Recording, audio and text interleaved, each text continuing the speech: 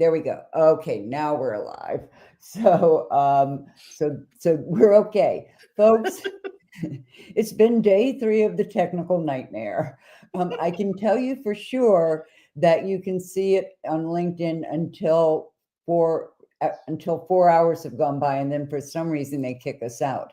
I think it's because here's what I think is going on. LinkedIn now has a premium service for their company pages. So I'll bet they only let you do it from a company page for 4 hours. So now I've learned a lesson. I have to go back to doing it for profiles because I'm not paying them for a freaking company page yet. They get enough of my money. So that's just the way it is. But I wanted to explain to everybody, you can go to YouTube. I know that Rusty has been sending you out links, my VA. So just catch it where you can. If you can't ask questions, and I know yesterday they were having problems answering questions or submitting questions from YouTube, email me at dumontowen.com. dumontowen.com. And when I get a chance, I'll drop it in the chat, but not right now because I want to talk to Anka Herman. She has been, what a fascinating person you are too. I want you to talk, about the book and the How to Slay the Tech Monster. Is that the name? Taming the Tech Monster. Taming the Tech Monster. We're not going to slay it. And you know what? She breathes some fresh air in this world of technology. We can get overwhelmed. Things go wrong. And the one thing we've learned during this session during yesterday was that we couldn't see questions. We couldn't always talk, but we had great interviews. So if you get a chance, I will drop after we talk to Anka, I'll drop a link to the VIP tickets because those will include the recordings and it's well worth it. So Anka, you have such an interesting background. I think when you first moved to Germany, you were doing like costumes or designing things. Yeah. No, I'm from. Well, I am from Germany, but I've moved away from Germany a long time ago. And about 21 years ago, I decided to hand in my notice from my software developer career, move to Spain and start my own business because, I wanted job security, but I'd rather have control of the beast. And but my first business was actually, I needed to let my creative side out. It was flamenco dance costumes. As one does. And we were talking yesterday about the fact that entrepreneurs like to create. And that's one of the things that gets us in trouble because we want to create this and this and this and this. I have a whole closet full of bright and shiny objects. Don't we all? Yeah, don't we all? Exactly. And a whole bunch of things I bought that are sitting on my digital bookshelf. So folks, don't do that. Don't do that. Learn from those of us who have been through it. And Anka, you certainly can help us get through that and learn that. So do you have any slides that you want to present today, or are you? No, not really. No, I think conversation is more interesting. Wonderful, great. Yeah, more engaging, more interesting. Yeah, and what I found about the Taming the Tech Monster was that, it's so easy to get overwhelmed when we're starting out. And I think one of the messages you had was, you don't have to do it all at first. You can do it with just if you're just starting out and you have like zero money to invest, you can do it, other ways. And I wondered if you could talk about that. Because I know I could have used that message. I could have used that message about 10 years ago. Yeah, no, absolutely. I mean, that is actually even that's the topic of this talk because I see it all the time, right? I always say, look, there's really only 2 ways you can get yourself into tech trouble. And that doesn't matter whether you're scared of tech or whether you're actually tech savvy. That just kind of makes it worse. Exactly. So it's because you're not avoiding it, but you just go down the rabbit hole, it's not helping. It's not about being tech stupid or not. Right. So and you're watching all these things that people are doing. You're going, oh, I should be doing this right now. Oh, I should be doing this right now. And you get off in the weeds. Oh, it's so easy, right? And I think Yeah. especially, and I think that's been getting worse, since like I've even looked in this direction. It's been getting worse because there's more and more tools coming out, Yeah. and they're getting cheaper and cheaper. In the old days it was like, oh, you have to invest, like people would spend fortunes on Infusionsoft, like somebody would sell them that, when you get sold in Ferrari to go down the shops kind of thing. And so a lot of people, but it was still quite an investment, so people would think about it twice, right? So now there's like a $10 subscription here, there's a free trial there, so it's like actually worse. Because it's more tempting. I've several times been hit because that free trial, I've forgotten that I was on a free trial. I decided I didn't want it, but I forgot to go back and end it. So, and it's actually not helpful at all, because I was saying, like, look, there's only two ways you can get yourself in trouble. And the first one is kind of what you're mentioning in a sense. And it isn't even about the money you spend or the time you tank. It's about like not understanding the creative process and what stage you are at, like in the process of creation. And when I'm saying creation, I'm looking at an offer, like you have an idea for a course, a program, a membership, like something, right? And then it's like, oh, now I need, and I need ThriveCard, and I need a course platform, and I need this and this and this, right? And so now there's this idea of all the tools you need. And then people go, well, either when you're scared of tech or you don't really it's not your thing, then you're going to like freeze and not do anything. And your idea just collects dust in the cupboard. Or you go down the rabbit hole with the Tinker Toys, and then you spend your, you spend your life in fiddling around with platforms, but you don't actually get anything done either. And the point that people often not take into account is that when you first have the idea, your first job is to validate the idea, right? Your first job is to sell the thing. Right. So you have to know your offer. So that's the thing, and that's like something that I really learned in the software industry. And in the software industry, you learn that because just building the thing is way too expensive and way too time consuming. Nobody goes off and has a nice idea for a platform like Facebook, and then, oh, ta-ta, let's just tank millions and millions of dollars and 3 years of development to then find that nobody wants it, right? So if there is a lot of investment involved, you kind of save from that a little bit. But if you just you're a coach and you want to offer an online course, nobody saves you. And then people are worried. They're quite like, oh, I want it to look professional, right? So there's that embarrassment of, will I look, is it gonna look like, so people wanna give this professional appearance, even though it's like they're trying something out, right? So what I'm suggesting is, when you have an idea and the job is to get somebody to pay for it, like validate. That's what I mean by validating. Not like, oh, this is such a great idea, like not encouragement from people, money in the bank. Like that's the job, the only job. And in order to do that, I always recommend to I'm not saying not to use tech. I'm saying use the tools you're familiar with. Don't start fiddling around with new platforms. Don't start building something sophisticated, because chances are that first idea you have will need a few iterations before it sits, before it really meets what your clients actually want. Because we're too close to the elephant. What we think people need isn't usually what they want to buy, right? So it usually takes a few iterations of how you talk about it, how you position it, how you package it, how you price it. There's so many moving pieces. And you want to kind of be agile while you're trying around and getting this right, and not having this monster of a system behind that it takes forever to create and then takes forever to change. So initially, you want to be light, really light on your feet.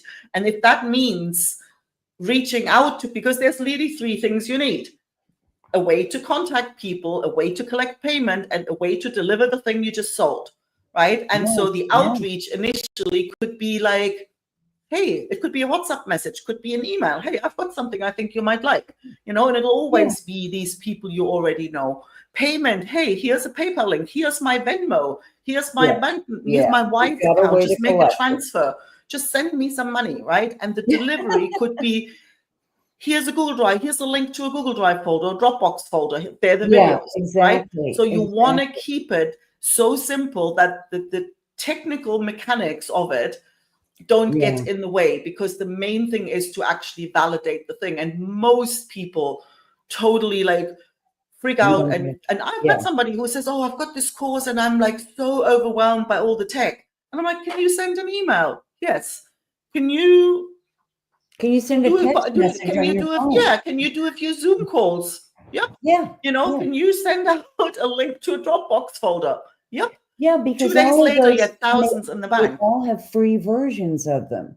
So Yeah. you can go on Canva. There's a free version of Canva Yeah. and develop your own slides, and you can, Yeah. because they have templates, you don't have to know a lot about it. You go through the slides, you make some corrections and you put your stuff in and it works. Yeah. And you want to keep it simple, right? So Yeah. it's like, and so that means like whatever and I'm saying whatever you're familiar with, right? So I've Yeah. got systems for everything. So for me to not come up even, with something, to do a proper funnel is the quickest and easiest for me, because I've got the framework, everything's in place, right? yes. But if you don't have anything, well, that's not the time to start with it. Yeah, absolutely. And, now that I was thinking about it, I don't think I started using Canva until maybe 5 years ago, really, or at least went to the pro version, that long ago, because, it has to be what you can handle and what Exactly. works for you. And, you can take the problem with Canva is that it's addictive. Canva, and especially like, when it was always a good platform. But I mean, now you can use it for so many different things, right? So it's like, it's getting more and more addictive, I think. Yeah, I'm just using it the same way I did. I've reached my limit there for a while. Also, like, look, if you find, well, some people, look at Canva and write off and flying. Other people are like, oh my God, this is overwhelming. You don't have to use it. Right. So you can use PowerPoint, you can use a Word doc with some pictures in it. Like it's quite often, like, there's another thing that happens a lot. It's when people are so worried about, oh my God, it's going to look professional, right? And now we kind of, all of a sudden, we're worrying about hex code of background gradients, right? It's like, you don't need any of this. You can have a white page with black text. The thing that's important is that what it says is actually resonating with the people it's for. Yeah, and PowerPoints are pretty straightforward. I mean, you can do a PowerPoint, pick out one slide that you like and then, replicate it and you can do a PowerPoint. It doesn't have to be anything, as long as, and I think this is one of the keys we've been talking about in this summit, as long as you're concentrating on one thing at a time. Oh, that's for sure. Yeah. Because we get off on tangents.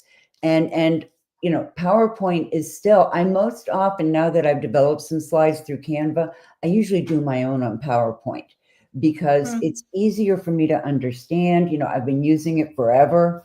And so yeah, I mean, even as you get more and more into your entrepreneurial, endeavor, yeah.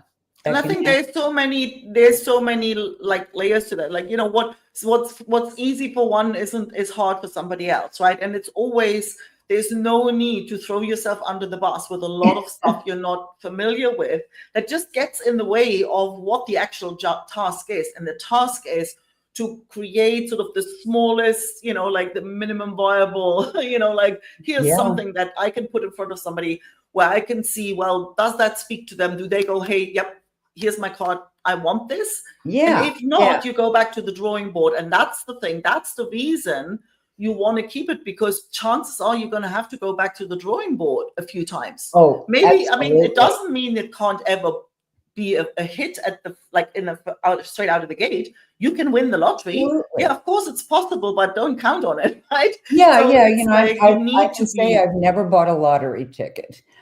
Someday I probably have to just do that, but it's just never been my priority. But you know what I mean? It's like, of course you can win, but you can't count on it, right? So, and it's the Absolutely. same with when you have an idea for a course or an offer, it depends on how long you've been in the game, how much experience you have, how well you know your audience, all those things. Like, yes, okay, you can have an idea and everybody's like, oh my God, this is what I've been waiting for. Chances are it'll be off a little bit in the beginning, and then you need to try again, and like, maybe I'll package it Absolutely. differently, so you're going to have to You take keep a few growing. iterations, and if you don't want them to take 6 months each time. You want to be nimble and agile until you know that, hey, this is how it works for me, it works for them. It's a winner. And then you get to the second part of it, when it's about like, okay, now we know we've got a winner that people want, that I enjoy delivering, people get the results they've come for, we've got something worth building out, right? And then Right. you don't want to kind of keep stuck with that Google Drive folder, like, Right. that's It's going to time. get It's in the time to do way. something else. Yeah. But you're right. It can be, Google itself can be really confusing. I Yeah. mean, I have an app, an Actionera app, and I couldn't get it live through Google, and I kept trying, and it kept asking for different things, and finally I had to get on the phone with somebody at Actionera, and they took it over and got me Yeah. through it, because it just, I find Google mystifying. And I know that Other there are people people. do. Yeah. And you don't need to. Like, I remember, like, not long ago, I bought a couple of courses, and they were delivered as Notion docs. I've seen that. Love it. Yeah. I Um, haven't. it's I so haven't tried to simple, match. Yeah. Go ahead. and it works. And I bought it, and I never once, like, you always observe yourself. Like, I love what the offer was. I loved what the promise, I wanted what it was kind of promising. I not once did I think, ooh, just a Notion doc, like, that's not very professional. That never could, like, all I thought, like, oh, I like how simple this is, right? And Yeah. so it was just like, here's the page, don't share it with anyone. Like, Yeah. whatever. And And it that's was just like the videos, and there's links to stuff, like right. everything I needed was there, and I never thought, oh, this isn't professional, or they're not good at what No, they they're do getting what because they they're just want. presenting it in a simple way. Absolutely. And one of the things well, I wanted to ask you about how much more complicated it makes now that people are hearing about AI, because some are terrified of it. Yeah. I mean, they're really scared to death that it's going to take over their lives. And I mean, it's just, it can get really complicated really fast. And if you don't know how to use it, that's another thing. Use it in particular ways for particular things, like if you're doing research, or you're trying to plan out a calendar or something like that. But without the prompts and without knowing what to do, you really have to have someone, if you've never been on any of them before. I think it's the same with everything. Like, if it's brand new, you have no idea, it's daunting. I think with AI, it feels to me, I like this sensation of, oh my God, this new thing is going to take over my job. It's not. I'm like, I've seen this so many times. I graduated like university in the like 92 or something as a translator, right? And my thesis thing was about machine translation. And I literally think, okay, I'm going to finish my uni degree to be a translator, studying a topic where the whole outcome is, well, actually, this technology might make translators redundant. Great.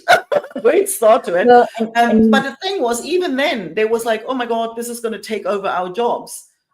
oh The jobs yeah, are changing, right. but And it's they're not like you have to stay active. That's that's true. it. Like, if you don't want to learn, if you don't want to continually, like, if you don't want to like ongoing learn and learn and learn and learn, if you don't enjoy that, I think your own business is always going to be a struggle.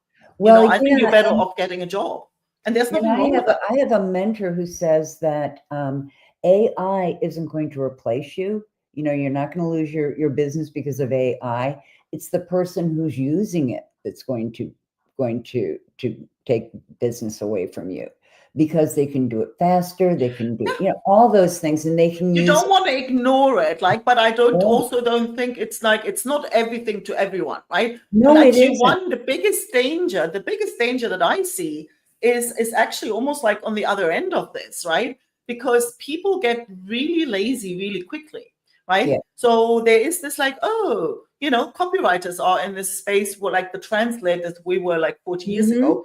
There is this like, oh, I just get AI. AI does it all. Yeah, Yeah, it does. and what you get is crap. Like you Yeah. still, like a brilliant copywriter can make use of AI and be like even better. Oh, If yeah, you have no absolutely. idea about how to write copy, AI ain't going to Yeah, save you because yeah, you're not going and to recognize when it's good and when yeah, it isn't. and I You're tell my still going to have to learn.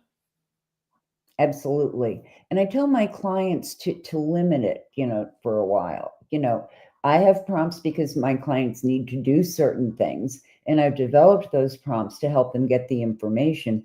But I really wanted to emphasize, I got really excited when you said the human element, because if we don't bring that into it, Yeah. AI is great, but you've got to, really make sure that you're involved in the human element.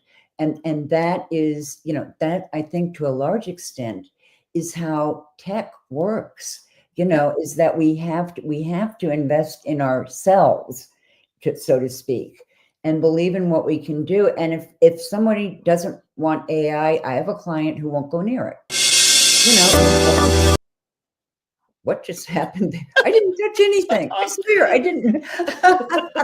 The gremlins in the room. But I think it's this like what I really want to what would it's like you don't use it as an excuse to go kind of lazy, so you Yeah, don't want to be like, oh yeah, this thing does it all, and then when the thing isn't available or all of a sudden costs more than you could pay, like you don't want to be like, oh, and now I don't know how to do anything, right? You're yeah, still yeah, better off yeah, to know how to do it and then use the tool to do it better and faster and whatever, right? So and get creative about how you use it and what you use it for. And right. as you said before, one thing at a time.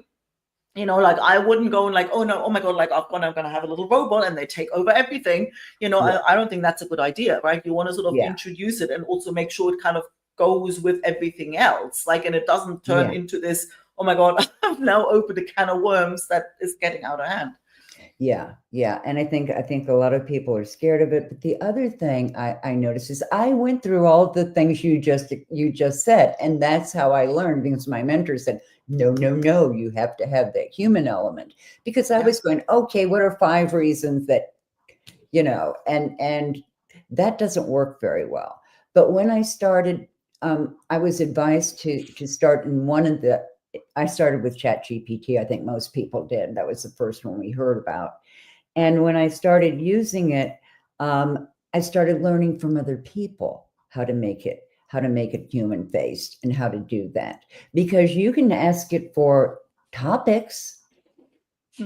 What topics, you can ask them for the topics that your ideal client might be interested in, or their pains, the things that they're experiencing. It's great for stuff like that. It's You great can for so really, many things. yeah, Yeah. yeah. I mean, people are having their assistants done by AI. I don't think I can go that far. I'd rather have a technical assistant who knows it.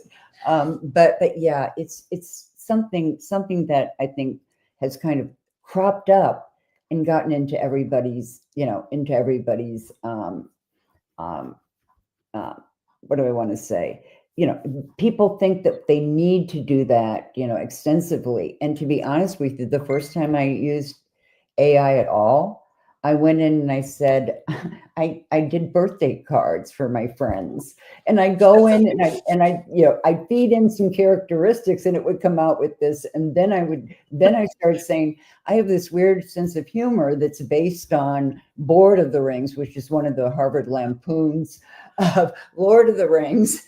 And I said, so if you don't like that kind of humor, you don't want to deal with me. And that's and you have to know that. You have to be able to say, okay, I have a weird sense of humor, work that into everything, and Yeah. do that. So the more you get comfortable, and the more you can go in and use it correctly, that's Yeah. good. But yeah, if I you're if think you're anytime you want to keep that attitude of curiosity. Like if there's something that's Absolutely. kind of new and I don't know how it works, like what you're aiming for is an attitude of, that's interesting. Let's see how I can figure Yes. this out. Right. And I've seen this with people. I've had people get like, I could see on screen on this, on Zoom, you could see a panic attack coming on. Like there was something, oh my God, there's an error message. You could feel like they're tensing up, and it was really interesting. You could see, well, they're looking at the same error message I look at, and they go, oh my God, like that means like I'm stupid. My dad, who said I was never going to amount to anything at like 50 years ago, was right after all. I'm in this and that, and I don't know, I'm not cut out for this, and blah, blah, blah, like, like monkey mind off the rails. And I'm like kind of, there's an error message. Like, well, that's interesting.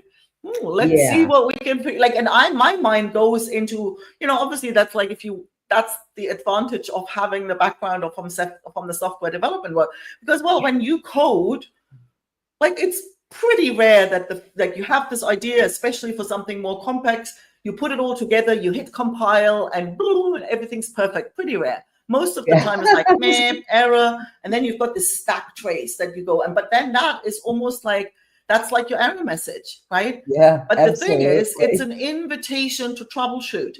It's an invitation to get curious, to see like, where's the error? Where does it come from? Like it shows up here, but what's actually going on? Like, where does it even come from?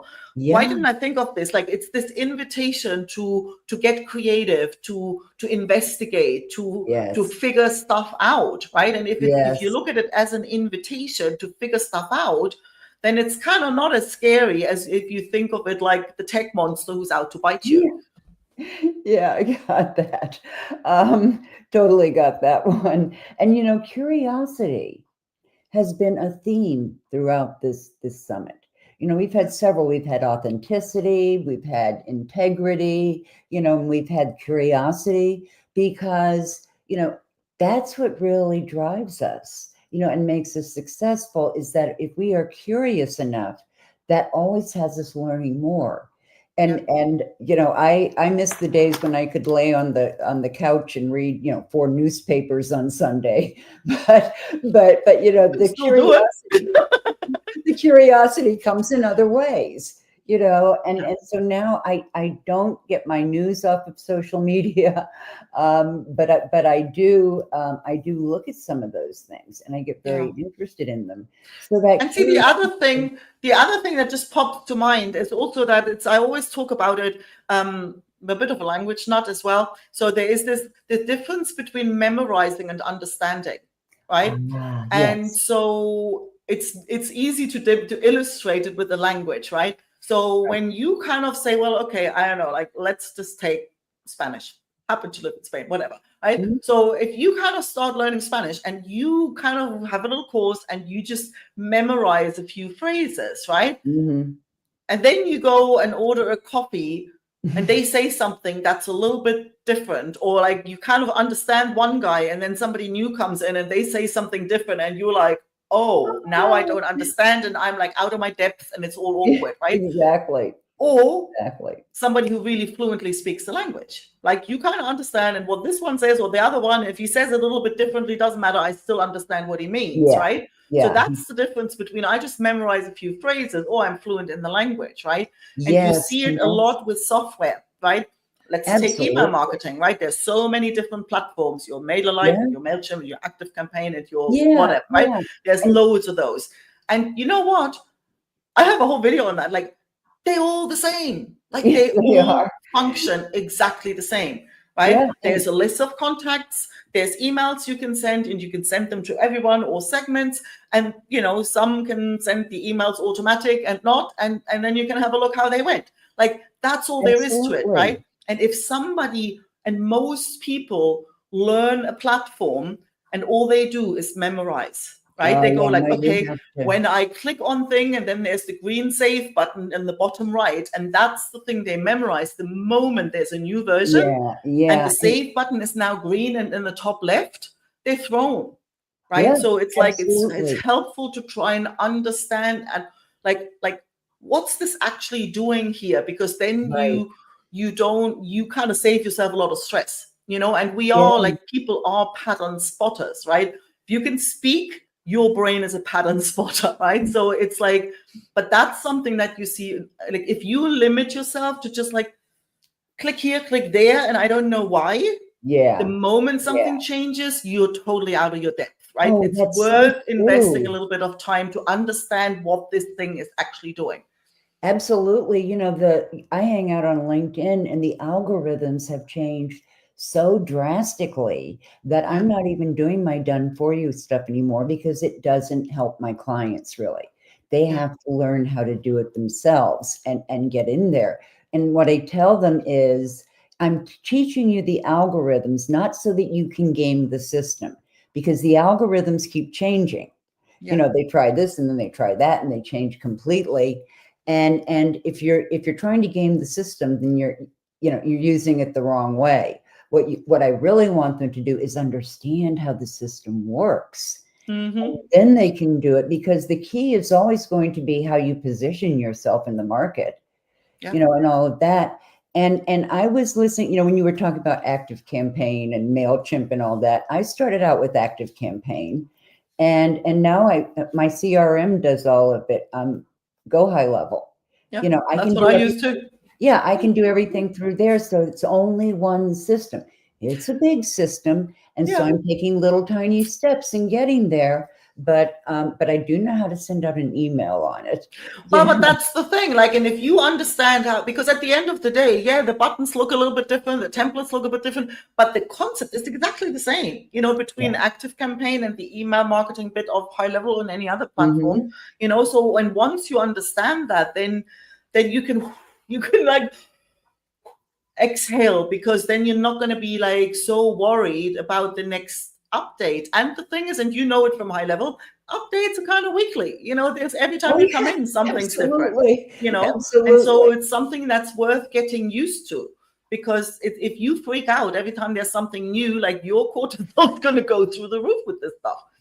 Yeah, yeah. And it can get, yeah, there's a basic, thing you can do, but Go High Level can get very expensive too. They all can. And one of the things I was doing earlier was, because everybody kept saying, you need to do done for you stuff. You need to do, lead generation, but do it as a done for you thing. And that isn't working, because LinkedIn changed how they look at it. So those canned messages that you send out. We all use our CRMs to do that kind of thing, but it's coming from us, and we know what we're doing. We're not using it. We're not using it to mass send out invitations and that kind of thing, where we never really even see them. I can remember when I first started out on LinkedIn, and I knew nothing. Well, I did. That's not true. I used it in job development because I was in higher ed, but I was told to invite 500 people to join, to invite 500 people a week to join me, and to post 5 times a day. So at the end of that year, I had a whole bunch of people that I didn't care about, because it was too. When you're dealing with that many people, you can't do justice to any of them. Get 5 leads a week, do something like that, people that you can connect with. And then you're going to understand. And posting 5 times a day is absolutely absurd.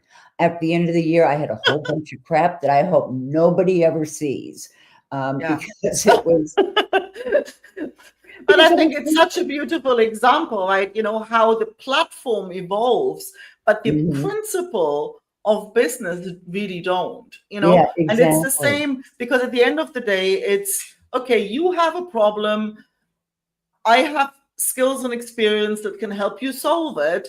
And if Right. that problem is important and bad enough to you to spend money on getting it solved, we have a deal, right? So at the end of the Yeah. day, it kind of comes down to that. And it doesn't matter how LinkedIn changes and software platforms, it's always the same as well. Yeah. It's like, yeah, there's new platforms and there's new things, but actually when you look at the whole, and it's the other part that I find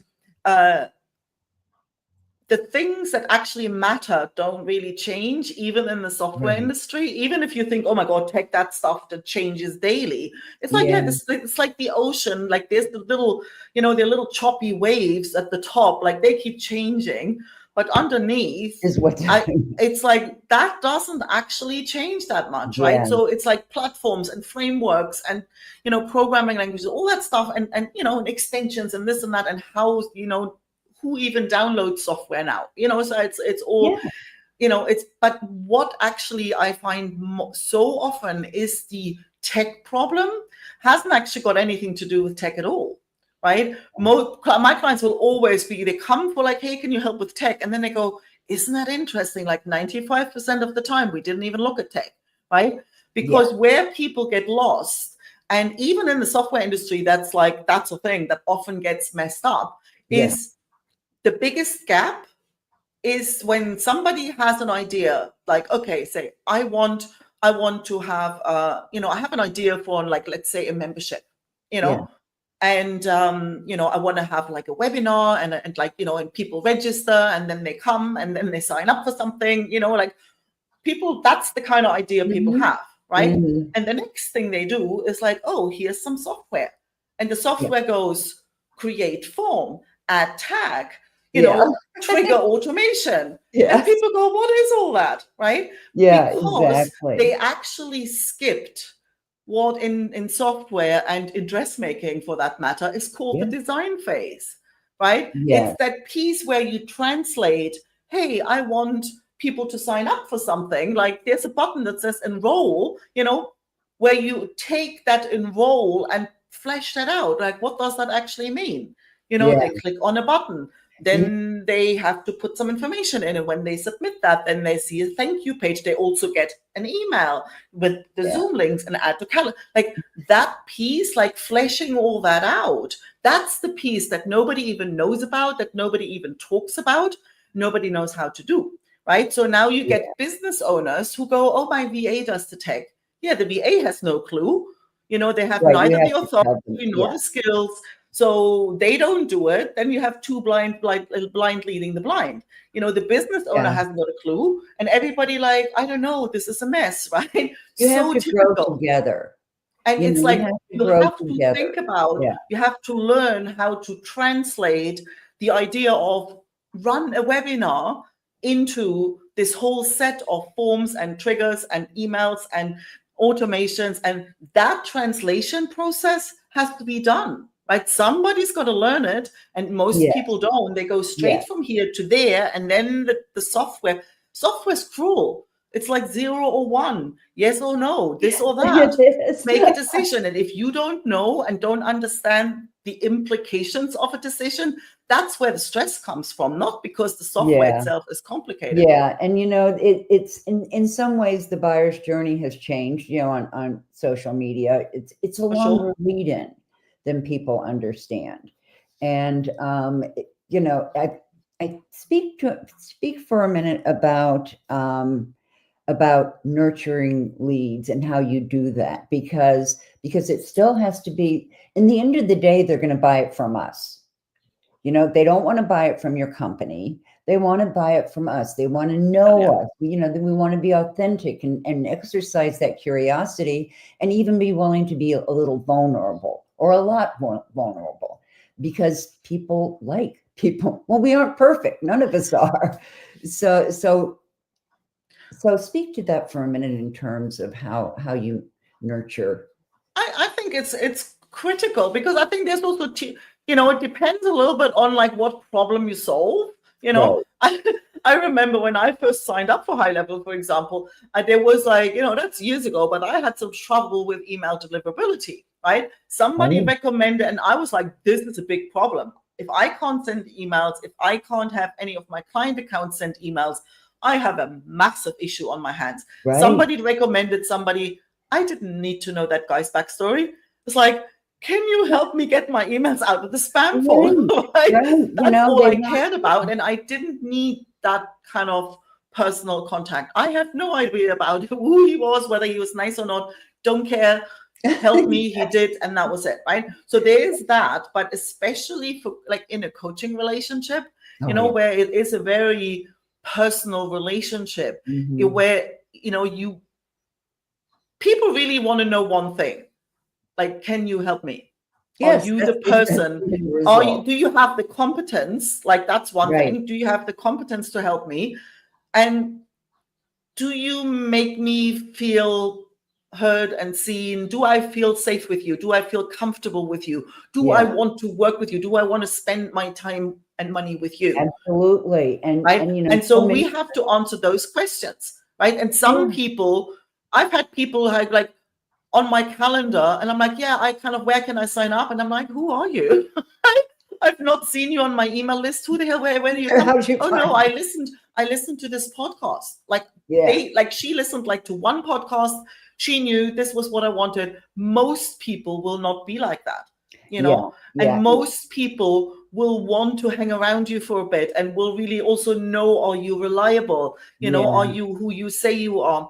Yeah. Are I'm you in a credible? mastermind, and I remember somebody asked the question, which was like an eye opener. They didn't say, so how did you get your last client? The question into the group was, how did you go about hiring your last coach or mentor? Yeah. Eye opening. It was like, oh, loads and loads of answers, same pattern. People would say, oh yeah, no, I somebody recommended his book. Somebody says, oh yeah, we met in a networking event. Like, somebody was like, oh yeah, I was at a webinar. Like, million different first touch points, Right. right? And Right. then everybody said the same thing. We met here and there, and then I followed him or her. Right. Right? So Exactly. they hover around you, they kind of try and suss you out, and Mhm. they're going to watch your stuff, they're going to read your thing, they're going to read your emails, and they will form their opinion based Opinion. on that. So Absolutely. if there is nothing to look at, and if there is no communication after that first Right. encounter, Right. they're going to hire somebody else. Like my first year on LinkedIn, it was just, and we all get bad advice, and sometimes we take it, and then we have to figure out for ourselves that that was bad advice. But the themes that you've mentioned here and the ways that that people relate are so common because it is a longer tail. It or trail, getting to you. Sometimes they come right to you. I mean, sometimes you just happen to hit it right and there's that instant client, but not all that often. It's more likely that they're going to check you out, and people worry about their visibility, but they also need to worry about their credibility And because, they need to you worry can be, about something else too that I see a lot. Like, I host a podcast, and boy, how many people look for visibility when it's like, it's the least of your problem, mate, because it's like, it's almost like they want to kind of turn on the tap, but they yeah, don't actually have a bucket underneath, right, right? And so, like, and that's the thing, my classic, you'll have the same, like, hey, so where can people go, find out more about you, right? And yes, the amount of people who go, oh well, I'm on Facebook, they can just connect on LinkedIn. It's like, there's no, they don't give people an opportunity to make themselves visible to you, hmm, right? So hmm, you're visible, but they're not visible to you. And I had somebody on a summit, and she literally said, my web guy called me up and he says, oh, I think you might have gotten hacked. And she goes, oh, yeah, what happened? And he goes, well, over 2 days you had this massive spike in visitors. Well, she says, yeah, oh, they were the 2 days my summit interview was live. And she goes, oh no, and I have no way of knowing who they are, of turning that into a conversation. There was nowhere to sign up for. There was not even like a Substack or like somewhere where you can, yeah, nothing. They just send them, hey, here's my website, or sign up for my newsletter, and then they don't write, and then yeah, there's like, yeah, it's such so visibility, or they have like, oh, this thing isn't selling, so I just need more people to look at it. Like, no, you need to exactly. actually see where you're leading people and how you're leading them there. So once that is in place, then you can turn on the tap, but people always think like, I just need more Exactly. people on it. But if you have nowhere interesting for them to go, then visibility is a giant waste of time. Yeah, it really is. So, looking at some of the themes that we've talked about not taking on more than you can handle because, we've already made the expensive mistakes. We don't want them to do that, and we don't want them to get overwhelmed, because it's going to stretch you so thin. You are going to develop that idea that, oh, I must be stupid. No, you just don't know that yet. And our ideal clients are out there. They're already there. They just have to know who we are and that they can trust us, that we've built up that relationship. People don't buy from your company. They buy from you. And we're all small business owners, and most of us are coaches. And we got into this because we love people. Yeah. And because we love being creative. It's totally. And we need to build, that's something that I see a lot, where it's like, I do whatever, right? It's like, you need to kind of build that bridge, because people are just kind of scanning, and there's so many things and so many events and so much stuff. It's like, you can't leave it to them to figure out how what you do can help them. Right. And an example, it's like somebody booked a call, and she goes, and she was a dog trainer, right? And, or, like a dog professional. And she was basically saying, well, hey, I want to talk to you. I need to kind of set up online courses and stuff. And I'm like, okay, why? What's the idea? And she goes, well, here where I am locally, like, I do Reiki for dogs. And I'm like, okay. And she goes like, but local people don't buy it. We go to these kind of dog shows and dog like events, and then people go, oh, Reiki, huh? Yeah. Oh, I see you walk dogs. Can you walk my dog? Right. So they kept, they wanted to try and get away from the dog walking, but people kept kind of pulling them into that. And so the solution was, I need to get a global audience, because my local people don't buy Reiki for dogs. And I said to her, like, I'm really sorry to break it to you, but online courses won't fix your problem, because people elsewhere won't buy Reiki for dogs either. And on top of it, we now compete with every Reiki practitioner under the sun. The problem is, nobody runs. If I have a dog, and I have dogs, I'm not running around like, I need to find a Reiki practitioner. I'm thinking, my dog chases the mailman. I need to find somebody to help me with my reactive dog.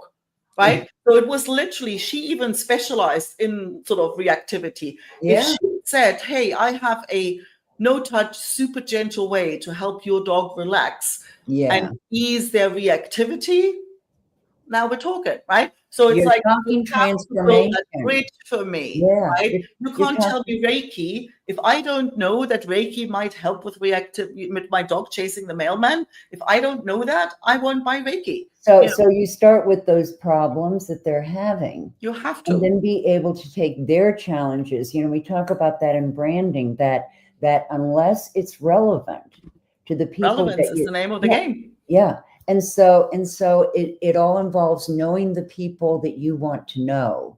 Yes. And getting that and putting it in a way that's going to solve that solution.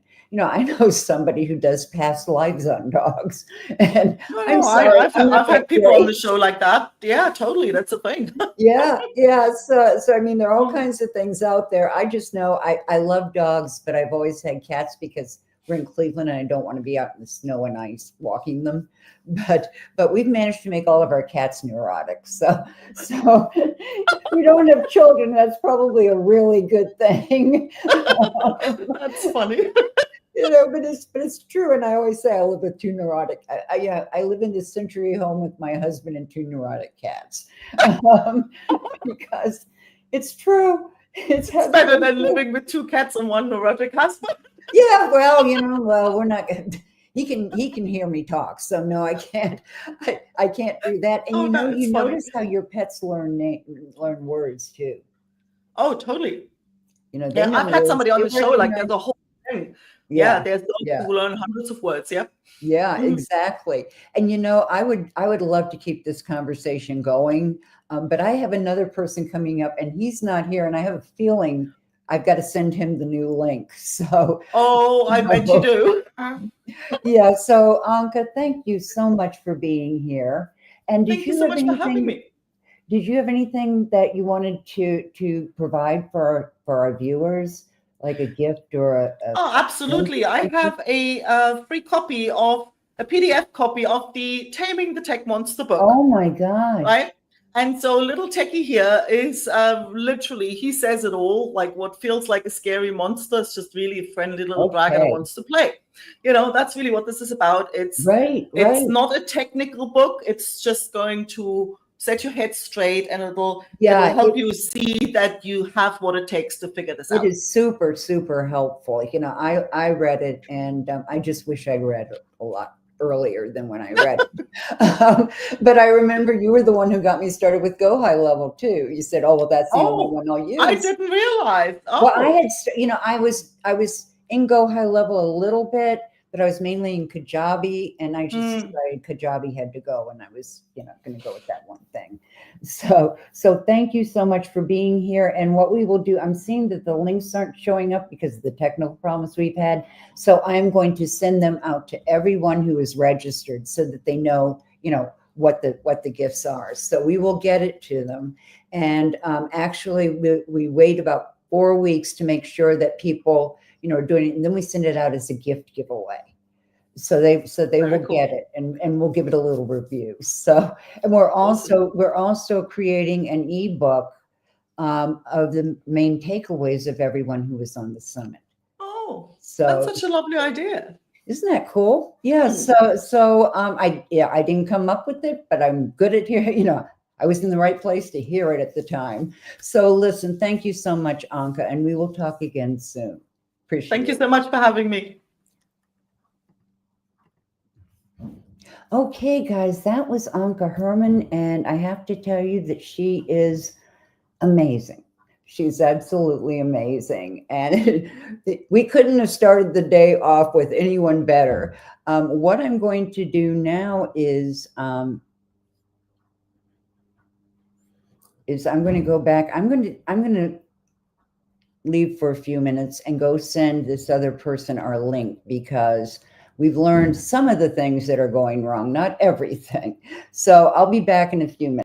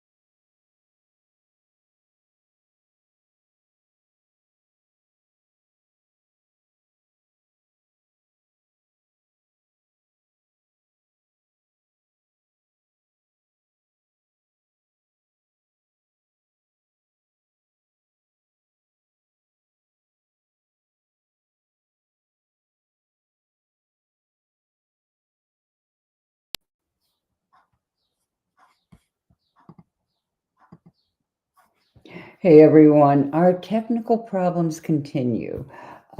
We had to create a new link this morning for our speakers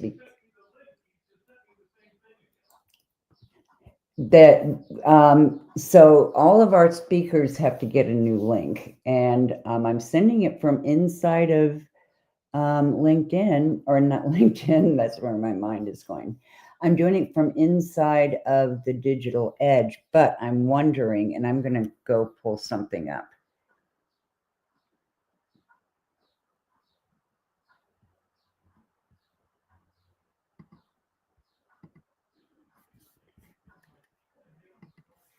Chuck, I'm trying, okay?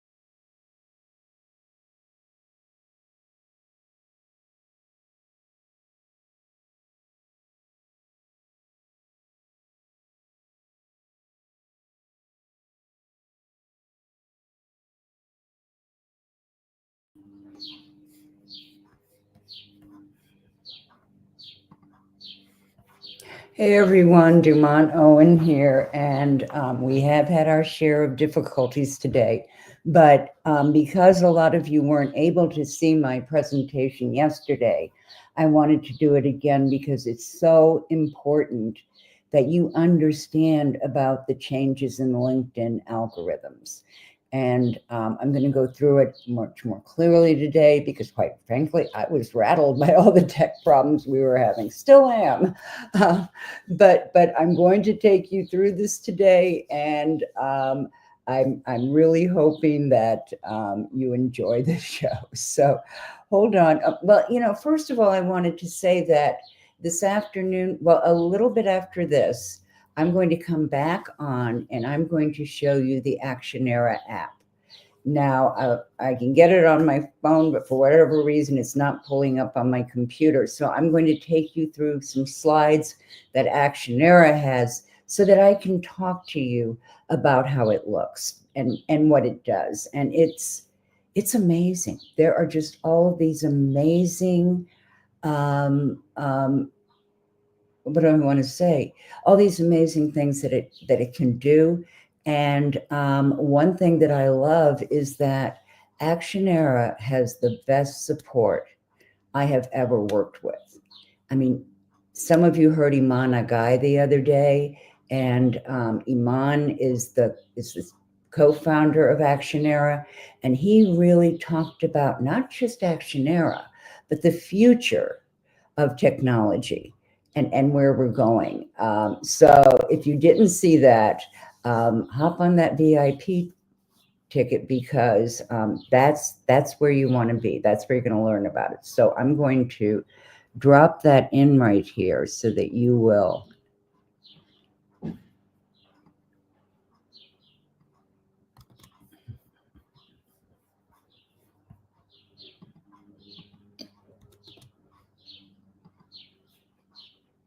Okay, so we got through that, and I want you to know that also we have some really exciting people coming up. Jay Fairbrother was in the afternoon the other day, so a lot of you weren't able to see him, so I'm replaying his so that you can see it now, or you can get it in the VIP recordings.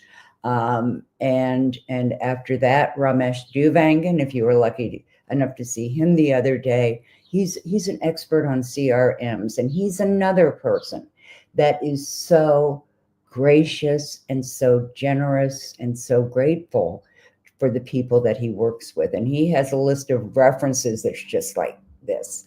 Or Ramesh is going to be back with me this afternoon, and we're going to talk about all the themes that have run through the conference or through the summit, and what some of those chief takeaways are. So hang on for that. In the meantime, I am going to show you all about how the algorithms have changed on LinkedIn, and it's significant. So the subtitle of this is Convert Contacts to Clients Using LinkedIn.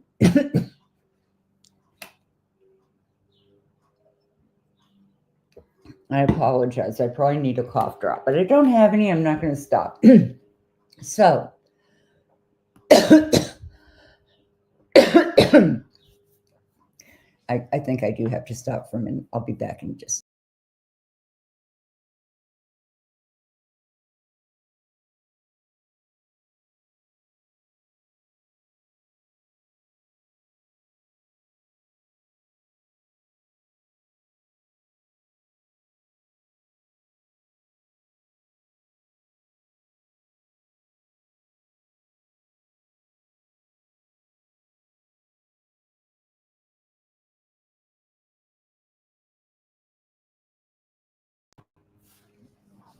I'm allergic to maple trees. So, and the windows are open. It's a beautiful sunny day in Cleveland. And I'm wondering, where y'all are from.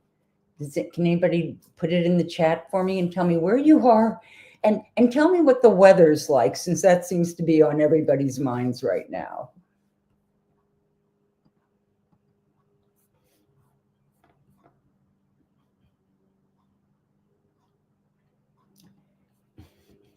Yeah, and if you're watching on YouTube, we do not seem to be getting your questions. So I'm also going to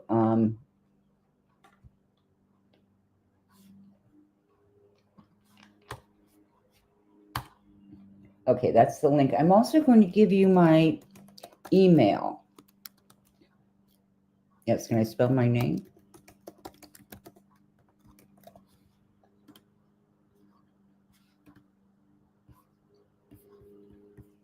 Because if you have questions and I can't see them, which seems to be the case recently, then you know, I want you to just send them to me and I will get back with you with the answers. So who the heck am I anyway, right? Well, I'm one of less than a dozen people on the planet certified as a master personal brand strategist by Reach Communications. Reach Communications was started by William Aruda and became he was one of the pioneers in this industry. So he took me under his wing and mentored me, and I made it to the top 1% of his students. So I'm proud of that because it was hard work. I'm also a certified digital brand strategist and a next gen communications coach. If you don't know what that means, it means how to communicate in this new era of, you know, continuing with evolving changes in terms of our communications. And finally, I'm the creator of the lucrative LinkedIn system, and I'm also the creator of the lucrative LinkedIn accelerator. So I'm going to be talking with you about that some today. Okay. So logistics, we're going to cover a lot of territory. I mean, a lot of territory. So I want you to be able to write down some of these things. So grab a pencil to write with, turn off all your other devices, you know, no surfing. And in the end, I'll invite you to join the lucrative LinkedIn accelerator so you can get clients in record time. Game for it? Let's go. All right. You are in the right place if you want to generate high quality, high paying clients consistently. And that's the word I want you to pay attention to, consistently. You want to close more sales in a way that feeds, oh wait, I haven't expanded this, so you'll be able to see it much better. Okay, you want to generate high quality, I already said that. You want to close more sales in a way that feels authentic and natural to you. And we're going to talk about that and my phobias about it and how I got over them. And then if even the thought of LinkedIn feels overwhelming, I get it. It changes all the time. So what I want you to keep in mind as we're going through this is that I'm not showing this to you so you can game the system. I'm showing it to you so you can understand how the system works. But if you try and game it, you're not going to be using the knowledge of the algorithms correctly, because they're going to change again. They change all the time. So we have to keep up with that. And I have to spend all my time paying attention to other kinds of research and things so that I can do this. So if LinkedIn feels overwhelming, I get it. I totally get it. So let's keep going. All right. So why LinkedIn? Well, it's the only social media platform that's 100% focused on business. And 80% of B2B leads that come from social media, all those platforms, come from LinkedIn. Now, most of us are in the B2C area, but the B2C area is really good on LinkedIn too. I mean, you'll get a lot of work on it. Your clients are already there. Okay, they just haven't found you. So the idea is to get them to find you because they are there. LinkedIn users are also the most affluent, or the most affluent. I left that in there. I can't see the word. LinkedIn users are the most affluent users on any of the platforms. And what I mean by that is that not only can they appreciate what you do, because LinkedIn is all about business and making those connections. It's also full of people who can afford to pay for your premium programs. And that's a good reason to concentrate on it. Okay. My story. Well, I've been an educator all my life. I probably the first time I remember teaching something was teaching my younger brother how to swim. And, and there was a key piece in there because he trusted me enough to let me teach him and work with him. So I've been an educator. I taught public school. I taught seventh grade for 7 years. And I also worked in higher education for another 20 years. So I am absolutely a trainer and educator. But there came a time when higher ed wasn't doing it for me. They kept promoting me because I had the PhD in higher ed administration. They kept promoting me into administration, and that wasn't what I want to do. In fact, I wasn't good at it. I knew about it and I had it as a background, but what I really wanted to do was interact. I missed the closeness of dealing with clients all day. So I left and decided to be an entrepreneur. So I left to start my own company, and I fell into a trap that many people do. I figured if I hang my shingle out and people know what I'm talking about, then they'll find me. Well, that didn't happen. And as a result, I had to close my first business. So I closed it. I just wasn't making any money off of it. I couldn't afford it. So that was called Radically Rewarding Careers. And that went on for a long time. But about 12 years ago, I fell down the stairs and I fractured my pelvis in 5 places. It was a year before I could even get back to my business. I mean, I had nothing. I have a husband, and he was trying to carry the load, but it wasn't enough because we didn't have that steady paycheck coming in from higher ed. So it was a year, and when I got done with that, and it was a year full of depression too, I'll tell you, depression, anger, all of those kinds of things that go with being disabled. And it was a really good lesson for me. So when I came out of the depression, I said, I've got to go do something. I decided that I needed to know more because I knew career development, but I didn't know anything about marketing. I didn't know anything about how to get people through the door, nothing. So I came back and I heard, I knew I had to use LinkedIn. It was what I knew from being in career development. And I knew that it had those assets and those abilities that I just talked about with you. So I decided to use LinkedIn. And I went to, but in the meantime, I also went to a women's, what I want to call it, career center or a place where entrepreneurial women gathered. And I started talking to people about what I was doing. And I was learning so much about LinkedIn that I started talking about that. And I was taking the personal branding lessons and all of that. And so it led to me developing my own system for LinkedIn. I paid a lot of people a lot of money. I mean, 10,000 here, 7,000 over here. It was ridiculous. And 15,000 on another one. I forgot about her. So they were way too complicated. I don't like things that are complicated because I can complicate them myself. I don't need more of it. So I developed a system that would be simple to follow, and would really help people make their way through LinkedIn. So in the end, my business came back. It was, like this for a while, but it came back. And at first I branded as Dumont and Associates, but there are a lot of companies named Dumont because Dumont is a very famous last name overseas, but in this country, not particularly. I mean, not many women named that, but I decided to move more into digital marketing. So we rebranded at that time. Now, stick around here because I have something for you today. I have a personal branding toolkit.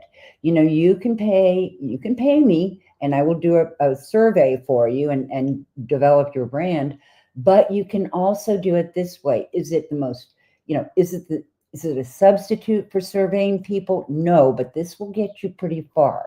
So it includes the 10 elements of brand checklist so you can keep up with what you need to do to promote your brand.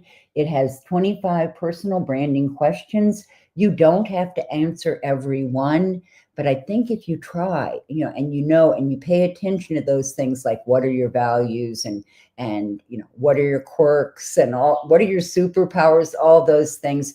These are questions that you can answer, that you can figure out as far as learning or unearthing, I should say, your personal brand, because you already have one.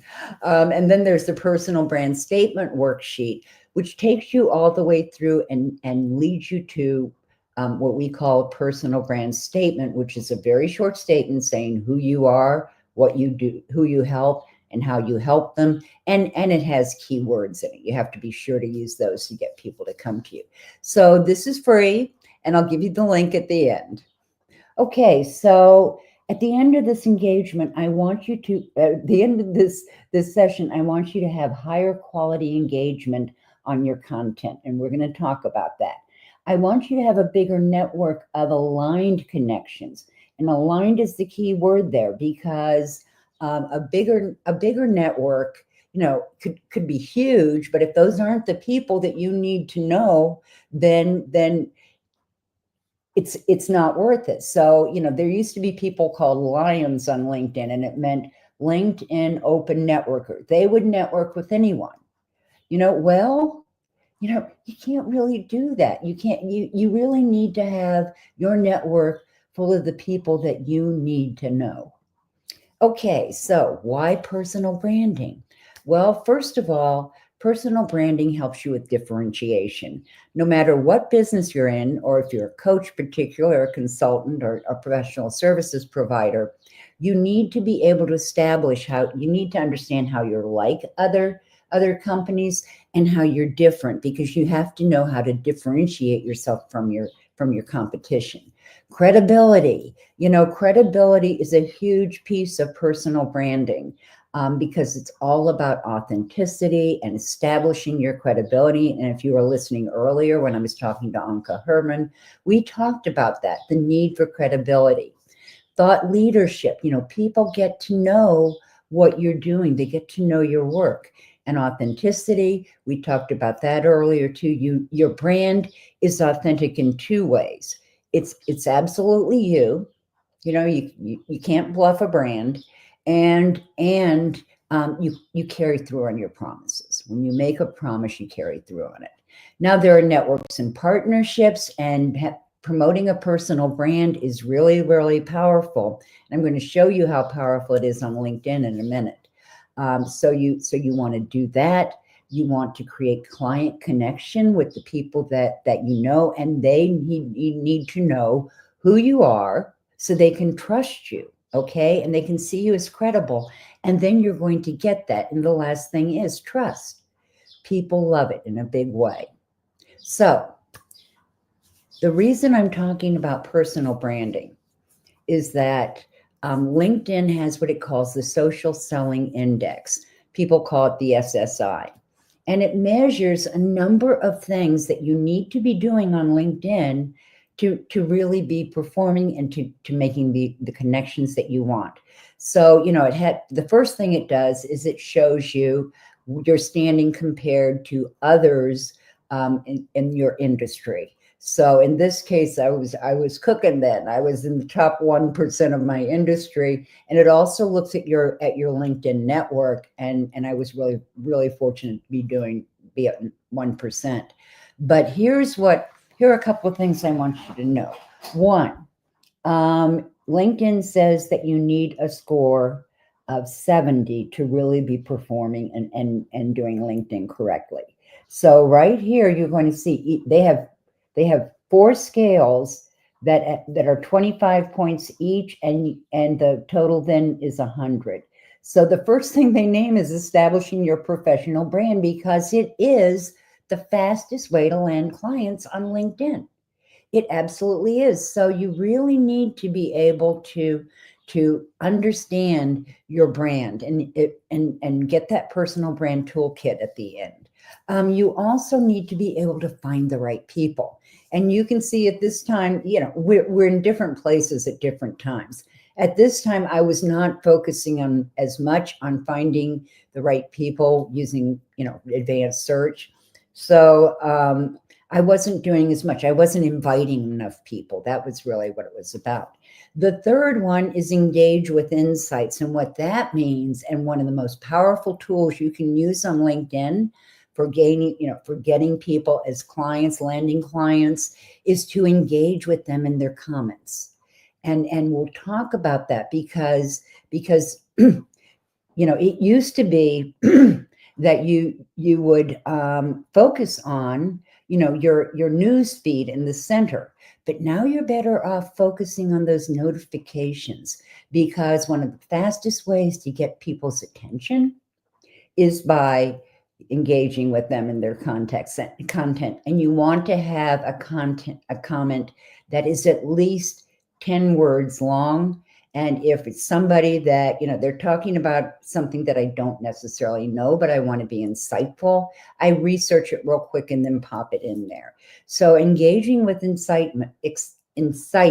engaging with insights is powerful.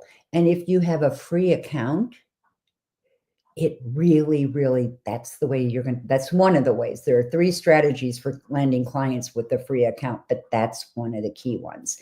And then finally, building relationships. So you see, the things that I was really doing the best on were establishing my professional brand and building relationships. And that is so key on LinkedIn.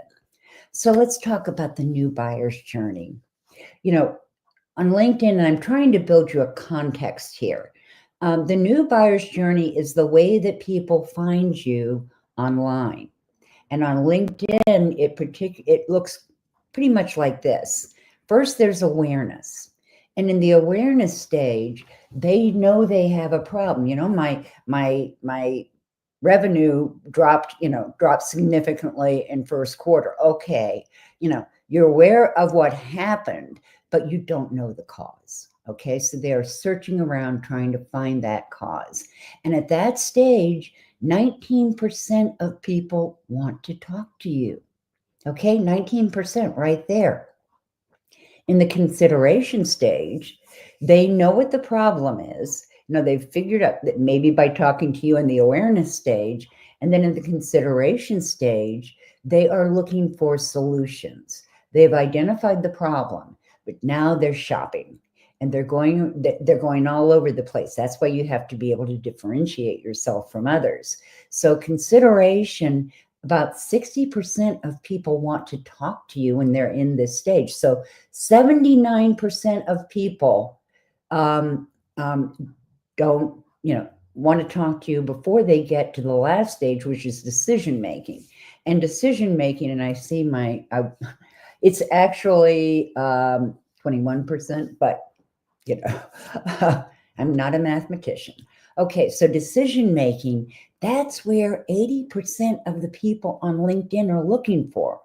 They're looking for those people who are right now.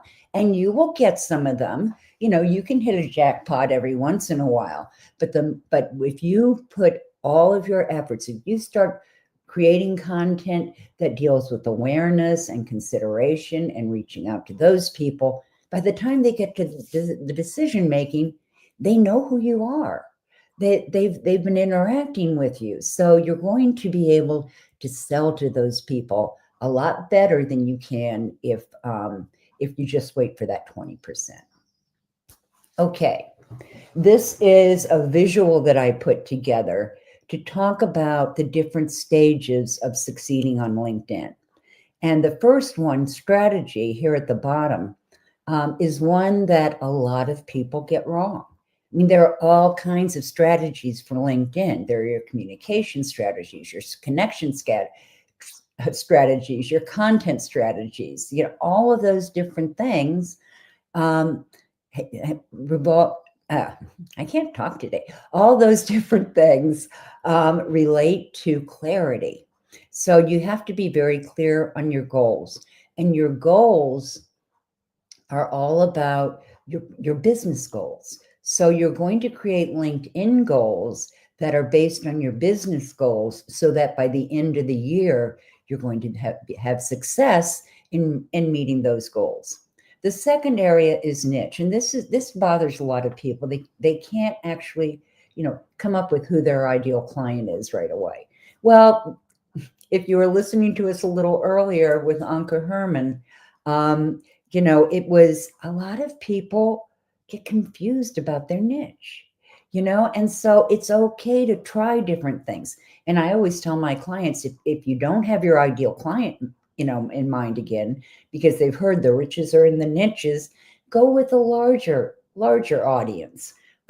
Go for a target audience that's maybe small business owners. That would be a target audience, as opposed to say people under 40 doing a job search, and that kind of thing. And then finally, yes, you have to know that brand. You have to be so clear on your brand that when you say it, a seventh grader will understand it. Although I taught seventh grade and they're pretty smart, so maybe a fourth grade is what you should look for. And then we move to the second stage right here, awareness. Now, awareness is really about positioning yourself in the market.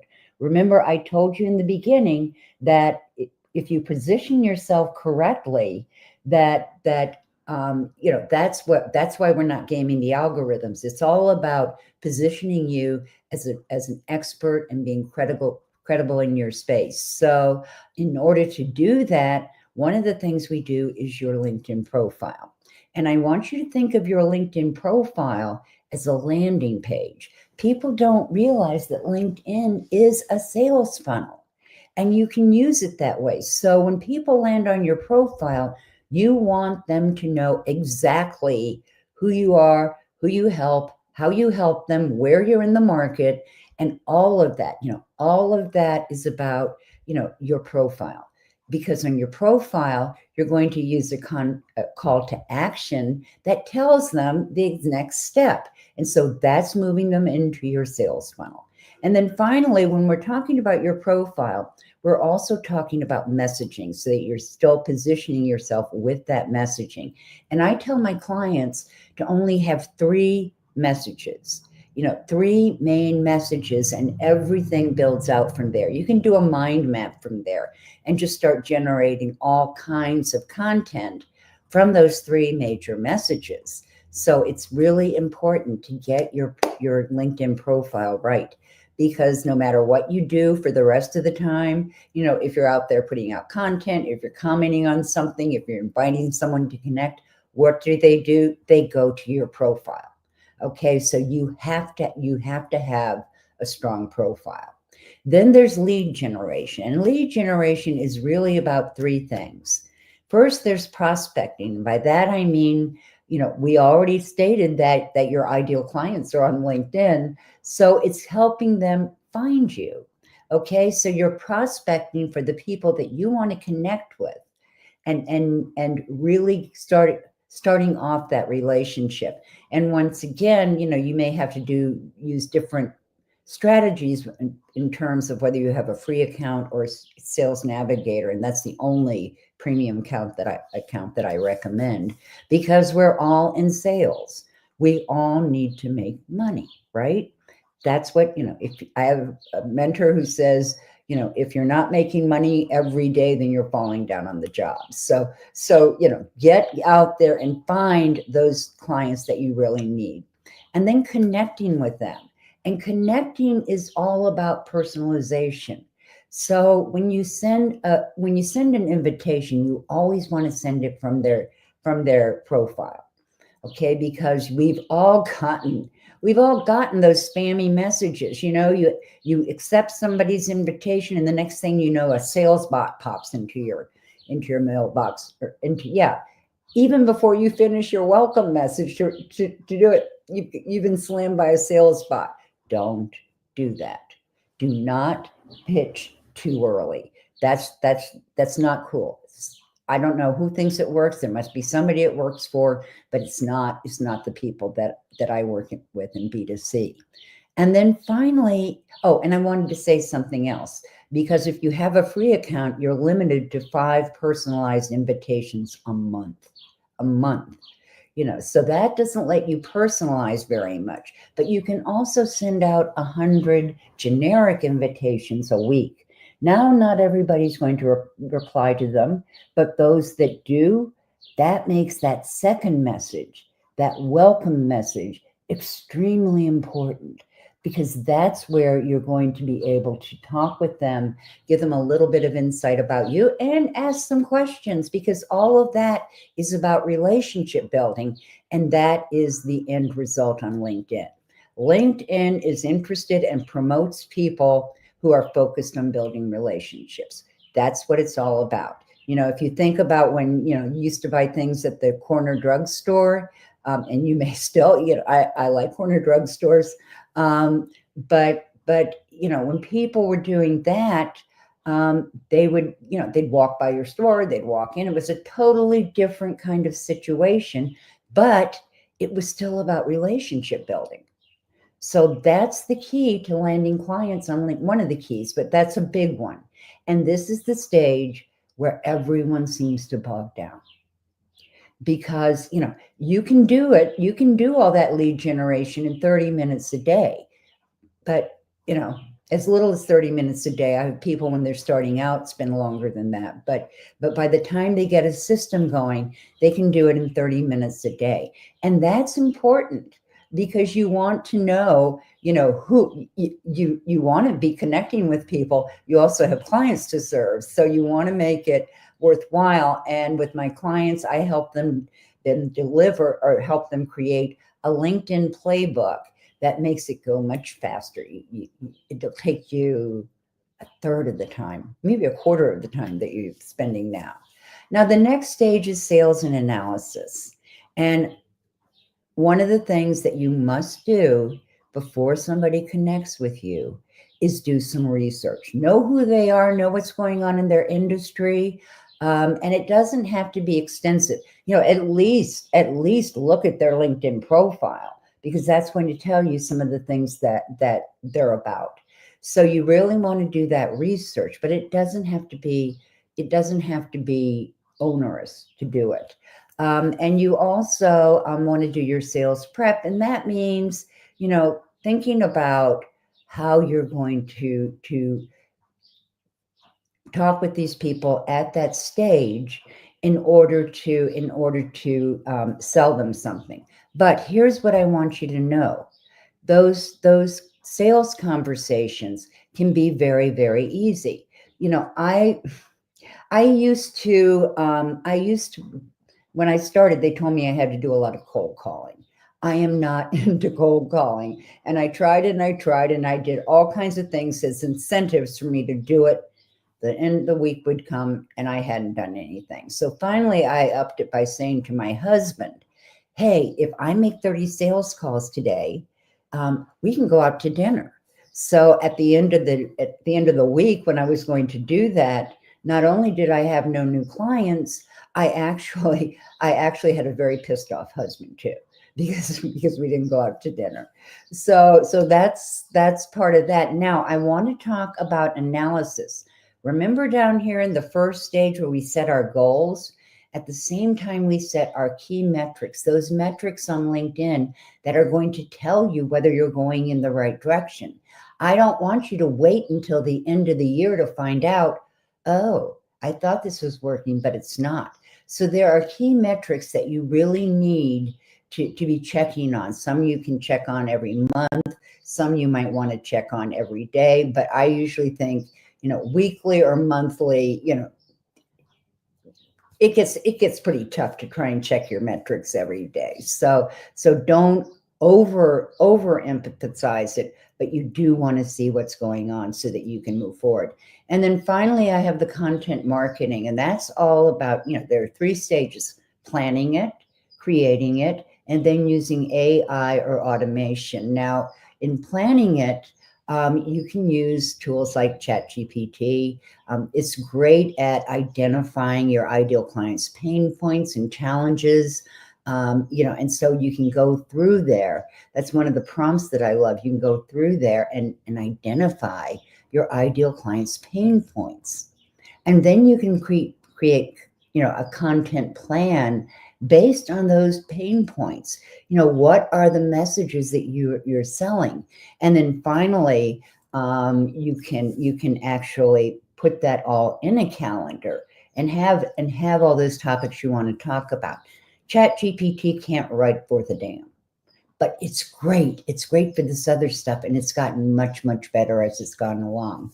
So that is the lucrative LinkedIn roadmap, and that's really everything that you need to do to gain clients on LinkedIn. Okay, so let's talk about the new algorithms. Interesting is just not enough. I had a story on LinkedIn about when, as a between the ages of 5 and 7, we lived next to these people who had this huge apple tree, and I liked to read. So every summer I would run across the yard. They had a big Belgian Shepherd, King, and I would play with King. And then I would go and I would climb up the apple tree and read. And when I was 7, at the end of that cycle, when I was 7, summer came and I hopped the fence, and King didn't come out of the doghouse. This huge goose came out of the doghouse, and it started chasing me and nipping at my heels, and my legs. I mean, it was hard. So I got past, and I finally got up the tree. But this happened 3 or 4 times, and I couldn't outrun the goose.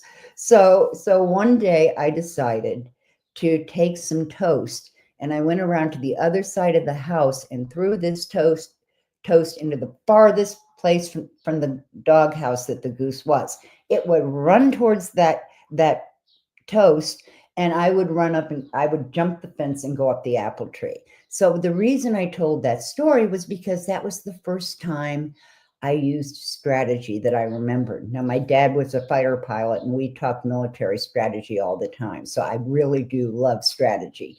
But the thing I want you to know is that interesting isn't enough. You have to teach people something with it. Okay, what are some of the key things that we're looking at in terms of statistics? Well, in last year, 2024, engagement dropped by 25%. Okay, that's how much people were engaging with each other on the platform. Organic reach declined by 48%, and that is those posts that you hope were going to go viral. They're not anymore. The follower growth slowed by 41%. So you really saw this. If you were thinking that things weren't going well, this is why. 72% of users are on mobile, right? 71%. So that changes the whole way we relate to people and how we conduct our business, because we're on our phones all day long. So that makes a big difference. And 85% of B2B leads last year came from LinkedIn. So it's gotten even higher. And the top 1%, the people who know how to work the algorithms, are doing great because they get it. So what is driving this change? Well, first of all, the new limits on free accounts, not being able to do the personalization. There are other limits too, but that's really one of the main ones. Death by hashtag, and I'm going to talk about that in a few minutes, but hashtags are no longer serving you well. The rise of AI. LinkedIn has gone from emphasizing hashtags to spreading all that AI through their platform. And you've seen it because it'll pop up and ask you if you wanted to rewrite something that you did. I still think you need the human voice in there. So yes, you can use AI, but do it human voiced. Emphasis on authenticity, and we talked about that with branding, and an emphasis on engagement.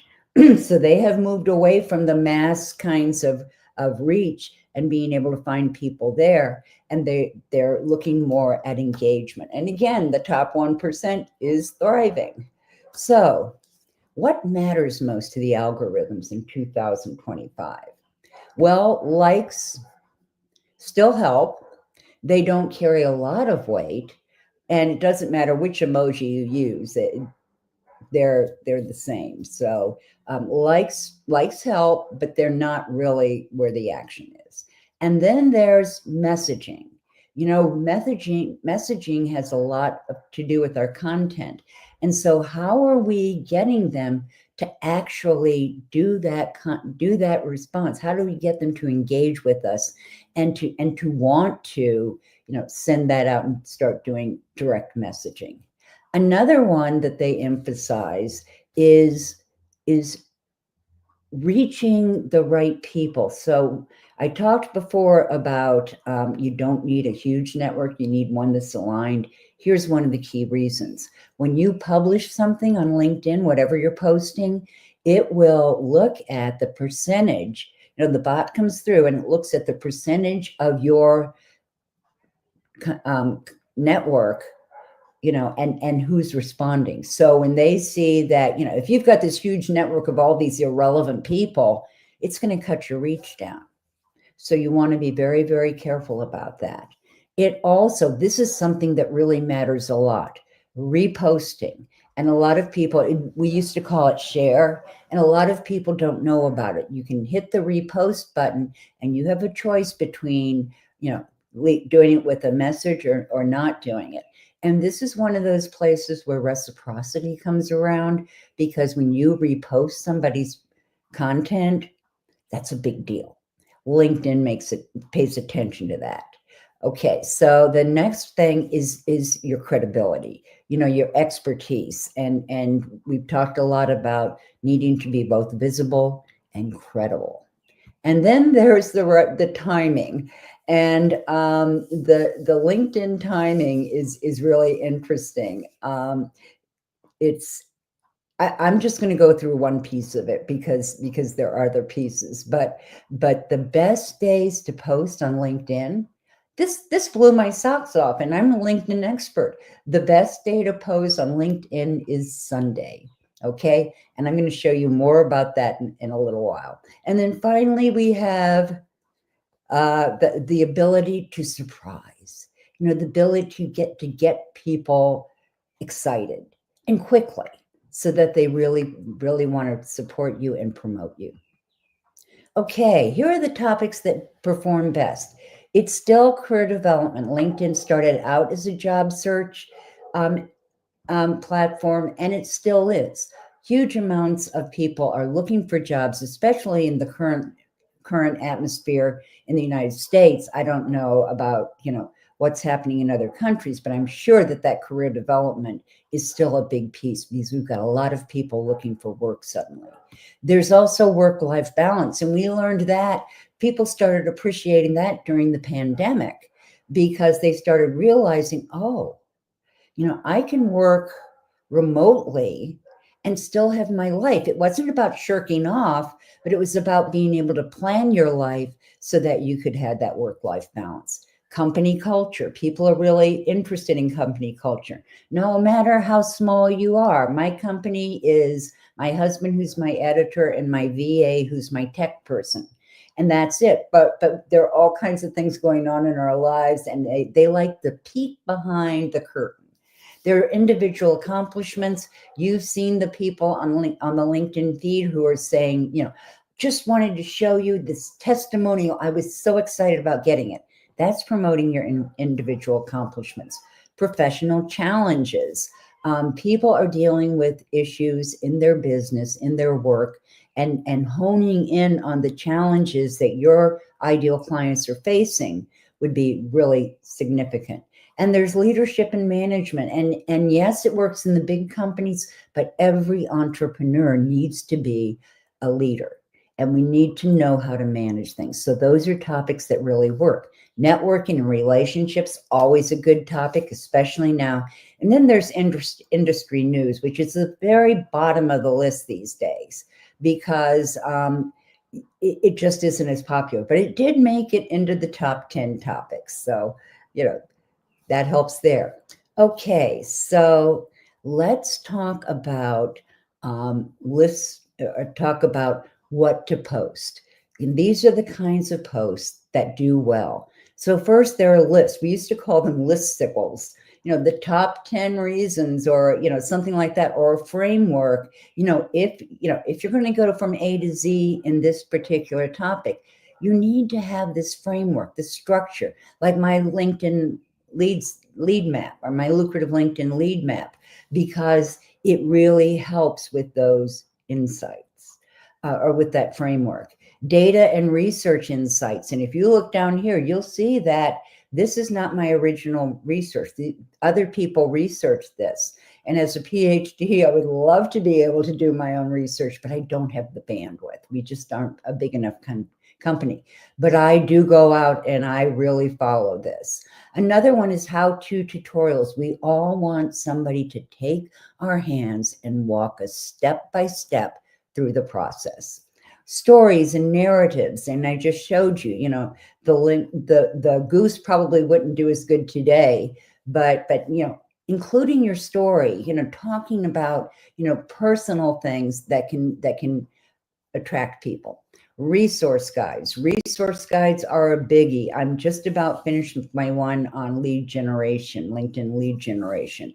And, that's very popular because people want those resource guides and they will opt in to get them. So opt into your mailing list, which we all know we need. So those resource guides are really hot.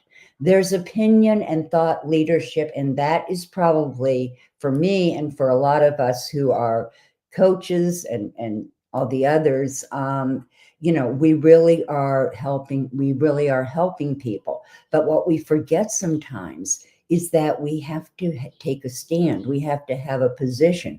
Remember when I talked about positioning ourselves in the market?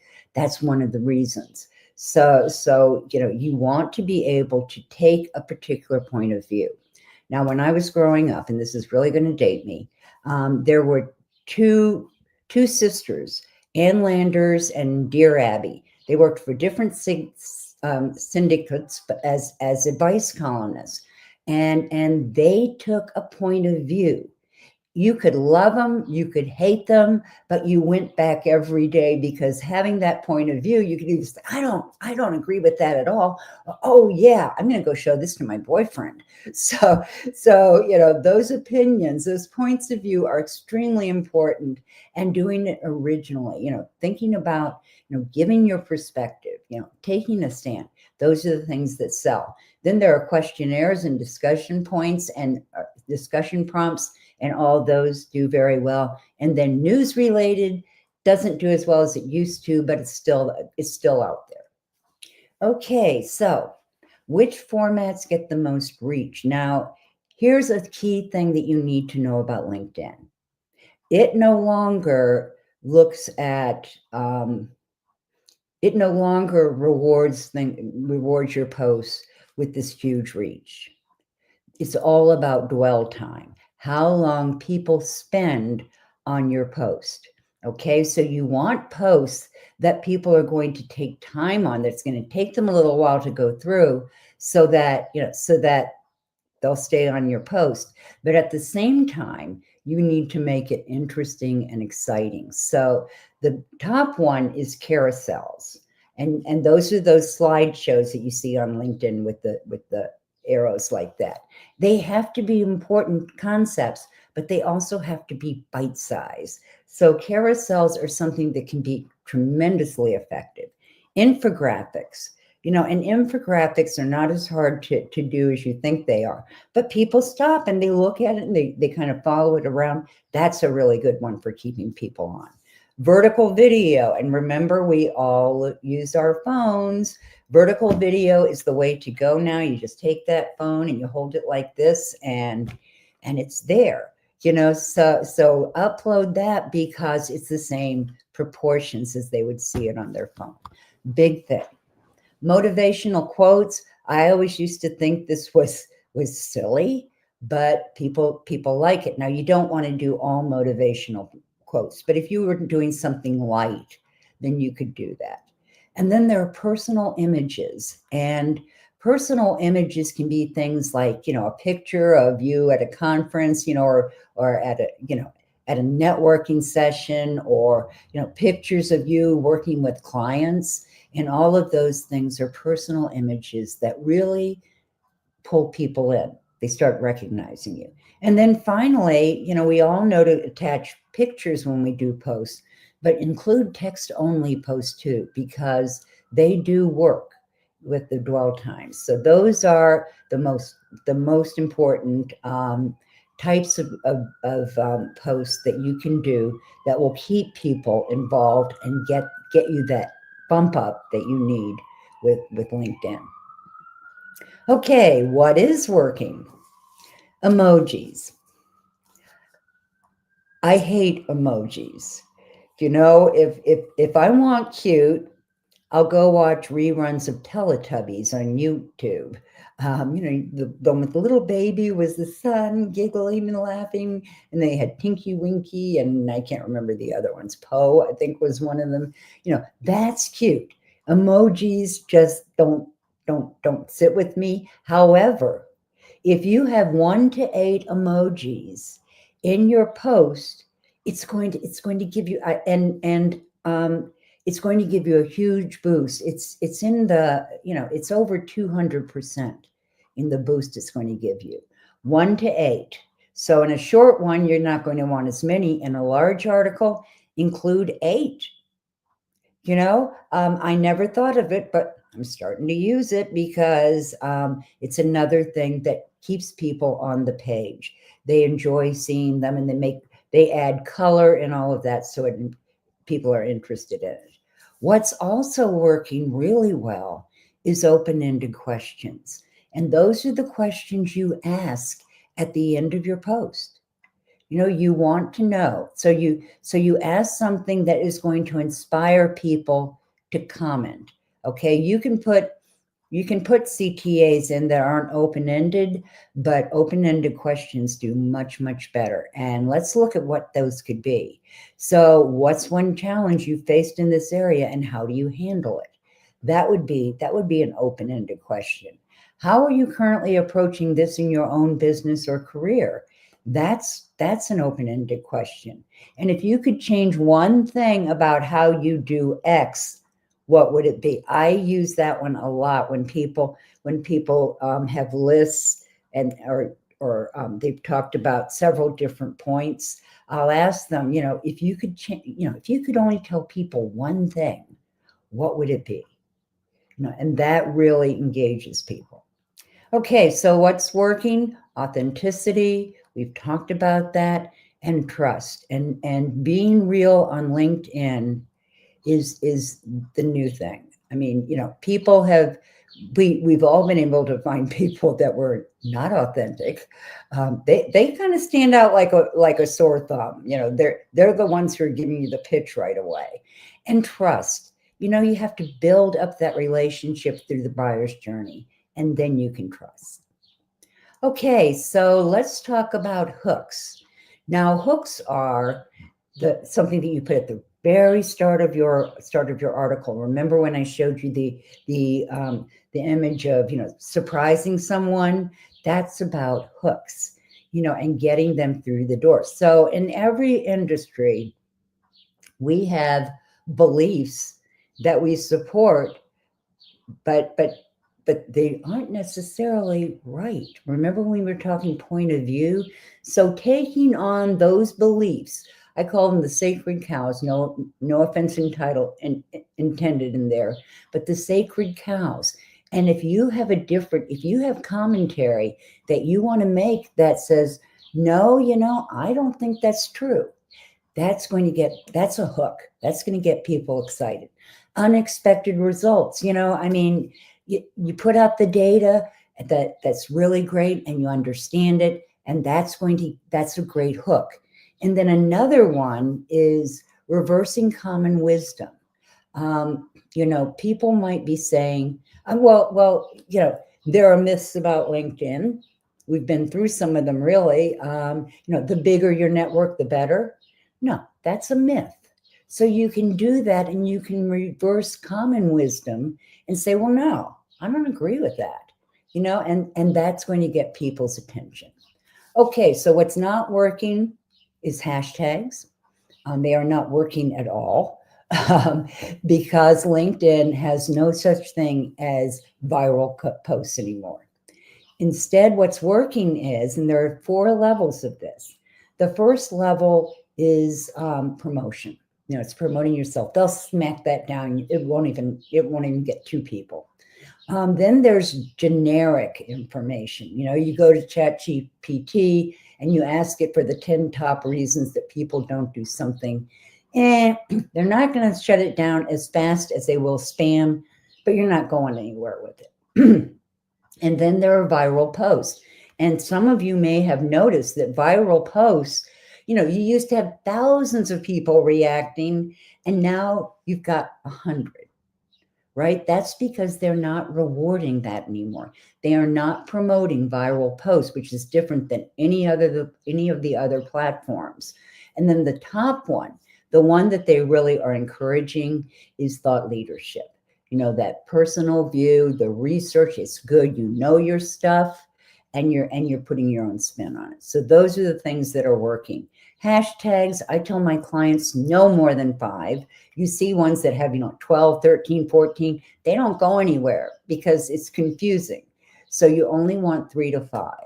I personally have only 3. One is LinkedIn lead generation. The second one is social selling, the way that we sell online. And then the third one is my vanity hashtag, which is LinkedIn by Dumont. I really suggest having a vanity hashtag. Okay, so what are the best days to post? Well, I already told you that Sunday is the absolute best day to post. After that, it's Saturday, Friday, and Thursday. So Sunday, Saturday, Friday, Thursday, that's the order. And then guess what? Guess what the worst day is? This floored me. Tuesday. I used to always think that Tuesday was the best day to post. Don't do it. And if you're doing it on Thursday and Sunday, go for a longer, more educational post. And then on Fridays and Saturdays, you can use something fun or a tip or, something quick. The motivational quotes, that's a good place for those. So, Thursday and Sunday. Thursday, we're getting business-like. And Sunday, we're doing that. Sunday, we have the time to be educated because we're kind of scrolling on Sundays. Friday and Saturday, we're all thinking about fun. So make it lighter. Okay, the best times to post: 11 a.m. to 1 p.m. GMT.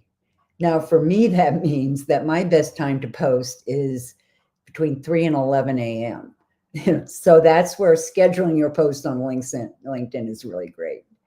So I want to bring this all back to the context, because the lucrative LinkedIn roadmap is that kind of framework to follow and be able to do, what you need to do. And that's where that step-by-step mentoring comes in.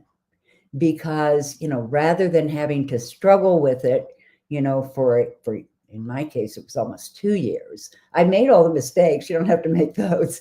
But it's really nice to have somebody be able to help you do that and not have to wait a year to get it going. So that's important.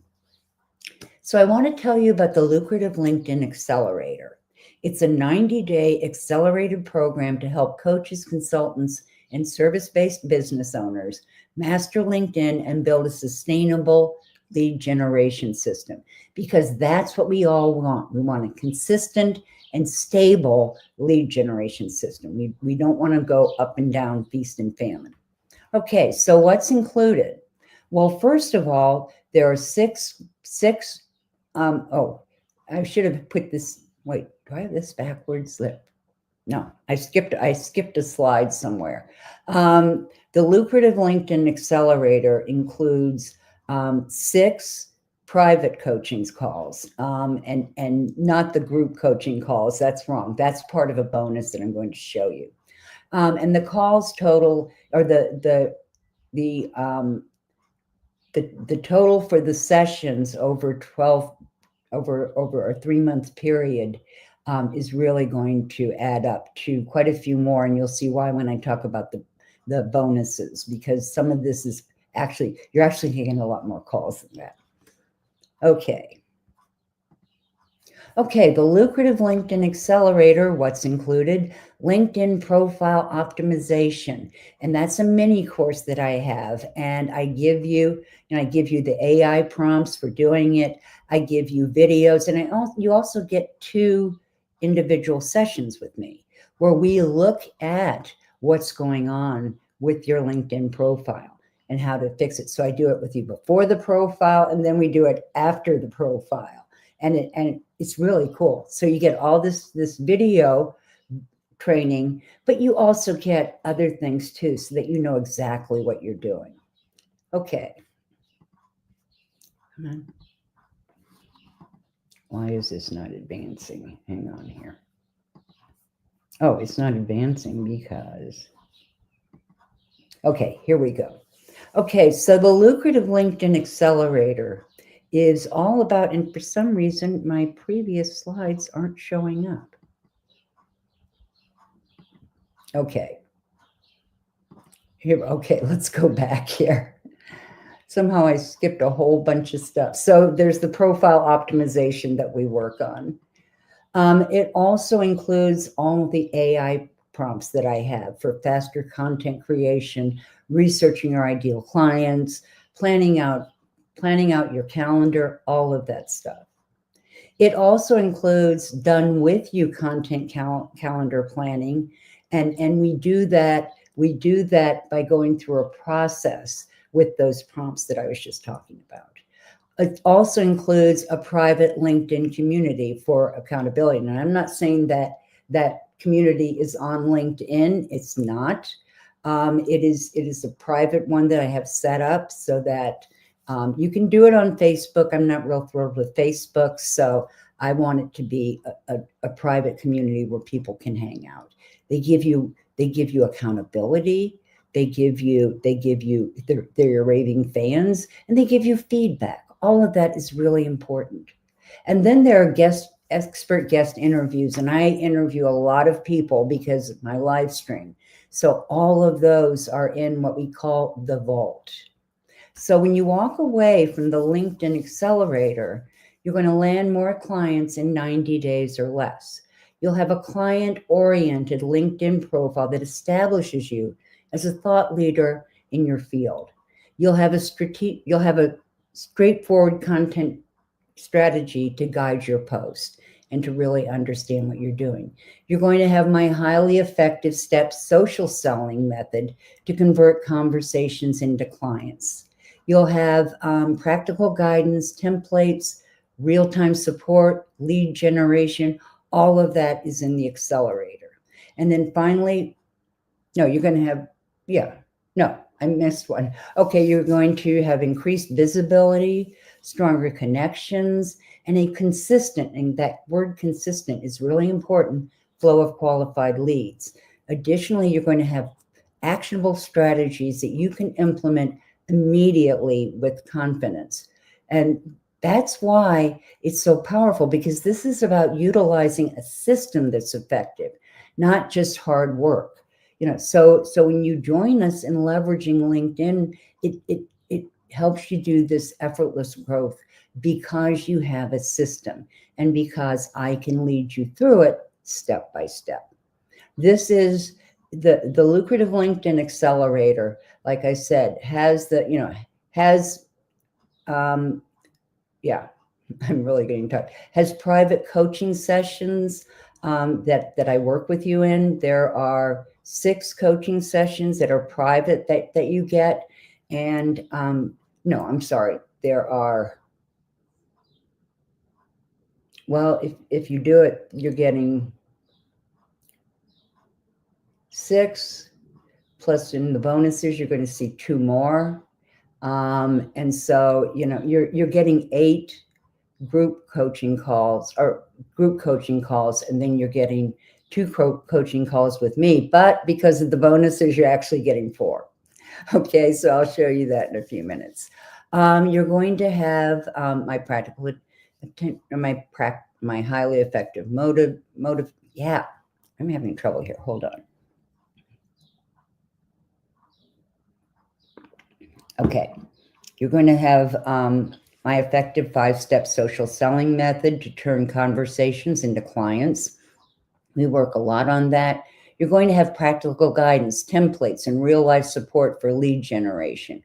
You're going to have increased visibility, stronger connections, and a consistent flow of qualified leads.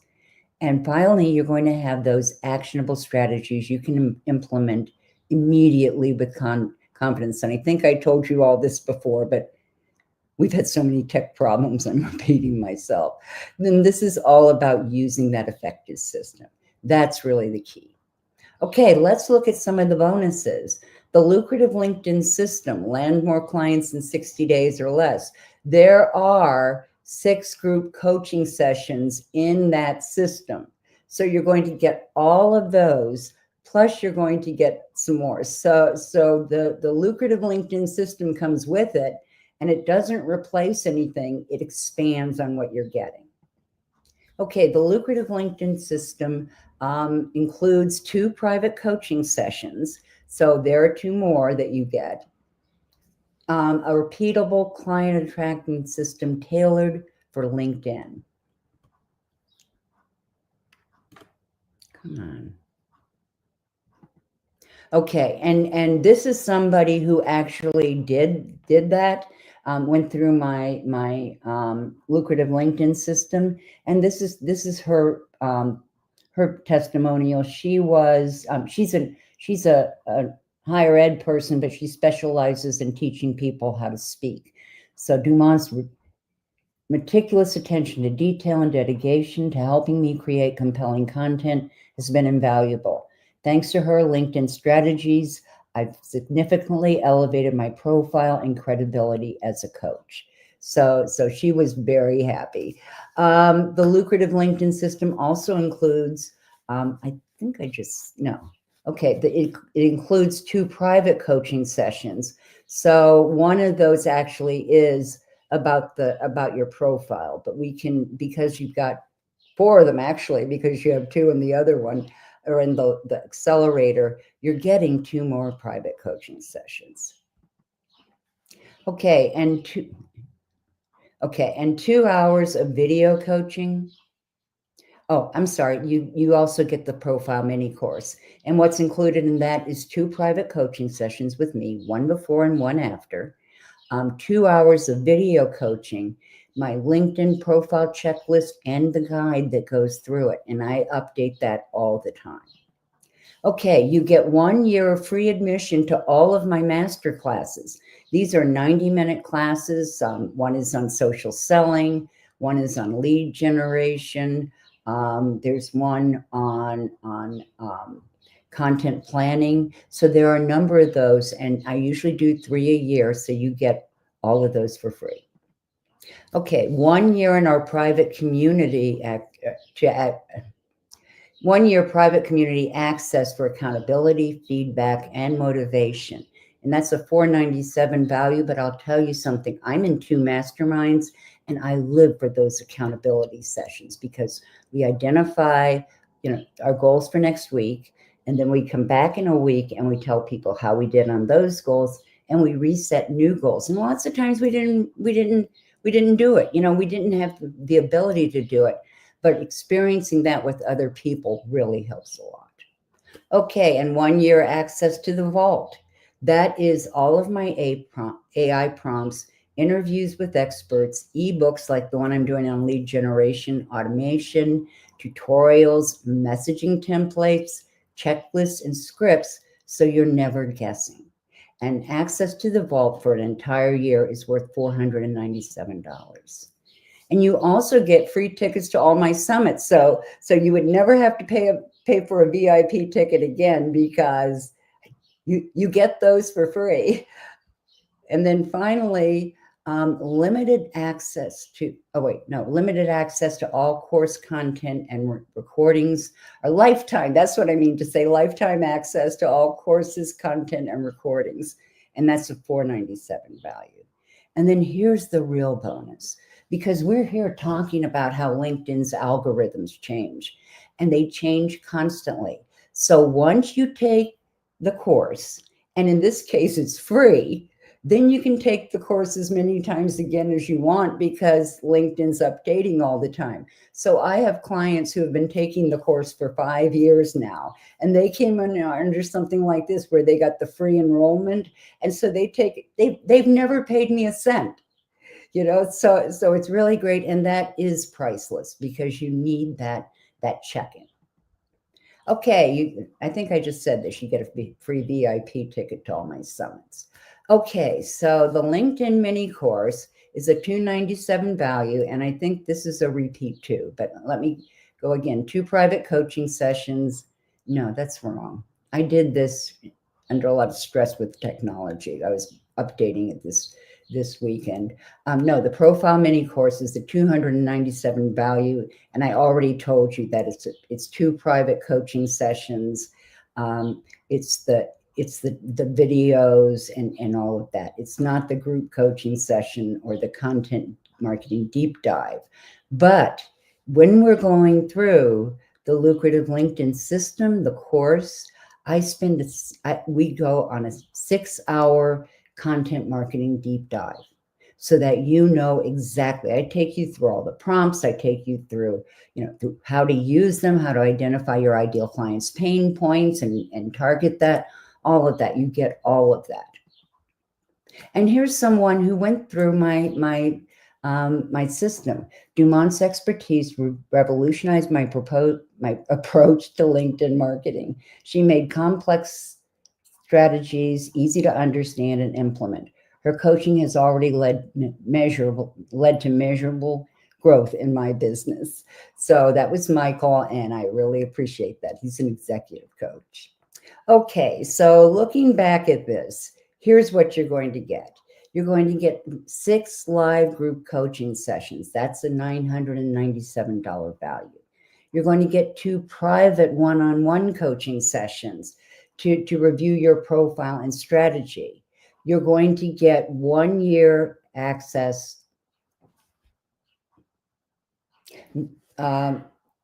You're getting, that's right.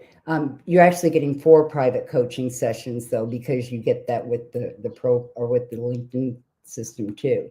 1 year access to the vault. That's $497 value. 1 year private community access for accountability, feedback, and motivation. That's a $497 value. 1 year free access to all master classes, and that's a $797 value. Free VIP tickets to my summits. That's a $297 value, and lifetime access to all course content. And I put it down as a $997 value because that's what I sell the course for. But actually, it's free if you're doing this. So lifetime free enrollment, take the course for free and take it as many times as you want. So the total value of this is $997.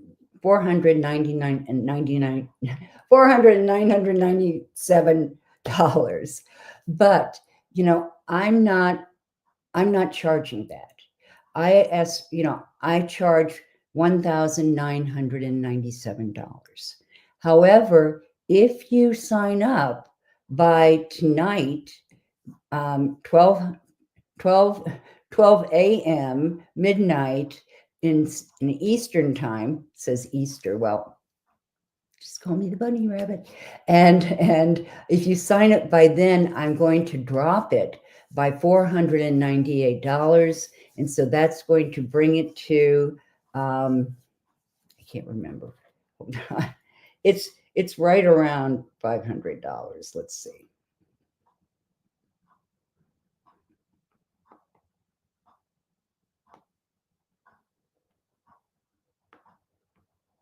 So that drops it to $1,497. So I have 98 there. So I'm also incredibly nearsighted, and the only way I can see the computer is if I'm really up close. But people see me wearing glasses all the time, so I have ones that are fake because I can't see that close. So gaining that credibility, right? That ability to understand.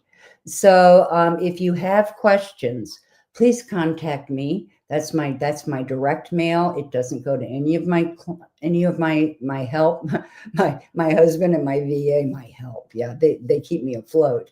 And then also you can connect with me on LinkedIn, and you can take screenshots of that if you want. That's how to connect with me on LinkedIn, or just look up Dumont Owen. I think we have it as Dr. Dumont Owen, but that's how you find me. So I'm going to stop this and check on questions here. Oh, that's coming through again. Okay. That's one of the problems we've had, is that the questions are not coming through. And particularly if you're looking on YouTube, but it's happening on LinkedIn too. LinkedIn is cutting us off after 4 hours. And I finally figured it out today. They're cutting us off after 4 hours because they now have a new premium program for your company page. So if you're doing it from your company page and you don't have that premium account, they're limiting the time we can broadcast. So what am I going to do about it? I'm going to put all my broadcasts from my profile, because then they won't put that kind of limitation on it. All right. So yeah, you're not able to get through. I really apologize for that, because it is one of the things that we've had happen. So I am going to drop in the first. I'm going to drop in a couple of things. I'm going to drop in 3 things. But the first one I'm going to drop in is going to be the VIP ticket. If you want to get a VIP ticket and see anything that you didn't sign up for or couldn't make, then that's how you do that. The VIP tickets are $97. They get you everything that's gone on. So despite the tech problems, we've had some amazing people on this summit. And so I really want you to have that information. You also get an ebook that we're doing on the chief insights and takeaways of each speaker. And then finally, you get all their VIP gifts, and those total well over $5,000. So the next thing I'm going to drop in is how you can actually find us to purchase the course, or the accelerator. So that one I'm putting in for you. No, I'm sorry, that's the personal branding toolkit. I told you I would give you the link to that. So that's in there. And then finally, the sales page for the accelerator. And remember, if you go on by midnight tonight Eastern time, you're going to get that big bump. It's only going to cost you $1,498. That's 0.25% off. And to sweeten the pot just a little bit, I'm going to do a pre-workshop, a launch, if you will. We'll go through and we'll look at the areas that you feel are the most uncomfortable. It'll be a group session, and that's the first time you get to hang out with some of the groups. So it's well worth it. This is not a webinar. It will be a workshop where you learn things and take them away with you. You can implement right away. So that's it. And I hope you see the value. If you don't, that's okay too. You're not the person who wanted what I have to sell, and that's fine. That is absolutely fine. Remember that sales model where you go through those other areas and then you reach it. So listen, I have to get off because I have someone else showing up very soon. And in fact, it's Jay Fairbrother who spoke yesterday, but he spoke in the afternoon, and none of the recordings were working. So I'm going to be replaying his video for you in just a few minutes. So hang in there.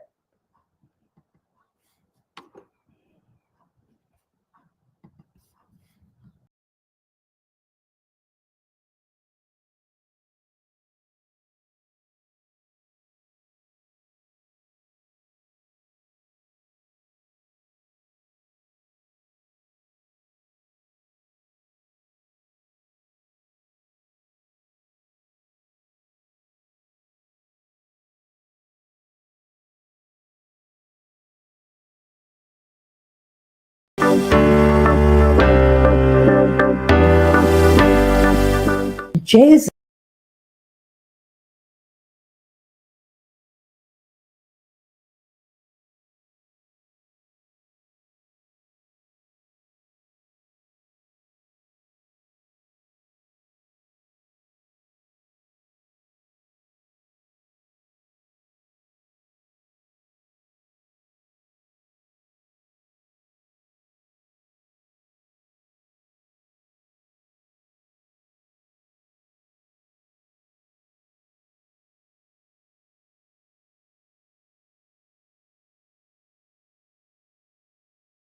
a serial entrepreneur, business coach, and mastermind guru with 30 years of experience starting, buying, and selling seven-figure businesses.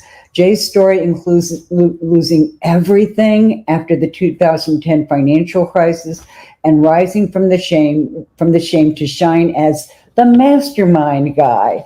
Jay helps coaches and experts with their programs, Mastermind Mystery, Create and Fill Your High-End Mastermind, and in 60 days, and the Six-Figure Masterminds Boot Camp.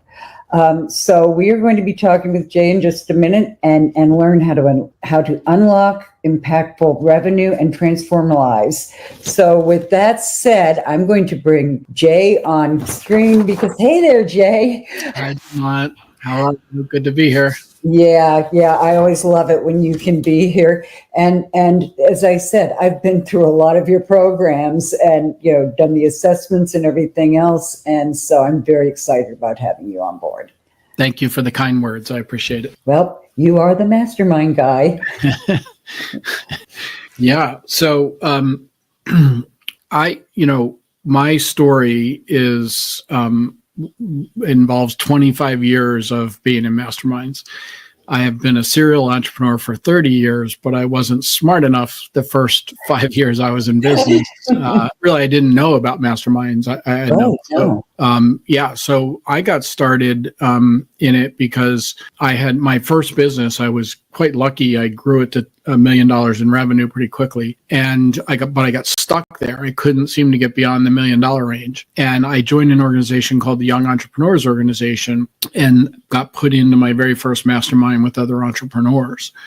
And we joined that mastermind just to grow our businesses and become better entrepreneurs. But what totally shocked me and amazed me is that within 5 or 6 months in our mastermind meetings, I'm starting to watch grown men cry as they start to open up and reveal their messed up marriages and their kid problems and how the business is causing them depression and anxiety. And we just got to levels of human connection that I had not experienced as an adult. So I was hooked. I was all in, and I started joining every mastermind I could, and then I started facilitating and creating them. So it's been a long journey for me, and masterminds have been an important part of my life. Mm-hmm. Yeah, because you had to come back and redevelop all of that, after the financial crisis and everything. And I remember that you kind of went from that million to another aspect of it. It's like we all experience ups and downs. So. Yeah. So what happened to me is largely as a result of being in all those masterminds with the other entrepreneurs. That first business, I grew it to 200 employees and about 10 million in annual revenue. Wow. And I sold the business in 2004, and life was pretty good. I traveled a lot. I was just going to say, I remember you talking about this. Yeah, I bought 3 other businesses. I made investments in lots of different things. And then in 2008, the world financial crisis started. Mm-hmm. And by 2012, so over the next few years, I lost everything. Mm-hmm. So I quite literally went from being a multimillionaire living in a mansion to living in my friend's basement, broke, bankrupt, divorced, alone, ashamed, and just, dealing with that complete loss of identity, because I had for 15 years built this identity as this really successful serial entrepreneur. Suddenly I had nothing. And my So I was through that difficult time, I was in a couple of masterminds, but one particular, which I actually ended up in for 17 years in the same mastermind. Those people helped me through. I wouldn't be here today without those people.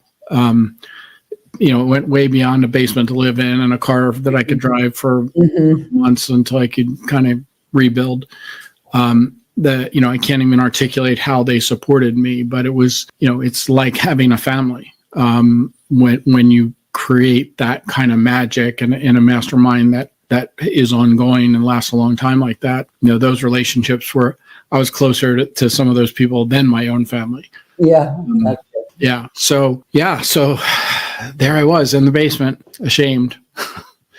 And I lived in the basement for 5 months. 5 years. It just seemed like 5 years, right, Jay? Exactly. It was mentally more like 5 years. Yeah. I wish I had one of these stories to say, yeah, I bounced right back. And, within 6 months, I had another business and I was up and running. No, I really suffered and did not deal with that well. And it took me a long time to crawl my way out of that basement and kind of put myself back out there and hang my shingle again and that kind of thing. So, when I came into this universe of helping coaches and speakers and healers and thought leaders, it was a natural for me to help with masterminds. And you did that for a long time with entrepreneurs, right? In one of your groups, I remember that you set up and that you worked with a lot of entrepreneurs right off the bat. And that was through the masterminds, right? Yeah. I mean, I've been in, easily double-digit masterminds, just of my own or as a participant, and ones I've created and facilitated. I run 3 right now. Okay. I can have impact in running 3 masterminds, but I want to have a greater impact than that. And I want other people to share the experience that I had, carrying me through the most difficult period of my life. Yeah. And it's really about people building those relationships and deepening those human connections. Because that's what we need right now in the world. Like, we need that a lot more than we need more content and more training, right? More gurus telling us what to do.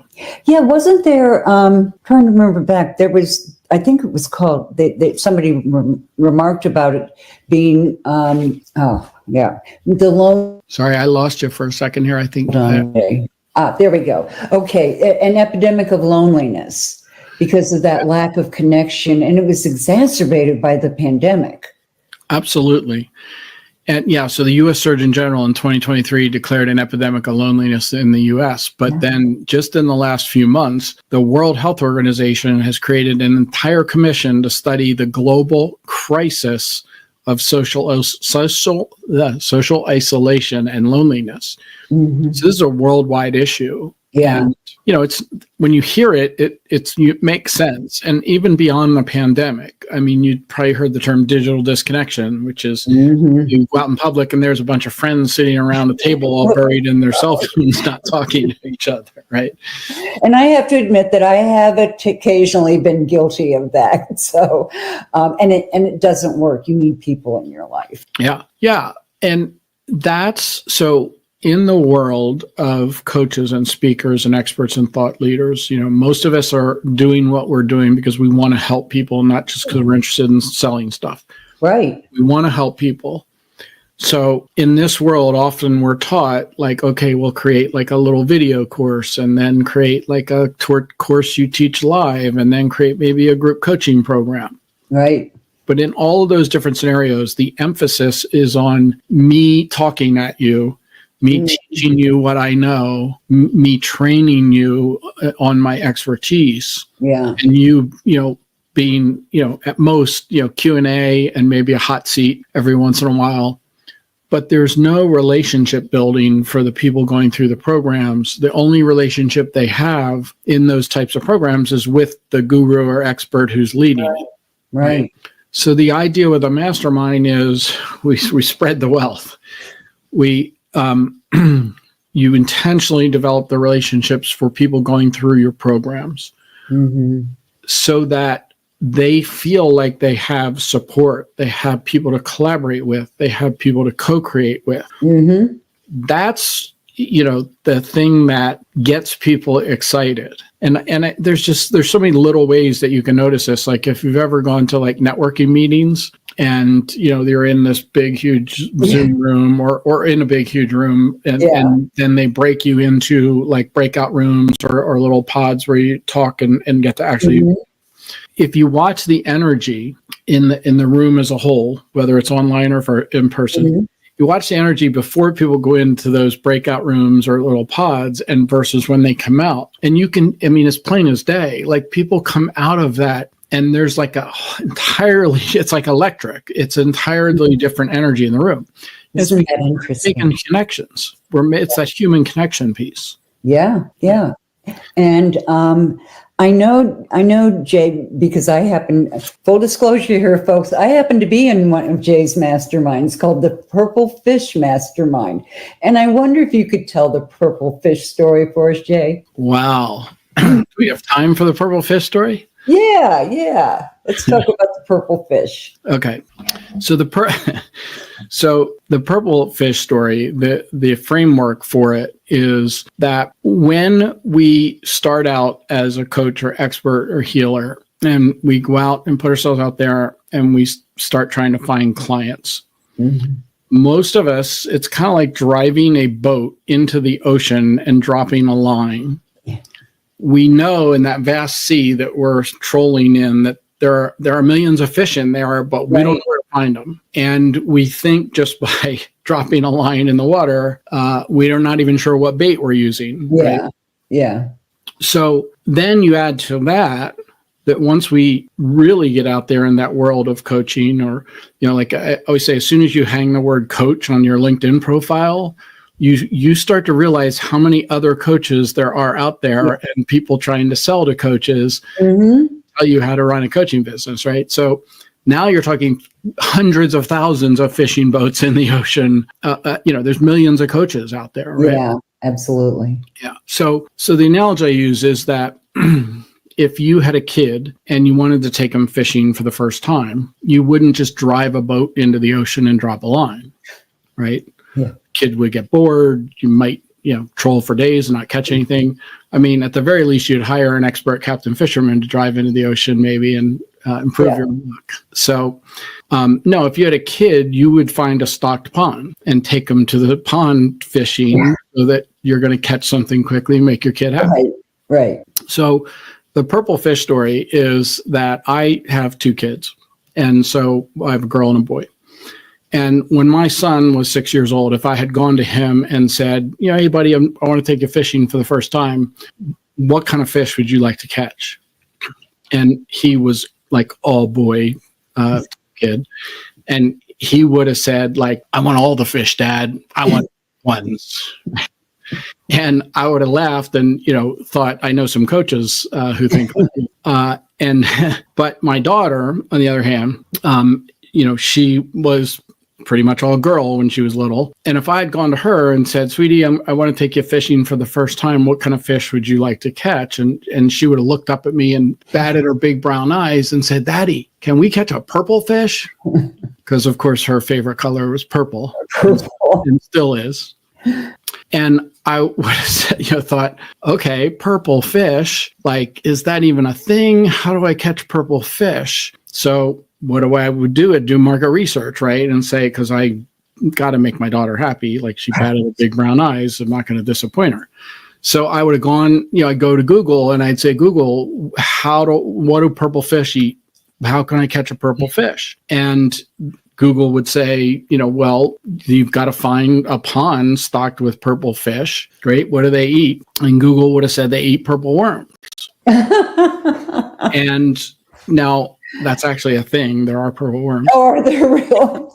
And so if I was smart, what I would have done at that point is gone to the store and bought a purple fish and put it in a bowl and brought it home and win Father of the Day. Yeah. But no, damn it, I'm an entrepreneur. So I go to the fish store to buy my purple worms. Sure enough, they have them. And while I'm there, I see all kinds of other, fancy baits and fishing rods. And here at the end of the aisle is this $300 fishing rod. I've already got a fishing rod, right? But here's a $300 fishing rod, and it says it's specially designed to catch brightly colored fish. Well, okay, I can't afford that $300 ride, but I'm going to buy it because I don't want to disappoint my daughter. Yeah. So I get my $300 rod and my purple worms, and I go home and I pack my daughter up, and we all go off to find the stocked pond that Google told us where it was that includes purple fish. So we're walking through the field, and we come up upon the crest of the hill, and we see the pond beneath us. And what do I see but like 50 other dads standing around the pond with their daughters fishing in the same pond. And as I got closer to the pond, I noticed that some of them even have purple worms. But I'm not deterred. I'm going to win Father of the Year. I'm going to cast further, fish faster, use my super fancy rod. I'm sure I can catch my daughter a purple fish. Yeah. So we start fishing, and I'm, casting and reeling and casting, and I start catching some fish. I catch a goldfish and a green fish and a catfish, which is okay. They pay the bills too. Mm-hmm. But we haven't caught that purple fish. And I'm keep trying. And while I'm sitting there casting, I feel this tug at my shoulder. And I look down, and my daughter looks up at me and she says, "Daddy, do you think we could catch a striped purple fish?" And I'm like, oh my God, striped. I haven't even caught a purple fish yet. Now she wants a striped purple fish. So I fortunately have my phone in my pocket, and I pull it out. I know that this is a task far too great for Google. And I pull up ChatGPT, and I say, "ChatGPT, how do I catch a striped purple fish?" And ChatGPT tells me it's simple. I just need to write special marketing messages that appeal to the striped purple fish that will attract them. And all I need to do is to download those messages into the purple worms that will transmit those messages into the water and attract the striped purple fish. That is so cool. Well, I happen to have a USB cord in my pocket, so I plug my phone in, and sure enough, those purple worms have a USB port. And I download those messages that ChatGPT helped me write into the purple worms. And I cast into the water. As I'm doing that, I look down, and I notice my daughter has the fishing net that we brought. It is like perched in the water. I'm afraid it's going to fall in. I'm like, "Sweetie, keep your eye on that net. I want it to fall lose it in the pond, because I am going to catch you that striped purple fish." So I'm fishing, and I catch some more fish. I catch a purple one, and she's pretty happy, but I still haven't caught that striped purple fish. Mm-hmm. So I'm fishing harder. I throw out the $300 rod and go back to my old 20-year-old rod and get it out, and maybe this will help. And I'm casting further and casting harder, and the sun's starting to go down. And I feel this tug at my shirt. And I look down, and my daughter is standing there, and she holds up the fishing net, and there is a striped purple fish in the net. Yeah. I said, "Sweetie, how did that happen?" She said, "Well, Daddy, I just put some of the worms with the messages, the fancy messages, into the net and set it in the water, and the purple fish just swam into the net." Oh, how great is that? So obviously I won Father of the Year, caught the striped purple fish, caught some purple fish. My daughter was thrilled. Yeah. So the moral of the purple fish story, obviously I'm talking about niche and avatar. Mm-hmm. Right? The niche is the stocked pond. Mm-hmm. Most of us fish in the ocean. We try to appeal to everybody because, I said it earlier, we're trying to help people, right? And then most of us who have an expertise, a gift, whatever it is, we feel like we can help almost anyone. Yeah. So often we're targeting the whole ocean, hoping to find clients. Mm-hmm. Instead of fishing, really understanding where our fish are and fishing in the stock pond. Mm-hmm. Now, the stock pond, of course, had many other types of fish in it, not just purple fish, not just striped purple fish. And I even caught some of them, which is very much what happens when we put out courses and group coaching programs, mm-hmm. and maybe some one-on-one clients. We attract goldfish and greenfish and catfish. They aren't necessarily our ideal client. Mm-hmm. Too. But when we focus on our marketing, speaking with our messages to our striped purple fish, our ideal client avatar, then they come towards us, because that ideal client avatar, the striped purple fish or the purple fish swimming by, seeing or hearing our marketing messages, stop and say, wait a minute, he's talking to me. I've got 8,000 messages a day swimming by me, in the water. Yeah.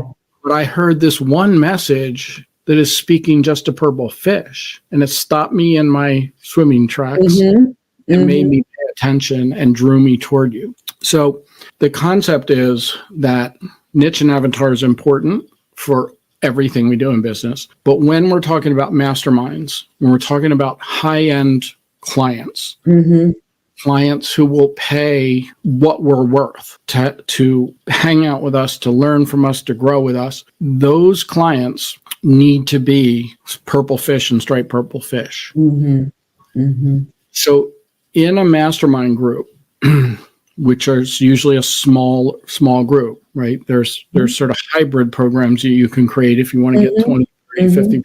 But in a true mastermind, it's usually a smaller group. It's important that everybody in the group has similarities and common fears and aspirations and goals, and common fears, challenges, frustrations. And it's putting together that little fishbowl of people that are purple fish. That's how you create a mastermind. That's how you create a high-end program that can generate 6 figures for your business just with one program and a handful of people.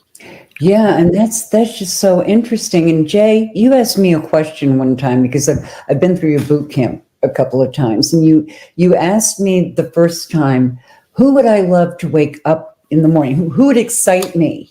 To wake up in the morning and think, oh boy, I get to hang out with so and so. And the first 2 times I went through and you asked that, I couldn't think of it. And then I went through it one more time and you asked that, and I immediately went, oh, these 3 women I know, and they're all, and they're all over 70, and they're all, going through all these different things. And I realized, oh my gosh, those are the people that I want to serve. Those are the people that I would have in a mastermind, because you have to feel joy too, I think, and you have to foster that camaraderie and that support and all those things. And you said something else one time that really, really I take very seriously, and that was that a mastermind is confidential. You do not go out of the mastermind and talk to other people about what's happening in your mastermind, because I think that pretty much can destroy one, right?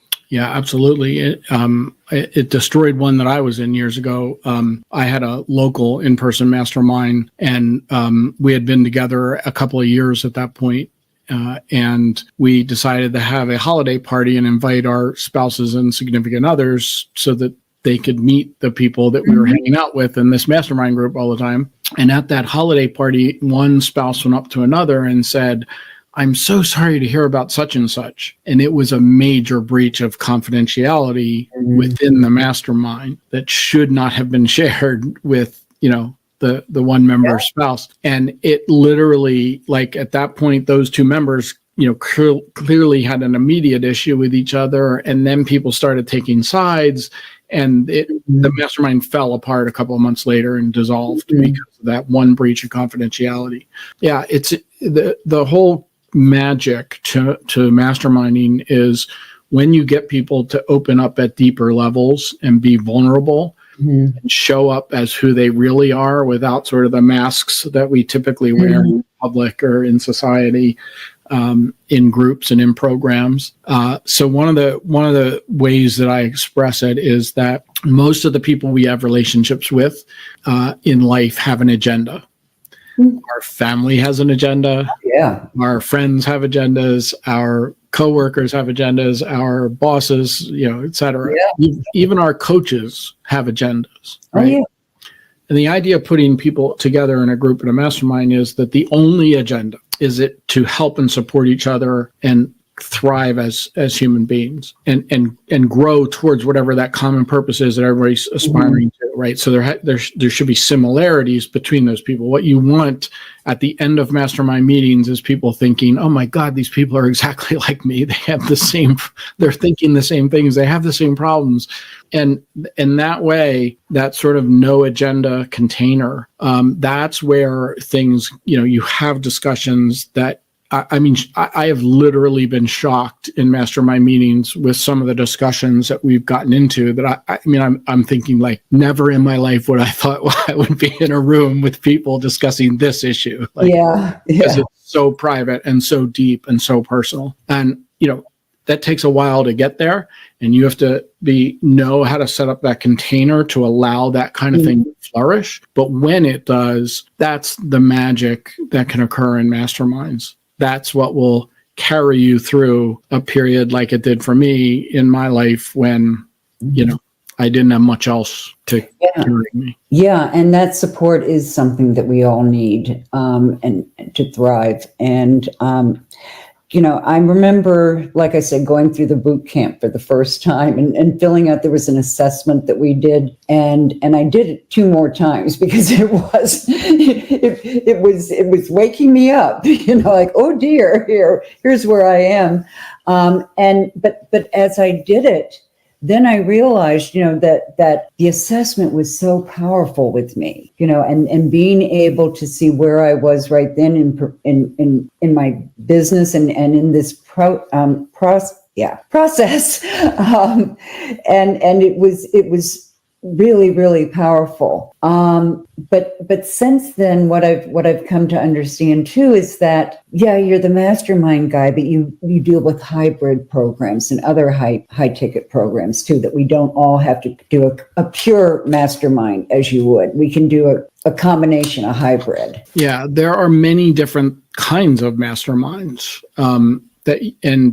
and my, one of my pet peeves in the expert authority thought leader industry is somebody who goes out and finds one way to do something and just says, and they're really successful with it. And then they just teach people like, do exactly what I did. Yeah.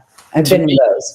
Like you shouldn't create my mastermind or anyone else's mastermind. The part of the process is it's like putting pieces of a puzzle together. You need to figure out and align your superpowers with what your clients really want and need, and create a container that allows for both to serve in the highest purpose.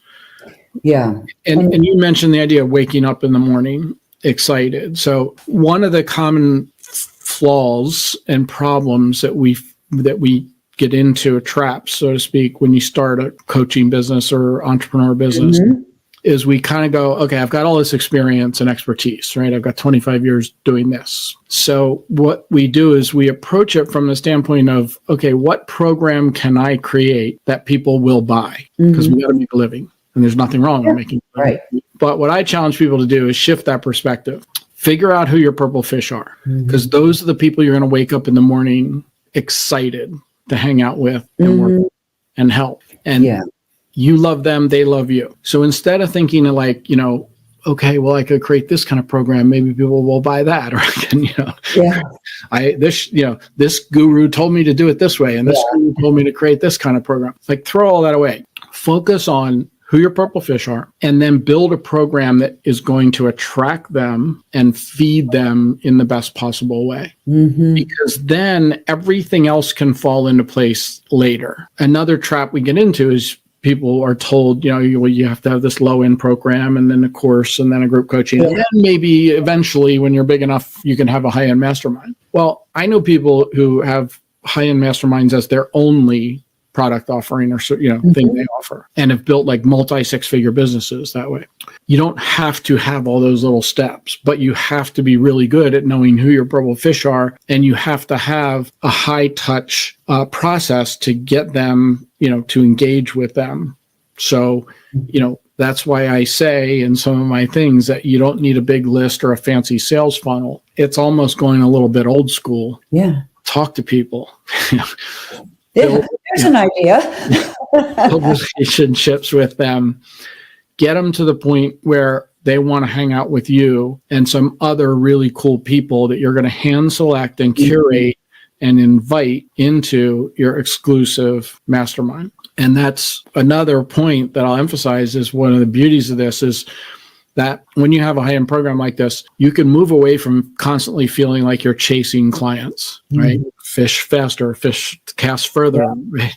Keep offering that course. Yeah. Yeah. It's almost like you become the gatekeeper, like who are you going to let in? And so I, encourage people at Mastermind, you should have an application process where people have to complete it. You can't just put a credit card on a form and join. Right. You have to complete a application and jump on a call with me so I can make sure you're the right fit. You never want in a mastermind someone to be any of the members to look at one or two of the members and go like, why did you let them into the group? They don't seem to, right? So the idea is that you become the gatekeeper, and it's like, no, well, first tell me what value that you can bring to the group, and how committed are you to contributing to the group and helping the group grow and evolve and thrive, right? That's the people you want to work with anyway, not the people who just kind of sit and lurk in your programs. I say there's two things you don't want in a mastermind: lurkers and narcissists. Yeah. So, masterminds, you want people to, approach it from the attitude of I'm going to give as much as I take, and what if I do that, then what I get back is exponential in terms of impact. So it's the combination, as you said, of the recurring revenue that you get with, a mastermind or a high-end program, and then the impact you can make on others. And I think most of us in coaching or, any of those kinds of fields, that's what we want to do. We don't want to go through life and not make an impact. We want other people to grow with us, and then they can grow in whatever they're doing too. So, that's one of the things that we've talked a lot about, Jay, because, I have a 6-week course, and I offer that, but I offer it for free now, because it goes with another program. And so people can get in, and once they take that course, they can take it as many times as they want. But what I really want to do is sell that program by that's not what I want to make. What I really want to do is create that recurring revenue, so I don't have to run out and chase all these people with my course, and just offer a program that goes a lot, satisfies it a lot more. And it's had a tremendous effect on me and how I look at things.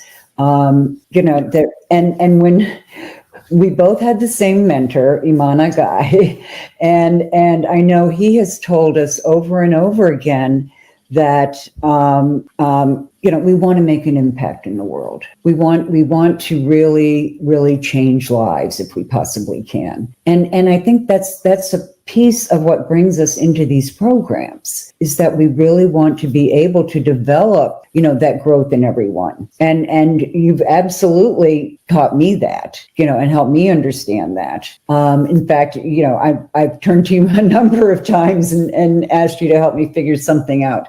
And since I've been in your mastermind, I really have narrowed my focus and who I'm targeting for my programs. And I know that I don't have to go out and do mass selling. All I have to do is find those 9 or 10 people that I can start off with. So it's a growth process for us too. Yeah. As we're learning it. Yeah, that's awesome. And I just was talking to one of my clients yesterday, and she out of the blue said, I'm here. And I'm like, you're here where? Like, what do you mean here? She said, I'm where you said I'd be. And I said, what is that? And she said, on the days that I have my mastermind meetings, I literally jump out of bed. Like, those are the days I'm most excited, because these are the people I'm most excited to work with and help. Yeah. And we're all in this together, and we're all loving each other. And so it was really a nice validation of exactly what I talk about, is that, it's who you want to work with, not just who can write a check. Absolutely. And we've all been at times we've all chased the mighty dollar at times. But if you're selling a 6-week course for $497 and you have another much higher program, that's more high end, you don't have to chase people as much. You can find the people that you really want to include in your programs. And that's so important, because I always thought that, I've got to have this big audience. And over time, as I've started looking at things, that narrows and that perspective narrows. I now, I'll tell everyone, I've been talking to Jay about starting a mastermind for women over 70, and when I first started, I said women over 60, but then I went on the marketers cruise and there were all these women in their 70s and 80s on there who were just knocking it, they were just trucking it. And I said, okay, well, I'm not in my 60s, I'm in my 70s. And those are the people that I want to work with, because your issues when you're 60 are very different than your issues at 70. It's a whole different mindset. It's a perfect example of purple fish, and even narrowing to striped purple fish. Mm-hmm. And you know this already, but I totally applaud you for planting your flag and doubling down on that. Create that program, because women over 70 who are badasses, who are, out to help it make it, for your last chapters, make a big impact. Yeah. Like, that's a rare fish right there. Mm-hmm. That's a striped purple fish. Yeah. And when you find them, and the reason and the way you find them is by creating marketing messages that stop them in their swimming tracks and they pay attention. Yeah. Meaning they find you at that point. Then you put them all together in a group. It's like, oh my God, like it's just a great example of the striped purple fish aquarium mastermind. Yeah, it was so eye-opening for me, to experience this. I want to, if we have a couple minutes left, mm-hmm. I want to clarify one thing for people who could, because you might be thinking that there's a disconnect between this idea of I want to make a bigger impact and I want to hang out with 10 striped purple fish, right? Mm-hmm. Because that's like, wait a minute, that's only 10 people I'm impacting. So here's the sort of rationale, and it relates to what you were saying earlier about having the course of these low-end programs. Mm-hmm. So if you have a $1,500 course or a $1,500 coaching package, mm-hmm. you need 67 clients to reach 6 figures in revenue. And getting 67 of anything is hard, let alone clients, right? Typically, to get 67 clients, you need hundreds, possibly thousands of people coming into your funnel. You need that fancy sales funnel. You need this, process, right, to get them to even buy that $1,500 program. And there's expense and time, right? Oh, yeah.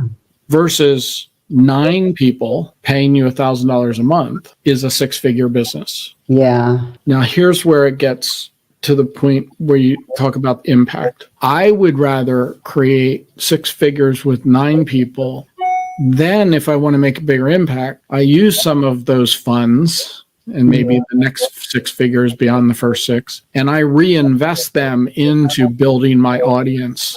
And then I'm going to build my lower end programs so that I can have that wider impact, mm-hmm. eventually leading to more striped purple fish on the other end. But I would rather do it in that order. So many people, it's really sad. I mean, I've seen so many people, coaches, healers, speakers, give up. They spent 6 months, 18 months. I've seen some people do it for more than a couple of years, spinning their wheels, going one guru to one shiny object to the other, one strategy to the other. They've got courses, they've got low-end programs, they've got challenges, but they've never made any real money. Yeah. Never been paid what they're worth. Yeah. Because they didn't have that high-end program, or somebody told them to create a high-end program and they failed with it because they were trying to sell the hthis program to the entire ocean.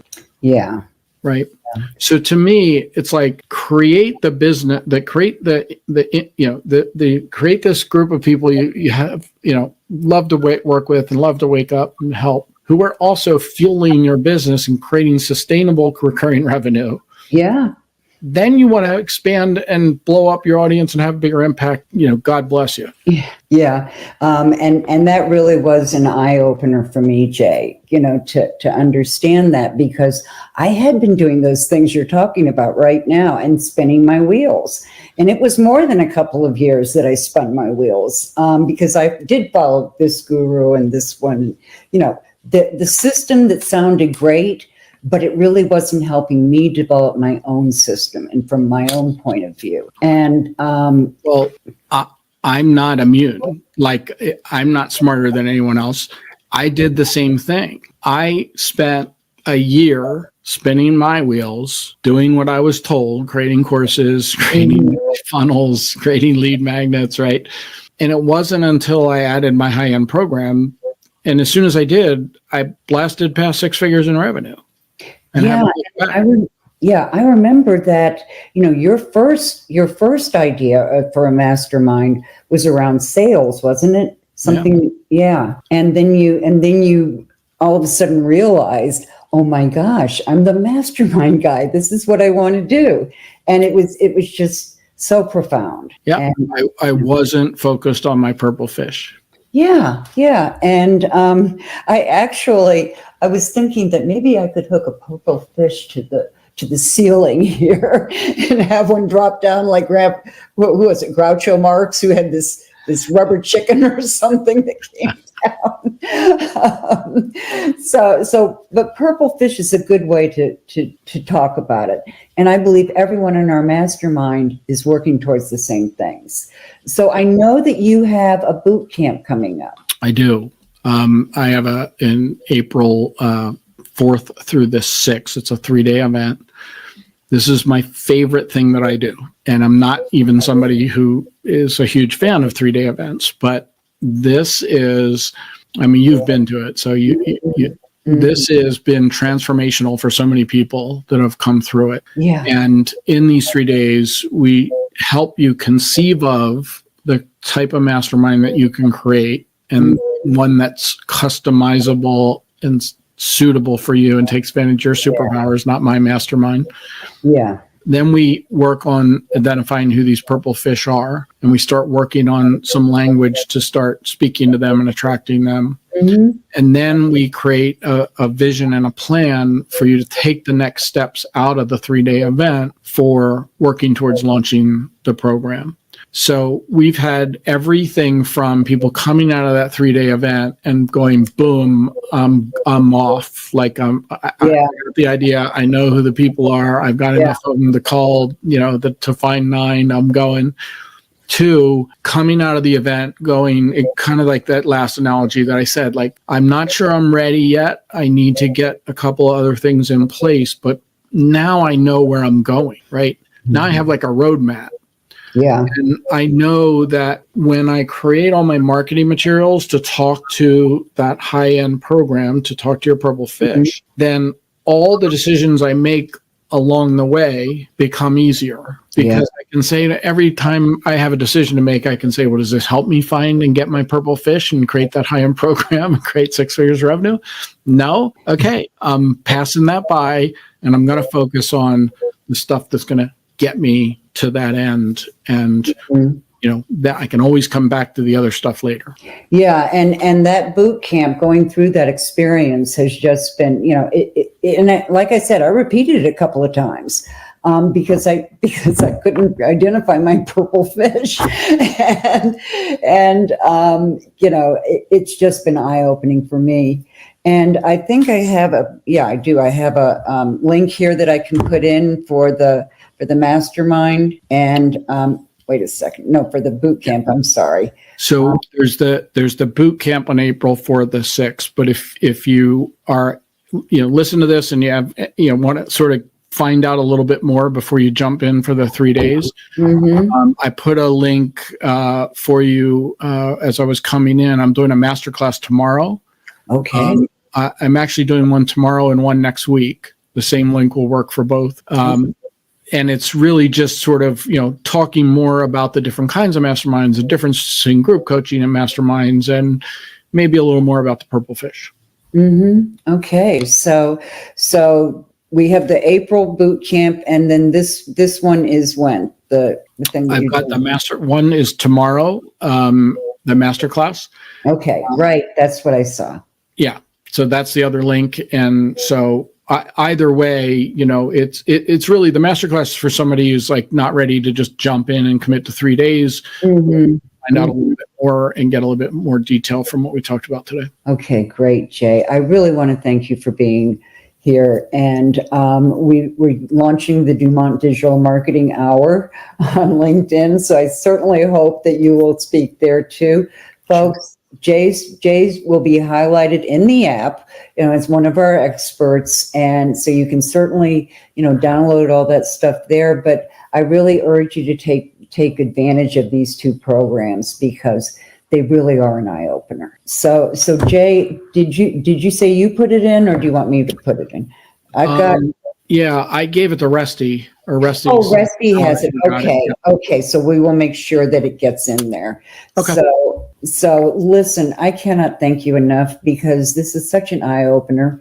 And when I think back to when we met at a mastermind conference and I heard their pitch, and then I'm just talking to you over dinner or something, I went, oh, this makes a lot more sense. You know, so I turned down that big expensive, I think it was like really expensive, but it wasn't for me. It wasn't for me. And you know, the individual attention you pay to us, and you teach us through the group dynamics and through modeling for us, and all these different aspects that are really incredible.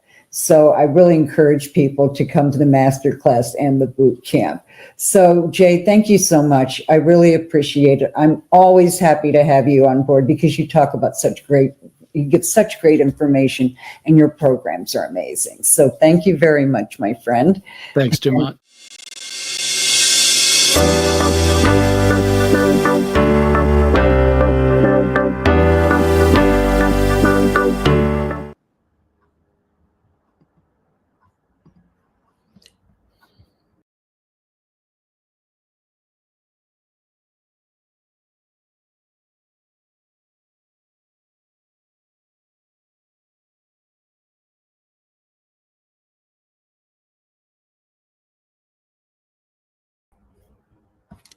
Hey everyone, that was a replay of Jay's presentation yesterday. Unfortunately, that the date on that is wrong, and I'm not going to give you the link right now because I'm going to send it to you to make sure that you get it. It's actually, his boot camp is actually in June. So I'm going to send you all of that information with the follow-up. So thank you so much for paying attention to this. And I will be back at, let's see, at 3:00.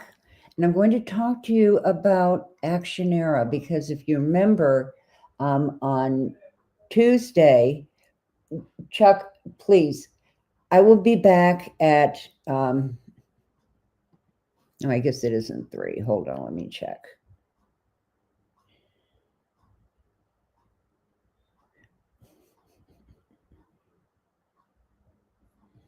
Oh, got it. I will be back at, hold on a second.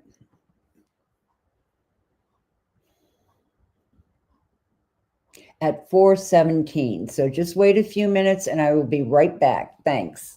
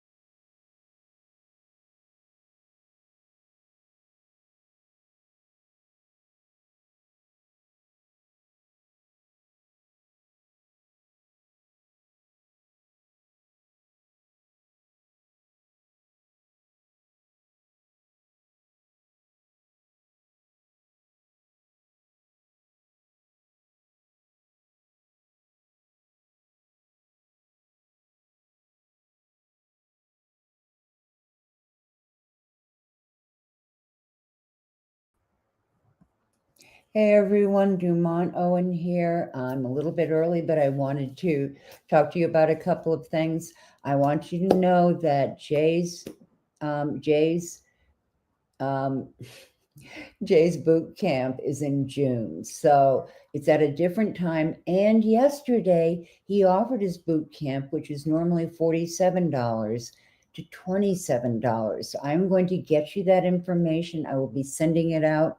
We'll compile it. We'll have all the links of everybody who presented it and dropped a gift, and the links to some of the other issues. So we will get the follow-up information to you.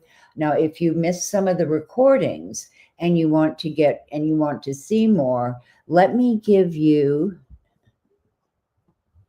the link to the VIP.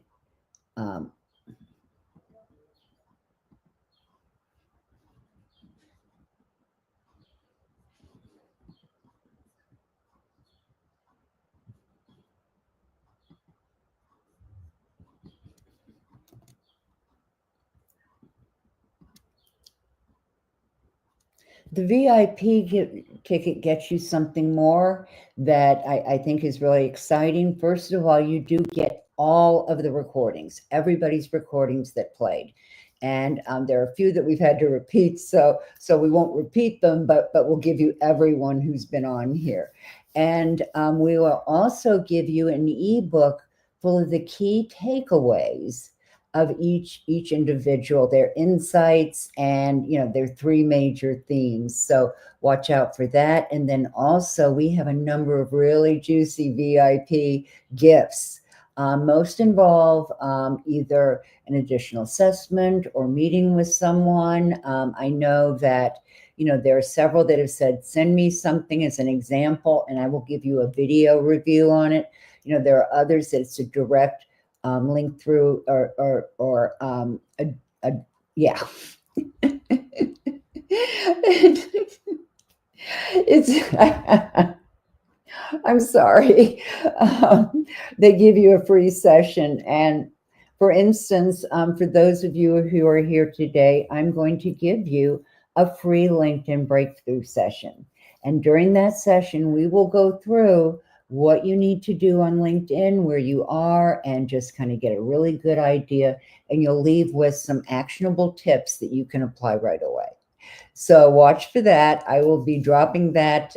Actually, I might as well drop that right now. Hang on a second.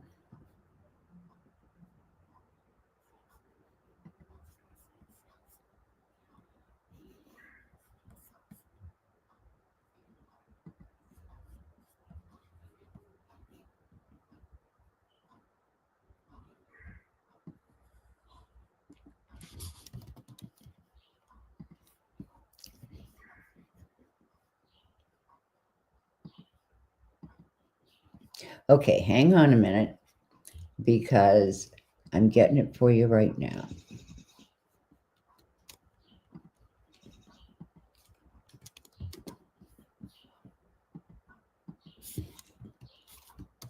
This is my calendar link.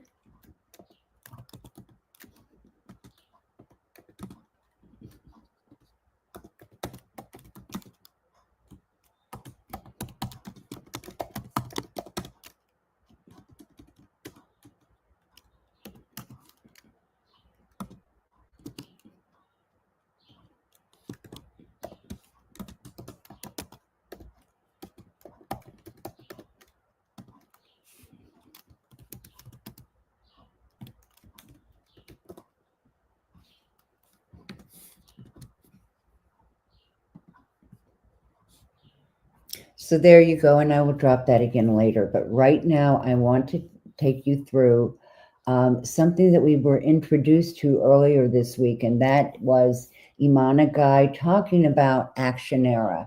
And Actionera is a really, really exciting. I get choked up because I have the app.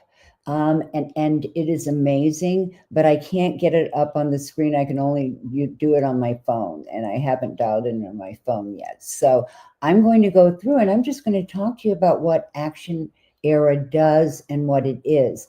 I will tell you that, as an app, it is, oh, wait a second.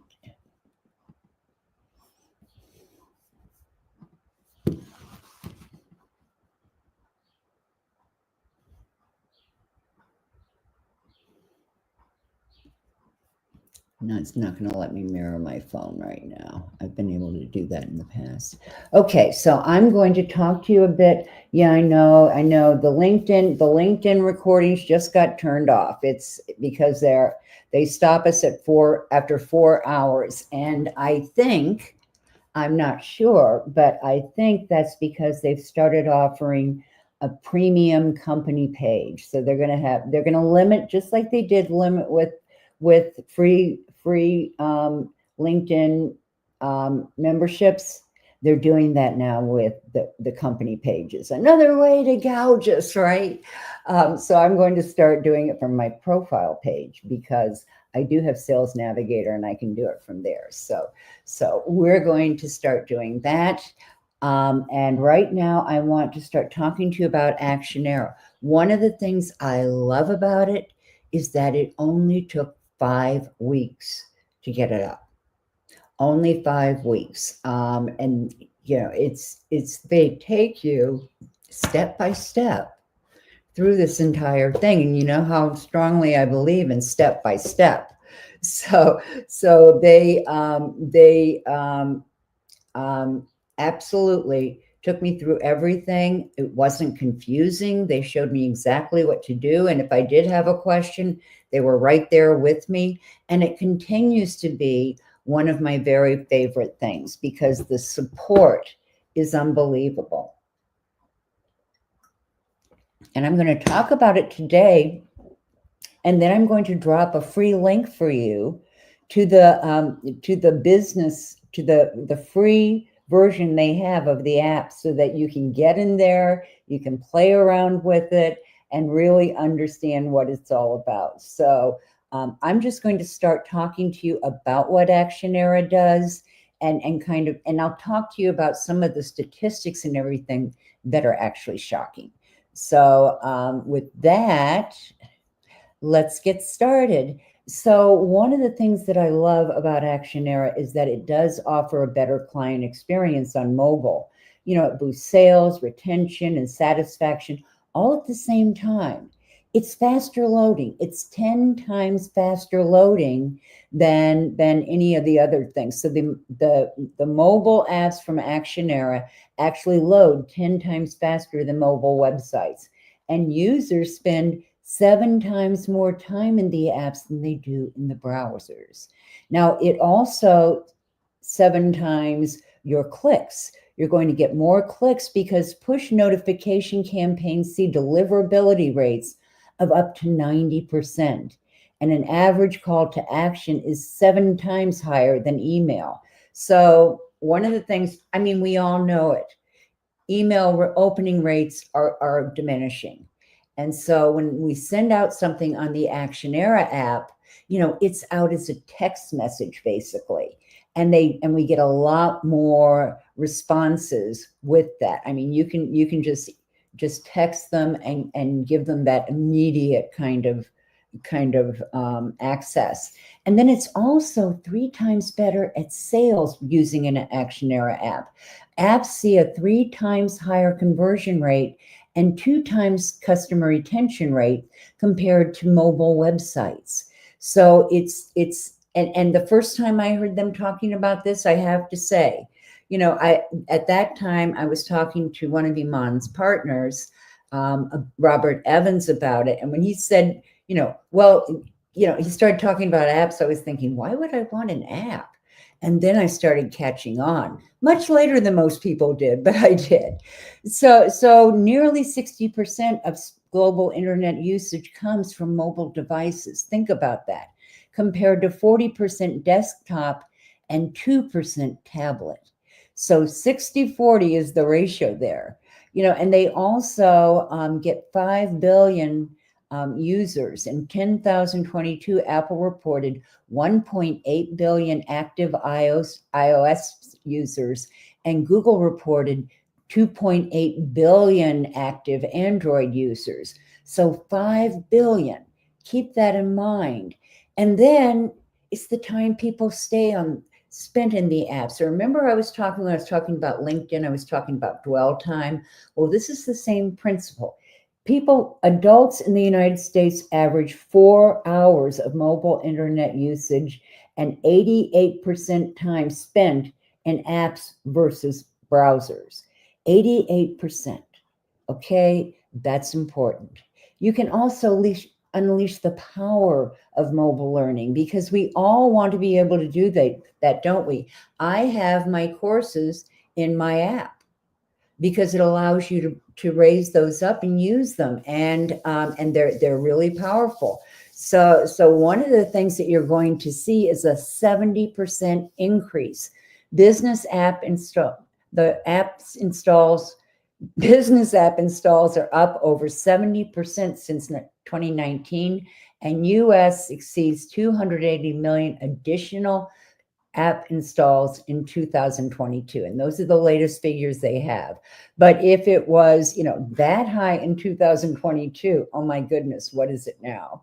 And finally, there's I can't talk anymore. The mobile learning market. In the mobile learning market, customers in the United States alone have spent over $1 billion inside educational apps since 2022. And like I said, my courses are in there. And when I got Actionera, they also gave me 50 more courses that I could bundle with my courses. And I have free courses in there. I have paid courses in there. My mini course, my profile mini course is in there. And so is my LinkedIn systems course. So there are a lot of things in there that you can use. And that learning market is so very important. Okay. The future of membership apps has never looked so good. And you can set that up in your Actionera app too. I kid you not. You can set up your whole membership, and you can publish, promote, and sell all of your courses through the App Store. Okay, so I have the Android, and I have the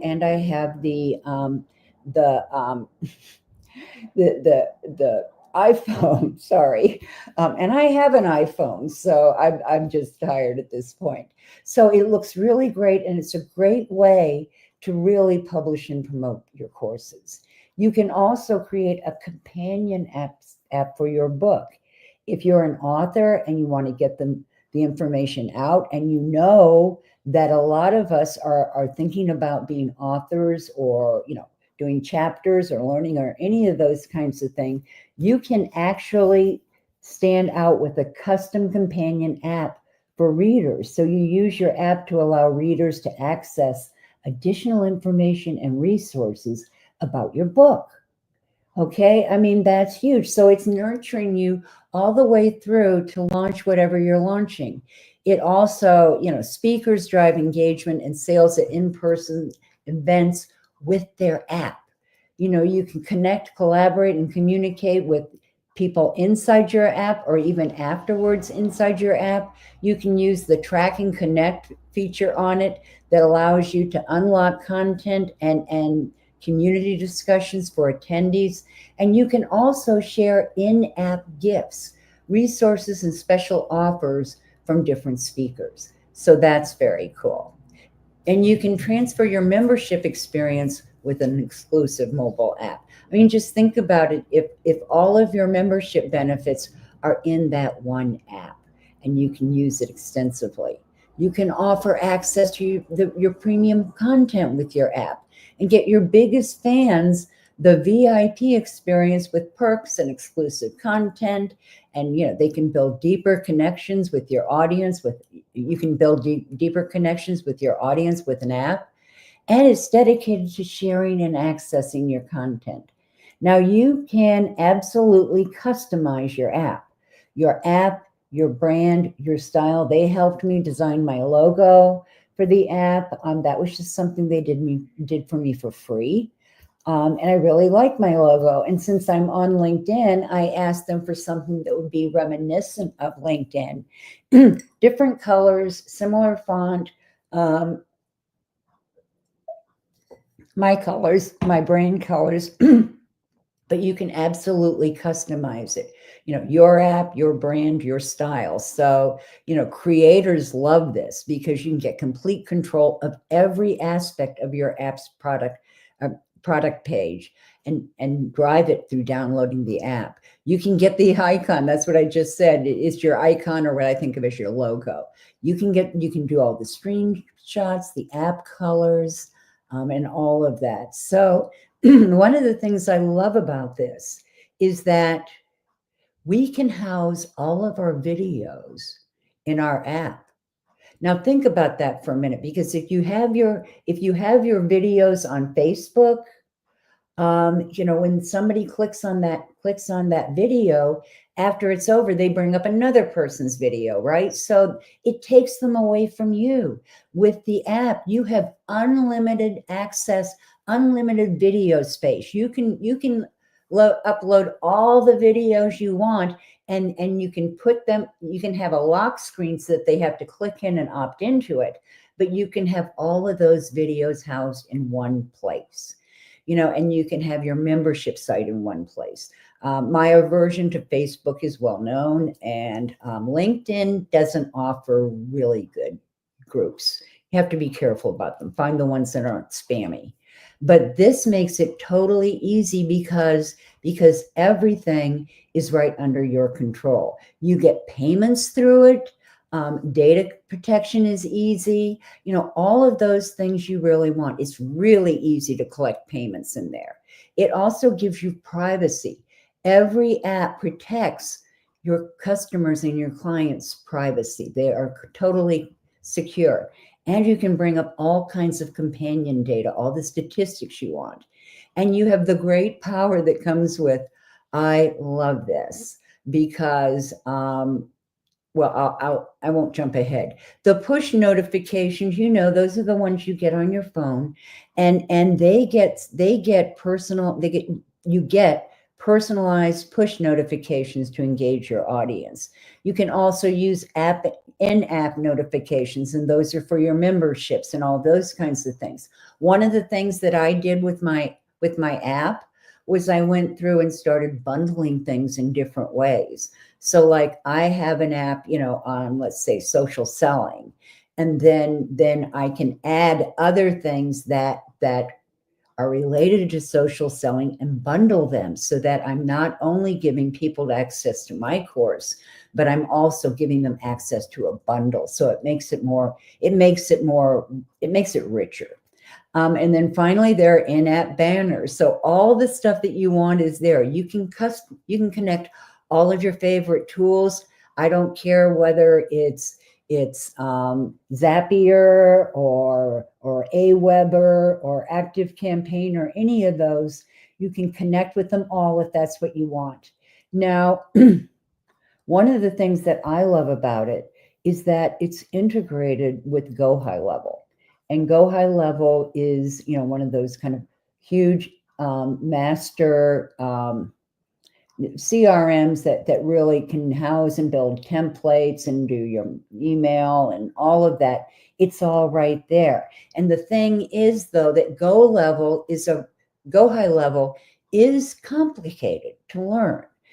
So they actually, the folks at Actionera have set up templates that you can use to do all your landing pages in Go High Level, do your funnels in Go High Level, your sales pages in Go High Level, videos, you can do all that through Go High Level. And they have a social media management system, just like we used to think of with Buffer, and I can't think of the other one that was so big, but that, would send information out to all the social media sites and set that up. You can do all of that in Go High Level. You don't have to pay another fee.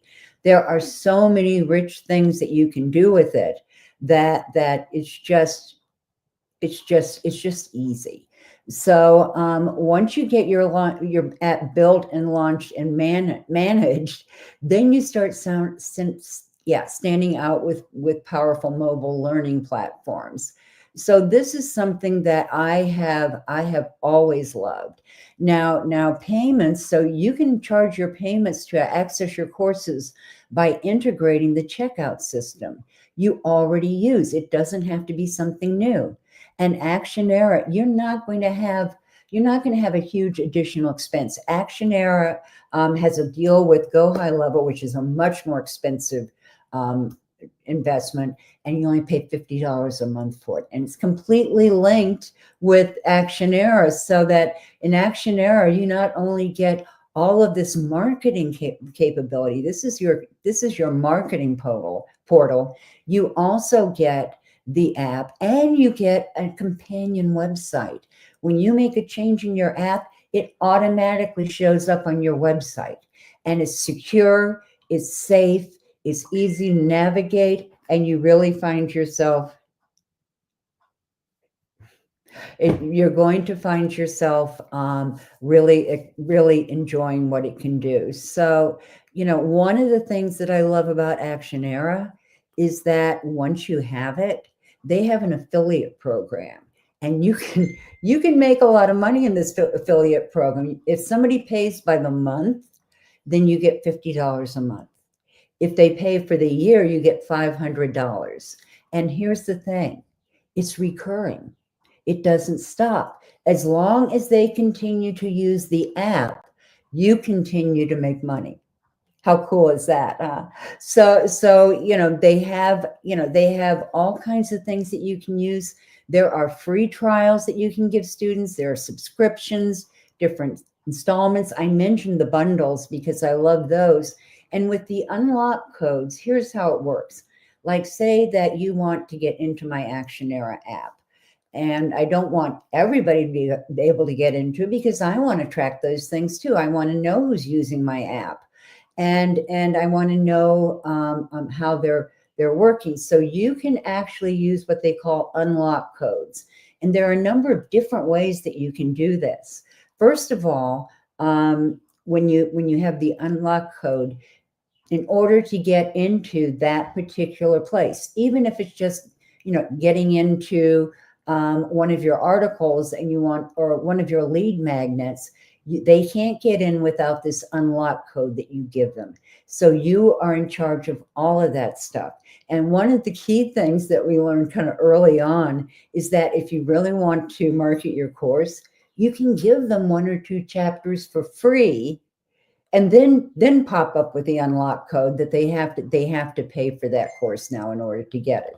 So that is really, my VA just called me and said, "Yep, LinkedIn stopped streaming again." Yeah, we know that. So the unlock codes are a really great way for you to control what people see. Now, I was with Kajabi before I was with Go High Level, and Kajabi, did things well, but I also had to have all of these outside pieces to go with it. I had to have a calendar. I had Calendly. I had Active Campaign, and I worked with a number of other things, and they're not even coming to mind right now. But it was limited in what I could do. With Actionera and Go High Level, with that combination, I get all the advantages of the app, the website, and Go High Level with the marketing. And it's really so easy because of the way Actionera has worked this out. When we are in Actionera and we get Go High Level for $50 a month, Iman and Robert and Mark, the co-founders of this, have, wait a minute.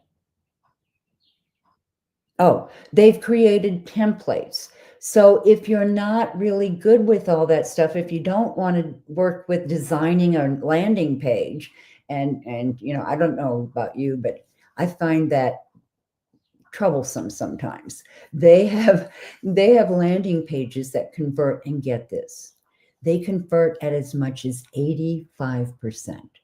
That's unheard of. That's absolutely unheard of. You know, it's more like 20 or 30% with other things. So these templates, they have checked out over and over and over, and they are all about growing this. They want to rival, they want to get rid of Facebook. Yay for me. They want to get rid of Facebook and just have that whole interior system that you can use and you can use to build that community. And you can already build the community, but they're still putting together some things.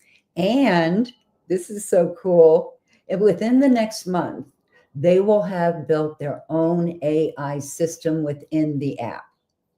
Okay, so, but theirs isn't going to be, they emphasize the human connection in working with apps. And so, you know, even though they have all of this, you know, they give us the prompts, we get all the prompts for ChatGPT, and they have literally taken us through, oh my gosh, I have learned so much. I can do so much for my clients now. Okay. By the way, those of you who we didn't have the link to Jay's offer, we have it now. So we will be dropping that.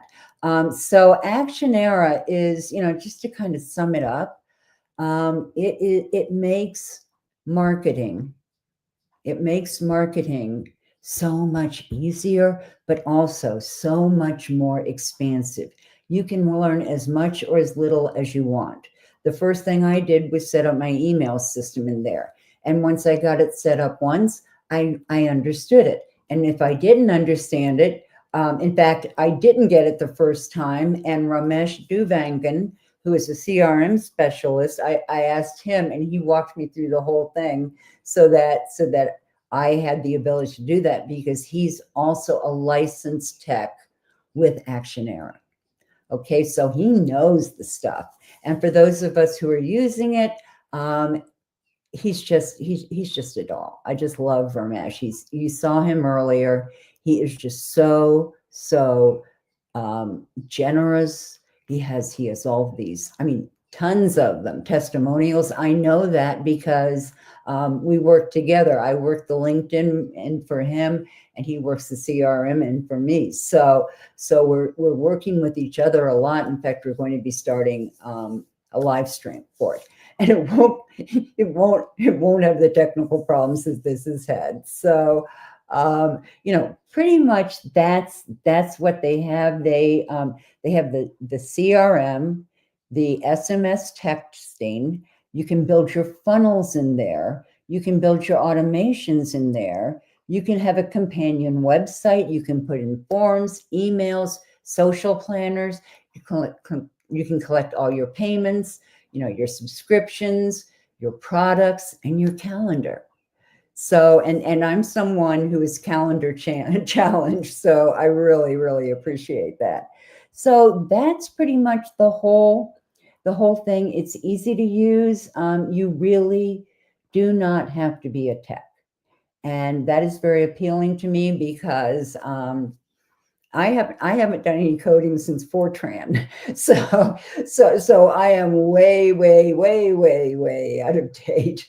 And that's just, you know, I am no longer a tech. I can appreciate tech. I have a very talented assistant who unfortunately couldn't be with us for the last 3-4 weeks as we were getting this up. And so it was just one of those things where the tech gods, you know, went away.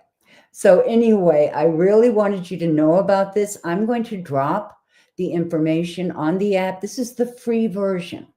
Okay, they have a free version that you can use, and it's a shared version, but it's free. And then you can really decide whether you like what you're seeing. There's also a pro version, and there's an enterprise version. You can get as much as you want, but the pro version, which I have, is, well, the whole thing for Actionera and the pro version is $300 a month. Okay, and you can pay it, you know, yearly and get it over with, or you can, you know, which is always a better cut, and you can do this. So I can't wait for you to check it out because it is really, really cool. So hang on a second. So that's Actionera, and it's one of my favorite tools of all time.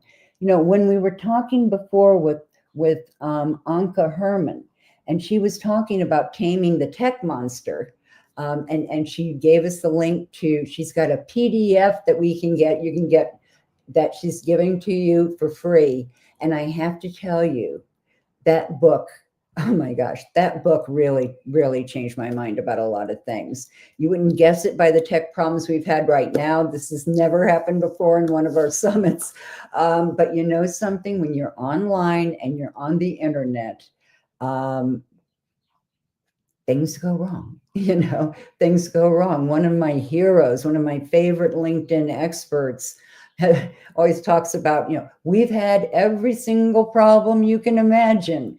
You know, we have backups to our backups. We have computers in different cities. We have backups on different continents, you know, and it's true. And, you know, so the one thing about doing things like this, getting online and actually getting in front of a video is, you know, it's so worth it. It's so worth it to be able to reach out and to be able to experience people this way. So, he dropped it, but I'm going to grab it too. I'm dropping you the link because I want to make sure you get this.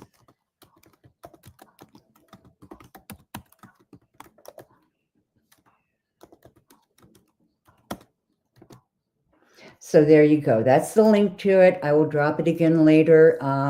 You know, it's just, you know, when we were talking with Jay in the last session, we are all here because we're helpers, because we are driven by something more than just doing things for the money.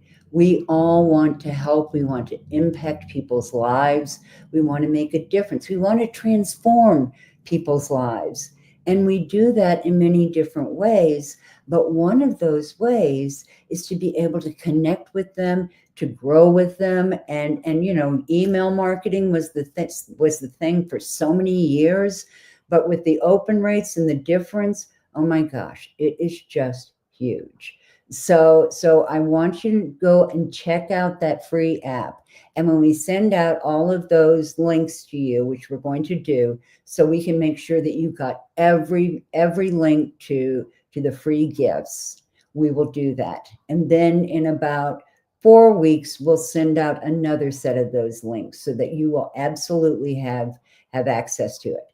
Now, you won't have access to the recordings unless you buy the VIP ticket. And that's $97, but it's well worth it. It's not just the recordings. It's an ebook that we're putting together that gives you the key takeaways and insights from each of our speakers. And we're also going to be, in fact, that's something I didn't even say. I do these summits. I have these great experts. And one of the things that I'm able to do is have a section of my VIPs on my app. So all of the people that you have seen during this summit will be featured in the app, in our app, Dumont Digital Marketing. And don't look for it right now because something went wrong with Google. And I can get my app from Apple, but I can't get it on my computer. So we've got to figure out a way to do that. I had my phone set up for mirroring, you know, really smart. And I don't know. I think my brain is numb. So I'm surprised that I'm doing this as well. And it's not that I can talk forever. You know, I'm an extrovert. I get energized by people, but you know, it's another thing to have to be stressed out over the tech and then do that. But the interviews have been great. We've talked to so many really fascinating people who had great insights and great comments. So I really want you to take and to experience that. So I'm going to leave you for a little while. I'm leaving you with the Action Era free app. And you've also got, oh, we've got the link to Jay's gift in here too. So that's in there also. So jump in and grab that. And we will make sure that we can do it. My tech was in the hospital and couldn't be working on it. So we only got him back for 10 hours and it just wasn't enough to accommodate all the things we needed to do. So he's a master. He's great at it. I don't think I drove him into the hospital. I don't know. but anyway, I will be back shortly with our next speaker. So thanks for hanging in there, and we'll see you soon.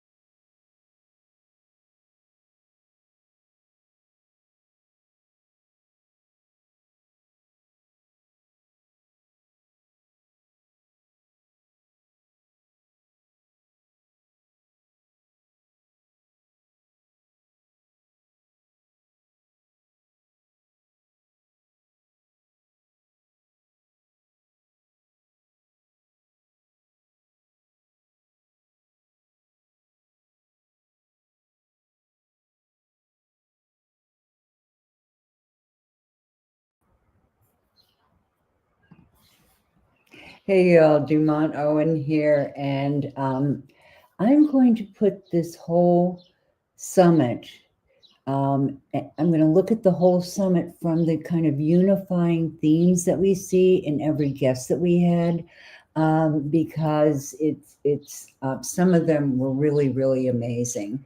So, there have been a number of themes running through it. Oh, I wanted to point out something before we start. I just put the link to the personal branding toolkit. It's free, and I told you I would get it to you, and I forgot to put it in there. So we will, again, those will be the links going out. Not just the sales page, we want the link, the free gift going out too. So my free gift is the personal branding toolkit. And it includes a 10-point checklist for your building your personal brand, 25 questions to help you identify it and get to know it. And then finally, it's got the 10-point checklist, the checklist. Oh, I can't think of it now. Anyway, it's there. It's a personal branding toolkit, and well, it tells you how to start, and it walks you step by step through the process and takes you through a checklist to see if you've done everything, so that you can assess where you are with your personal brand. I don't remember what the third thing is. So it's the 10 piece checklist for you to use with your personal brand. It's 25 branding questions that you can answer to determine your brand, and it also has a brand statement worksheet where you take all of your assets and you put them into this brand statement, which is basically who you are, who you help, how you help them, and then then that turns in, and your superpowers, okay, and that turns into your headline on LinkedIn. Okay, because your headline on LinkedIn is it's your who you help, how you help them, the results, keywords. You have to have the right keywords in there, and then add a little sizzle. Jay Fairbrother was on. He's the mastermind guy, and that's what it says. I'm trying to think what mine says right now. It said a bunch of things, and I change it fairly often to test different ones. So that's going on, and there are just a number of things that I want to remind you of. One is, and I know you get tired of me hearing this, but I'm so afraid that you won't be able to take advantage of it. So I'm going to put this in here. This is the VIP ticket. And with the VIP ticket, you will also get the recordings, the book that we're sending out, and the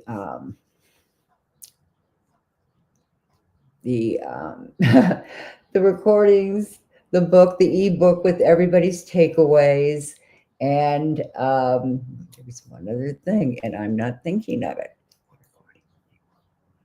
PDF.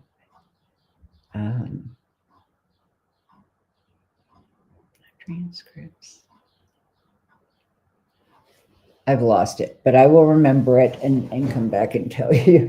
This has been quite the summit, hasn't it? But you know what?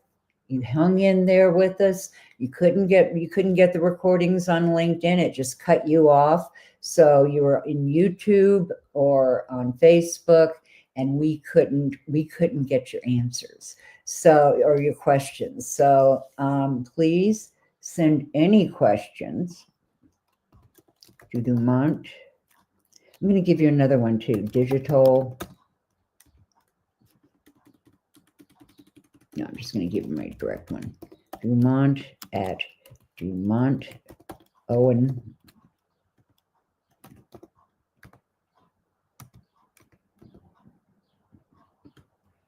Okay, so you have that. And if you have any questions, I think my VA also posted something where you can send them to him too. And that's That's perfectly okay. We just want to hear your questions. Now, I will be offering the LinkedIn Algorithm Mastery as a master class about once every month to 2 months. So you will be able to see that again. And by then we'll have even more stuff that we know. So that'll be good. So let's kind of go back through the summit and think about some of the things we've seen and some of the things that have been that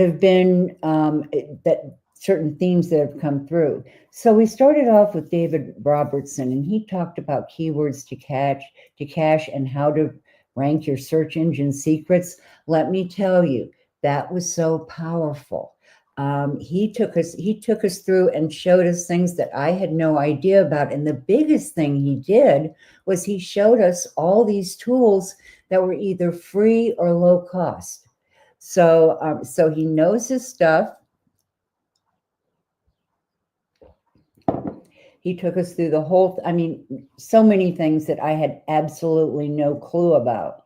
So you really want to see that and see what he did. Then we had Ray Hyde Cornell, and Ray talked to us about generation marketing or demand generation. And that was a new one for me too. I'm so glad that she's been doing this, because what she's done is she's made it very clear that lead generation isn't enough anymore. We talk about lead generation. I talk about lead generation, and I'm going to have to go out and study demand generation, because it's actually a funnel that sits on top of the lead generation funnel. So remember, I was telling you that LinkedIn is a funnel, a sales funnel. Well, this is something that you can know. And by doing that, you're able to pre-sell your whatever it is that you're promoting to get leads 80 to 90% pre-sold. Okay, so that's a big thing. So definitely go back and look at her stuff. Kathy Burns. Kathy was tremendous. I met Kathy several years ago, and at that time, she was advising me to do some things to be more organized, because that's her thing. She's all about organization and what you do and how you do it. And it's like, stay with one thing, stay with what you know, because you don't want to stretch yourself too thin. And she was saying, for instance, with me, before we ever talked about computers, she was telling me, how to organize my file cabinet. And you know what? She was absolutely right, because I've started doing that. And I find that I'm throwing out, or recycling, please. I'm recycling about 90% of the stuff that I still had. I have a whole file cabinet that's full of stuff from when I was a career coach.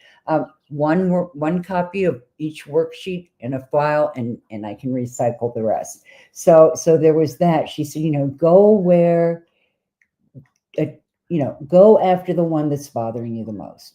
Use that kind of organizing principle. Then she talked about her class that she has, and she showed us how she takes people through, and it's all about Google. It's all about Google. And having had, it's just been one of those weeks, having had difficulty with Google, I was prime territory, because there were things still going through, and I know I'm going to be taking her course. So she dropped a couple of free things too, and we will make sure that you get those. And then we talked to James Hipkin, and he was all about how to use AI to turn customer conversations into marketing that gets seen and heard. And he was similar to what some of the others said, in terms of, you want to be able to do that, but you also have to remember that you're leading with conversation. People want to know that they're talking to a human, right? And then finally, we had Eric Johnson on how to become someone worth listening to. And Eric, I've known Eric for several years now, and I know people who have gone through his talent podcast program. He's different in that he really focuses on how to get your talent seen, and that means another theme that I'm going to be talking about in a few minutes. That means vulnerability. You know, you're going to hear that through this whole thing. You know, you have to be open. You have to be willing to share. And you have to, you know, because that's what people want to hear. They don't want to hear just more content. And that's where people get into trouble. And I know I've done that with live streams in the past, you know, going out and constantly trying to find new content. And that's not the important thing. The important thing is that they get to know you, get to respect you. They think of you as their friend. And I brought up, you know, I remember as a kid, as a kid, they still had transistor radios. And I can remember that was something you took to bed and listened to. I was so excited when I got it. And now that's what a podcast does. It's someone that you can start to feel as a friend. And I know that my mentor, or one of my mentors, Imana Guy, always says to get on, you know, several podcast stages, summits, whatever it is, videos, whatever it is, and you know, do that, because that gets your message out. And when we were talking with Kimberly Crow later on, she gave us a statistic, and it was 2 podcasts a week could end up with I can't even remember the staggering amount of hours it was. She had figured it out, but it was a huge number of people, of places and people that you have connected with, you know, throughout the year. And that is so important. And that theme kind of ran through too, in terms of getting out there, making yourself available, getting started, and just really going for it. So some of the themes that have come out have been, you know, authenticity. Authenticity is something that's run through the whole thing. And I'm going to talk a little bit more about that in a minute, but I really wanted to go back and summarize some of the things we heard from other people. Ben Joya. Now, Ben is the one person that I have interviewed more than anyone else, because he's delightful. He knows his stuff. He's totally authentic. He told you a story that was hair-raising, okay, about where he came from and how he got into what he does now. And Ben is all heart, you know. So with him, it's like everything he does is an extension of his beliefs and who he is and what he's doing. And he gave us a bunch of tips. I remember my favorite one years ago that he gave me was, you know, it's hard for me to write because it comes out as academic speak, because I was in academia so long. So I was trying my best, you know, to get rid of that and start talking. You know, people don't want to hear you talking as an academic on a podcast or anything else, or an article. And I was really having trouble with it. And he said, don't write, record your thoughts, record your articles. And sure enough, I started sounding more like me. So it's a really good tip. And he has all these insider secrets that you can get. He's what Ben, I don't think, went into quite as much is that he knows how to get you, you know, to the place where your book's going to make a splash. You know, he can get you on the bestseller list. In fact, you know, he can get you on several bestseller lists. So you really want to go with something like that, where you have more control over your product, right? And he also talked about, he also talked about controlling your own product, you know, having that in place, not having to deal with a publisher who may or may not, you know, work with you well and get you to the place you want to be, because they control it. They control how many books you sell. So it's so much better to be self-published. And Ben told us to write 20 minutes a day.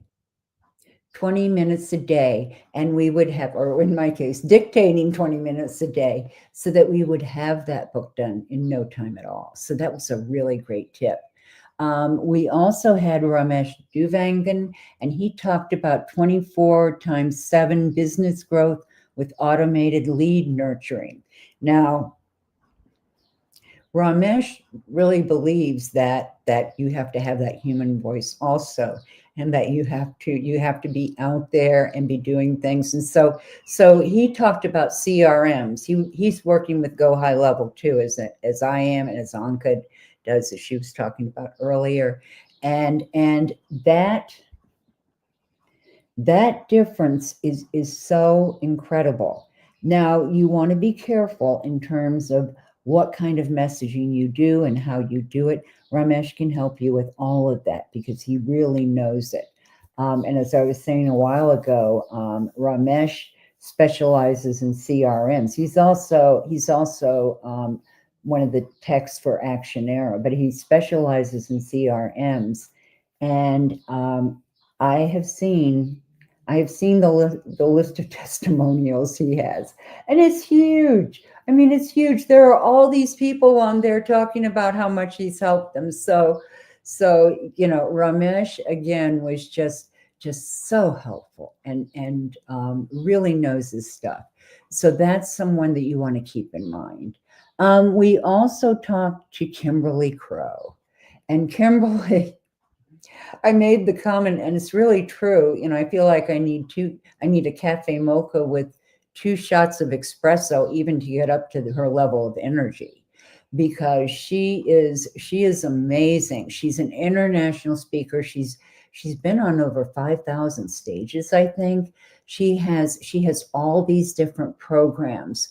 And the one that I want you to look up is the Speakers Playhouse. Look that up because it's a free program. It's free and it goes really fast. They keep this pace really fast. And that's why I said, I needed more energy, because it's wild, but it's so cool, because people who want to speak on stages or podcasts or video live streams or whatever it is, can put their information in as to what they're looking for.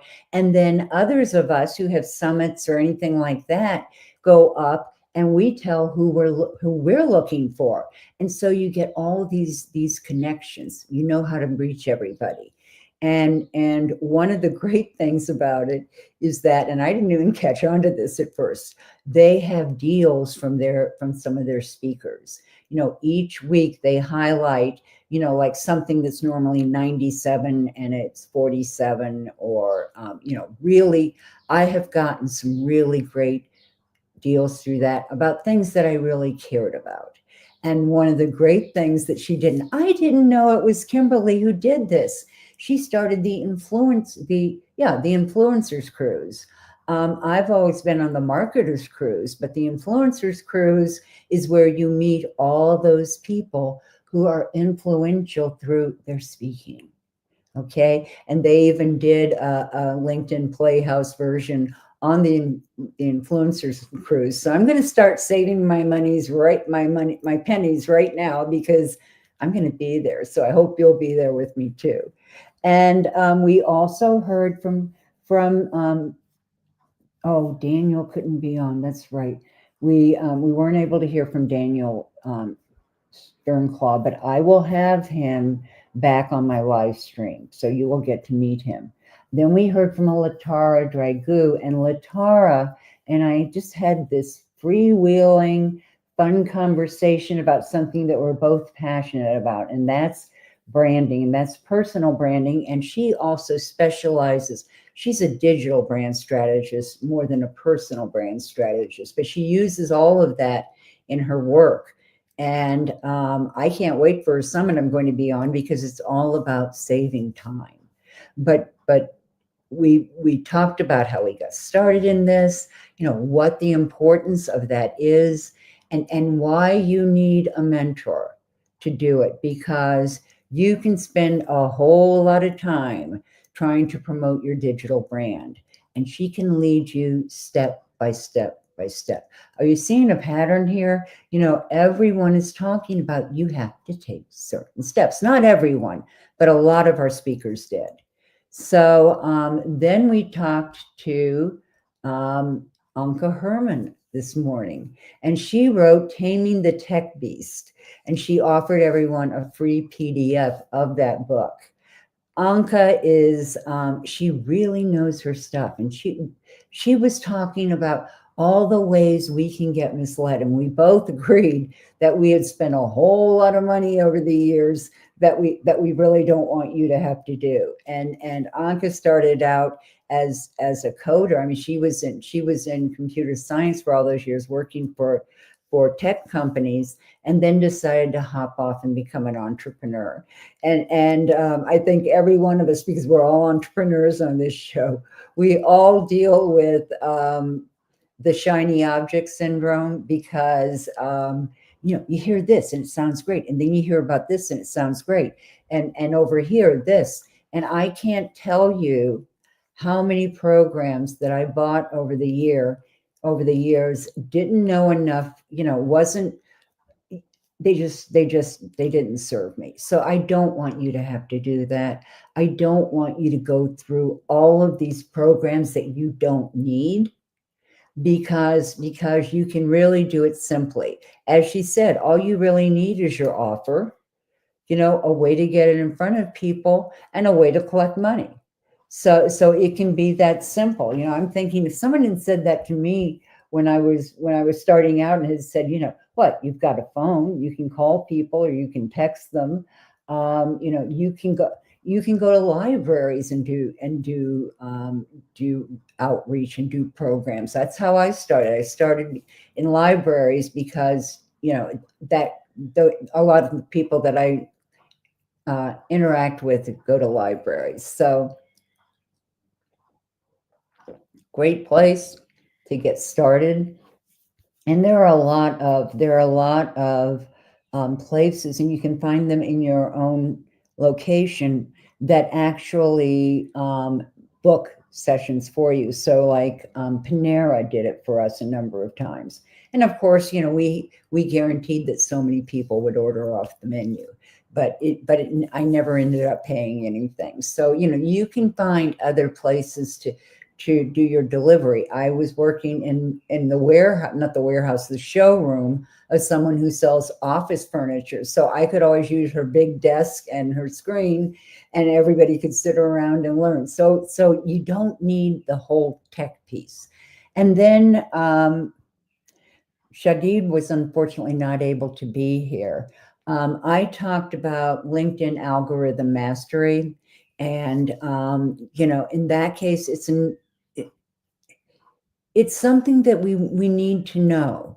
And I think my biggest point to you is, you absolutely need to know about the new algorithms, because they're changing what works on LinkedIn. And we talked about some major ones, but one that keeps coming back to me is people saying, I don't have the reach anymore. You know, I had thousands of people looking at my posts, and, you know, I had 15 last week.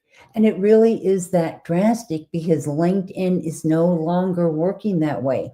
It doesn't recognize hashtags and viral posts. I still use 3 to 5 hashtags because they're nice for videos and things like that. But you know, don't go loading it up, because when LinkedIn sees, you know, like 8 to 20 hashtags, you know, it shuts it down. You're not going to get anywhere. So I always heartily recommend 3 to 5. And so that was one of the things that I see the most often. And it's just, and the difference in the free accounts and Sales Navigator, they are two completely different sets of strategies that you use. And so it's really a matter of finding the best way to work with your clients, because they're there. You know, your ideal clients are there. They just haven't found you yet. And so it's all about making yourself visible, but even more about making yourself credible. and doing the kinds of things that will engage, and doing posts that people are going to stay on for more than a few seconds. We talked about carousel slides, and that's one way, because those are the slide decks that you see, and people are going to spend more time because they're going through the slide deck. Or you can do infographics, and Canva has templates for infographics, so it's not all that difficult. Just be sure that the information in them is valuable and that they're easy to understand. So you can do all of those kinds of things for free. And another one is the vertical videos, and vertical videos, everybody's excited about that. So we had a lot of we covered a lot of change. And one thing that I want you to know is that part of what I offered was a course that is part of my accelerator. It's also freestanding if people want it that way, but it's a course that really gets you through quickly, and it leads you step by step by step. The accelerator includes the free course with and that's 6 group sessions and two smaller sessions, and it also includes a whole bunch more stuff. So go back and listen to that, because there's a lot I want you to know. And the biggest thing is, don't try to game the algorithms. It's not going to work. LinkedIn changes so much, every 6 months, sometimes every week, that you can't try and game them. You can be aware of them so that you're smarter with it. But the key thing is going to be to position you in the market. That's the thing that you want to keep thinking about. How do you show that you're an expert? How do you show that you're authentic? That you're really offering credible information. So all of those things, require different strategies and different ways of operating. But what I want you to know, again, is don't try and game the algorithms. It's all about positioning yourself in the market as an expert. Okay, and then, I talked to you about Actionera, and Actionera has just made such a difference for me in my marketing that I just really wanted you to see it and understand what it's about. So I dropped a link to the free version, and then you can go in and check it out and see whether you want to invest in more, because you can stay with the free version if you want. So that's something that I dropped. I dropped a link to that, and we will be sending that link out again. We're going to send all the links that of all the things that were offered and gifts, and we will send links to all of those. Not the VIP gifts. You have to have a VIP ticket for that. But the free gifts, absolutely. So we'll get you that list. We'll get you. That's the other thing. The list of free gifts. We'll get you the ebook, the video recordings, and the ebook is the takeaways of each speaker.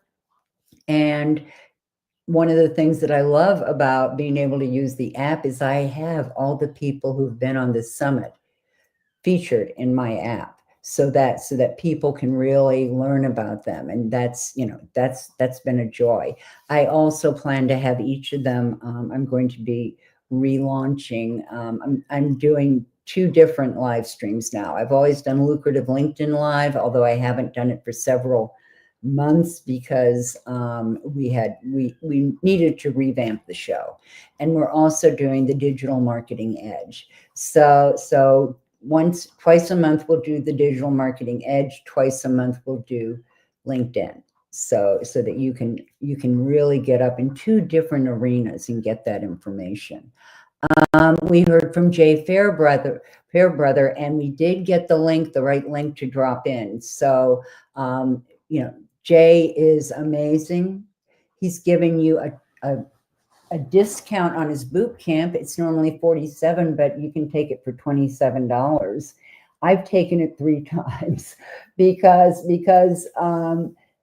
Jay really, one of the questions that he asked during this boot camp, and this boot camp, you work in this boot camp. It's not that you're just going to be sitting there. You're going to come out of the boot camp with a lot of work towards creating a mastermind, and masterminds are where it's at. You know, just the part that he told us about, you know, when you're marketing, if you're going through the whole way that everybody does, you know, you have the lead magnet, then you have the class, then you have a premium program, then you have premium program, your kind of middle program, and then you have your mastermind.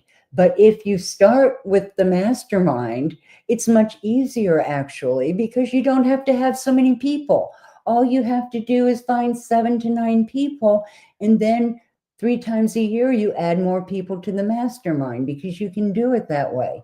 So and they don't have to be the traditional mastermind, which is everybody sitting in a circle.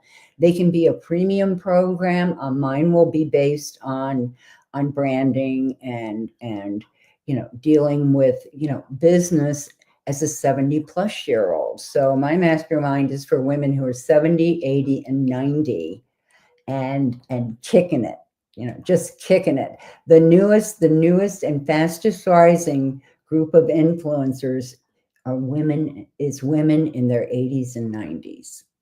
Seriously. And they've got big followings, particularly in the millennials, but also Generation Z. And Jay calls it my old biddy mastermind. And I don't think I'll call it that, but maybe I'll have, because there's some hysterical pictures that go with it. But it's kind of like talking to grandma, you know, and getting that advice. But they also, you know, it's the wisdom. It's the wisdom that comes through people who have learned lessons all through their lives. And so I can't wait to perform this mastermind. So do me a favor.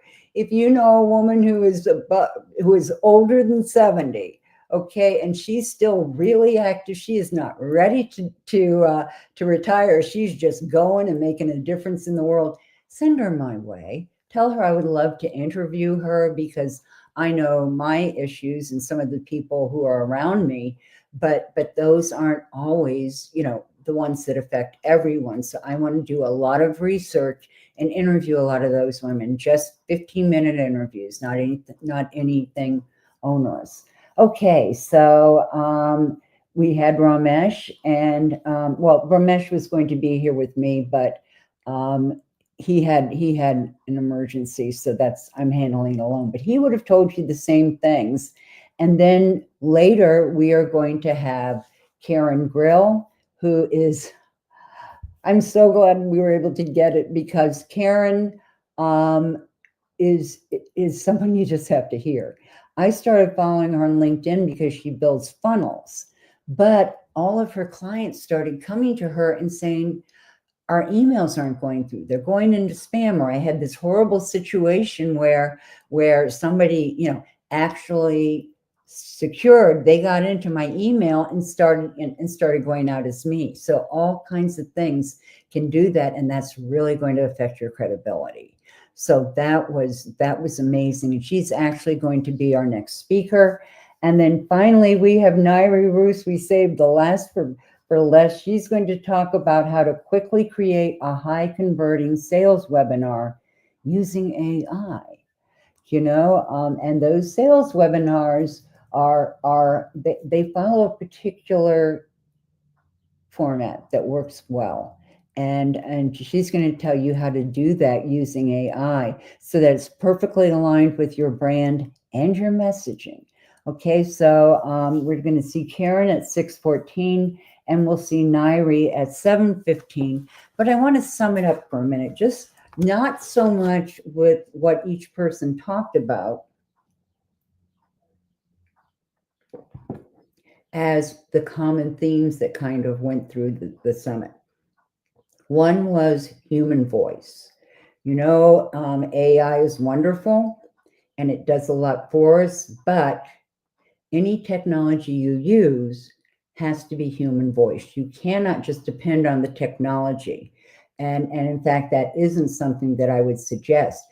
Go to ChatGPT or Gemini or any of the others that you're using.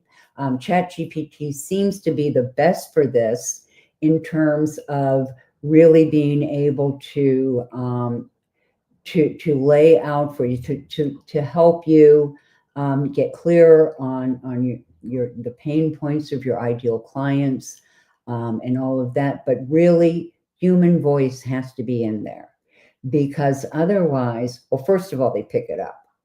All the, LinkedIn, you want to get canned. Well, they don't like just generalizations, what I talked about before, generic information. So get titles and suggestions for, some of the things you might do. Create your content calendar in there.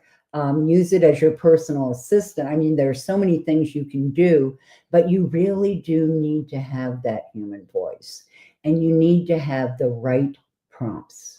With my clients in my program, we have prompts that we use. I give them the prompts, and it makes a big difference, because you can get really lost in AI.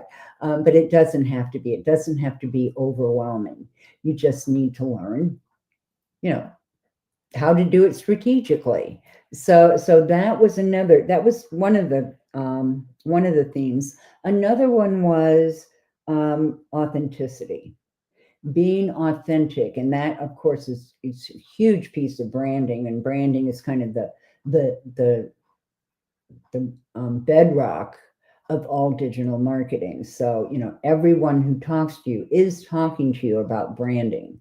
And so that authenticity, whether you have a podcast, whether you're posting video, whether you're writing an article or a post, or doing that vertical video, you have to be authentic.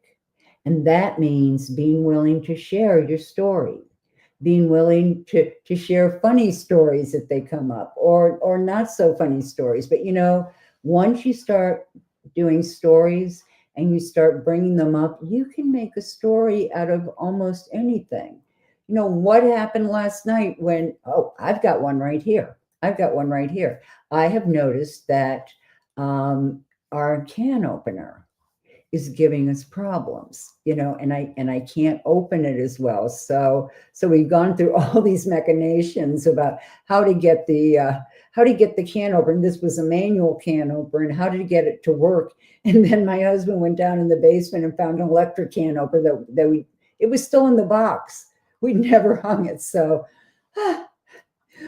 that comes from having a cluttered basement. It's his workshop. So that was another one, as far as authenticity. Be willing to share, because you can make you can make any story and do that. So that might be, that one might be, look around, see where you have things, and go for that organization that you need. And bless my husband's soul, that's exactly what he's been doing, because he can't stand a place that's unorganized, and I'm chaotic. So I complicate his life. And we did talk in almost all of them about the importance of branding, because branding is how you know who you really are, and what is in your brand. Because I want you to understand something about branding. Jeff Bezos of Amazon was fairly famous for saying, your brand is what people say about you after you leave the room. Well, I don't know about you, but there have been a few rooms that I've left that I don't really want to know what they said about me. But the importance of branding is to be authentic. It's to be able to really unearth your personal brand, because the thing is, you've already got one. You already have a personal brand. You just need to unearth and find it out. So I'm giving, as a free gift, I'm giving you the personal branding school kit to help you in doing this.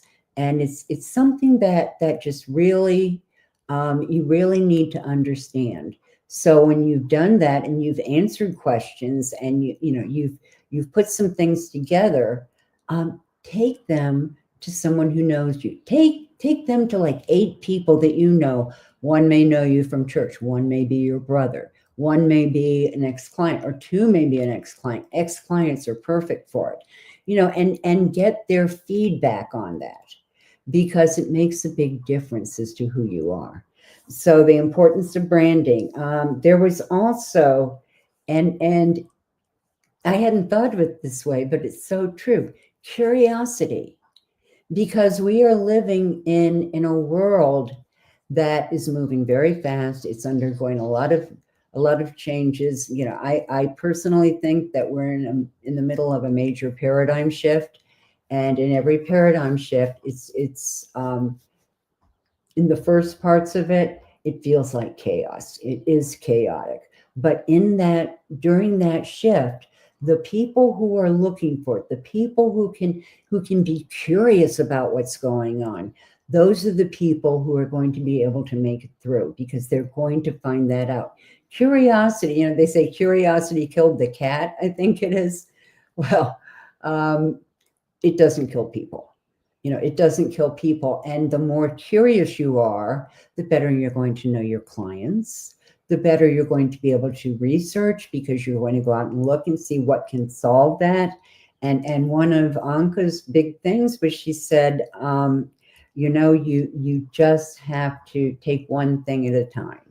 And she said, when you're starting out, all you really need is an offer, something that you're going to sell, a way to get people to that offer, and then a way to process money. And that's really all you need starting out. So don't get enticed by all of these expensive tools, because they're pretty expensive, but there are a lot of free things out. So take care of, use those, but use those wisely. Don't take on more than you can chew at the moment. Okay, so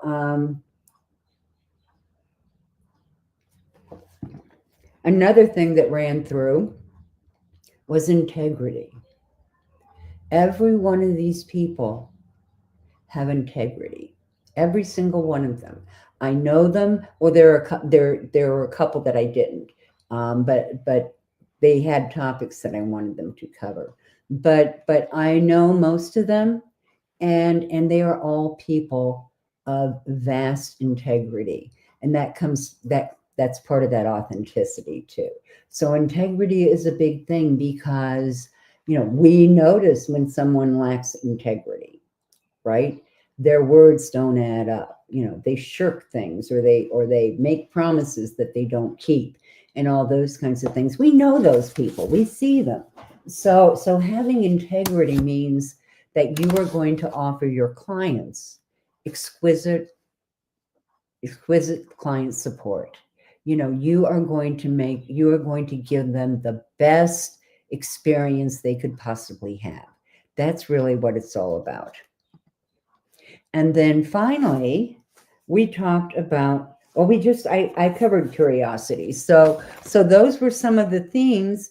And I'm sorry that we've had these tech problems, because I really want to be out there, hearing you and seeing what's going on, and getting your questions. And, we've had some really good conversations. And very few people use slides, as you noticed. I did, because there was a lot that I had to cover. But general, and even then, I talked and did a lot of stuff that was different from the slides. So we had some great conversations, some great interviews. And what you'll notice in those interviews is that when you know yourself, when you're authentic, when you really understand yourself, then you're comfortable in interviews, because interviews are kind of wild and crazy. They can go in any direction, right? So it's part of the fun. It's also a little scary at times, but if you listened to the one last theme, the one thing that came through from everyone was resilience. resilience. We didn't skate into this situation. We didn't skate into into where we are now. We've all made plenty of mistakes. We've all had terrible things happen in our lives, and we just kept going. And that's the important part. And I'll share this story. When I was in my PhD program, there were people who had terrible things happen, and they kept going. One of my friends, her mother and her brother died within weeks of each other, and she still went through the exams, and she got the PhD. There was another woman who gave birth to a hydrocephalic baby. Her husband left her. There were a number of divorces that influenced people, and I had an apartment fire where I lost everything basically, and so it's that resilience. It's that ability to keep going. And I'm not saying that after an apartment fire, I didn't have help. Oh my God, people poured out of, I mean, they just really helped me, from everything from collecting clothes to someone that I know who came and got me, and she said, we're going to the mall and we're going to buy you new underwear because I don't want you wearing other people's hand-me-downs in underwear. So it was just, I can look back and laugh at some of these things now. At the time, it was not a great experience, but that's it. It's that resilience that gets us through. And it's knowing that any of us who are experiencing success now have been through that. And so we understand when someone comes to us and they're confused, or they've had an event in their lives that they really need to come back after, or they're just overwhelmed in what they're doing. They don't understand it. They know they need to take a new route. But we can save them that time. One of the things, the final theme that came up throughout the entire summit was the importance of having a mentor who takes you step by step through the process, because it can be overwhelming. So whatever your goals are, and whatever you're dealing with, there are people who can help. There are people who can help, and we all have lower end kinds of things. We have free things that we do, that we really help people. I do my live streaming on LinkedIn, and I'm always trying to come up with a new way to help people. And that's the thing that we all have in common. So I'm going to take about 15 minutes, and then we have our next person, who is Karen Grill. And Karen is the one who knows about email. So we went through a period recently where we had a few problems with the emails. So, and we couldn't understand just what she was saying. All of our emails were going into spam, and we thought we were doing all the right things. So it's really important to hear this. So I'll be back with Karen. She couldn't be with us live because she was traveling out of the country, but she recorded this before she left. So I really want you to hear this. And then we are ending up with Nairi Roos, and she's going to talk to you about how to use AI to create a sales webinar. And that's a skill that I want to hear. Okay, so come on back and join us. We should be back in 15 minutes. And, hang in there. There's good stuff coming up. See you in a while.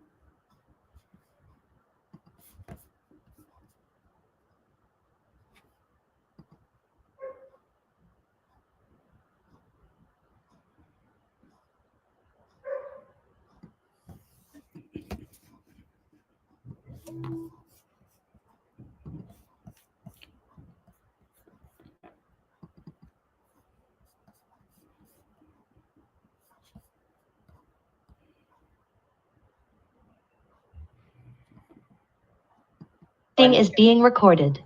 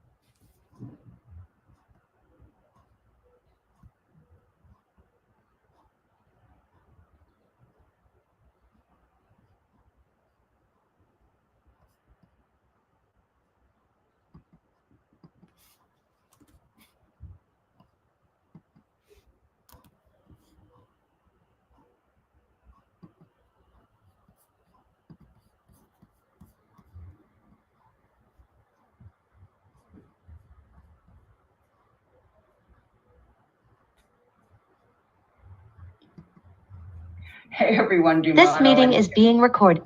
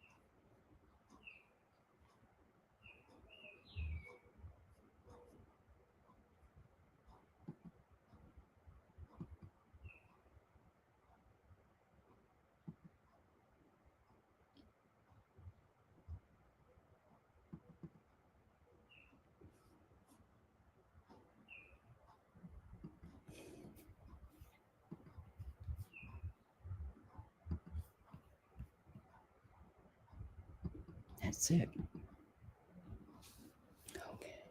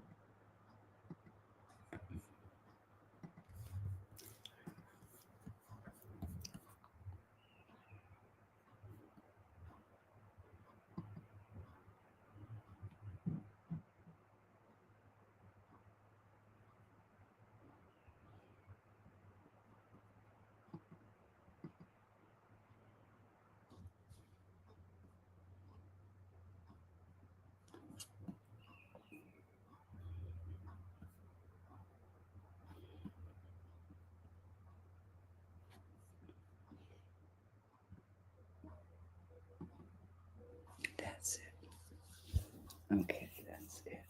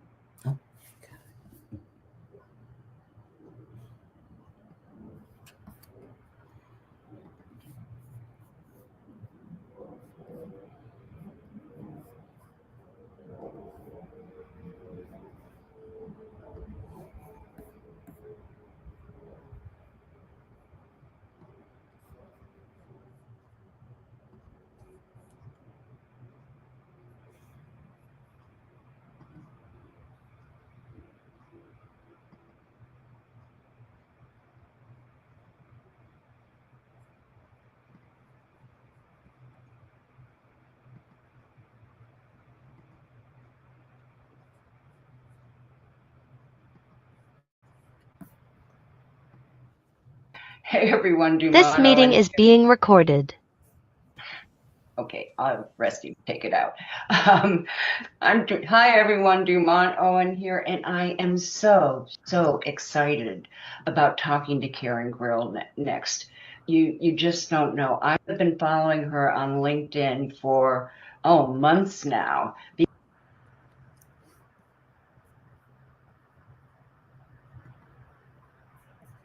Hey everyone, that video kind of got away from me, but this is Karen Grill, and she is going to rock your world if you're someone who really counts on email marketing, because it's gotten really scary. You can get limited so deeply by going in the wrong direction that it can really screw up your email campaigns. So I'm just going to play this for you, and then I'll be here watching too, because I really want to see it. Okay.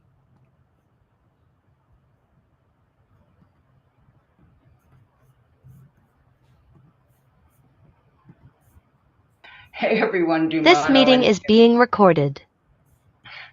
Okay, Rusty, take it out. Because hi everyone, Dumont Owen here, and I am so excited about talking to Karen Grill next. You just don't know. I've been following her on LinkedIn for months now, because she's the only person that I saw who was talking about this. If you have an email list, I don't care whether it's 100 or 30,000. If you have an email list, and you don't know what she's going to talk about, you could be in real danger of destroying your list and eroding your credibility and everything else. So it's with great delight she agreed to be here, because it's just incredible. So Karen, thank you. Welcome to the Digital Marketing Edge Summit. And I just am so excited to have you here. And so my first question is, how the heck did you get involved with this? It's not something that pops to mind right away.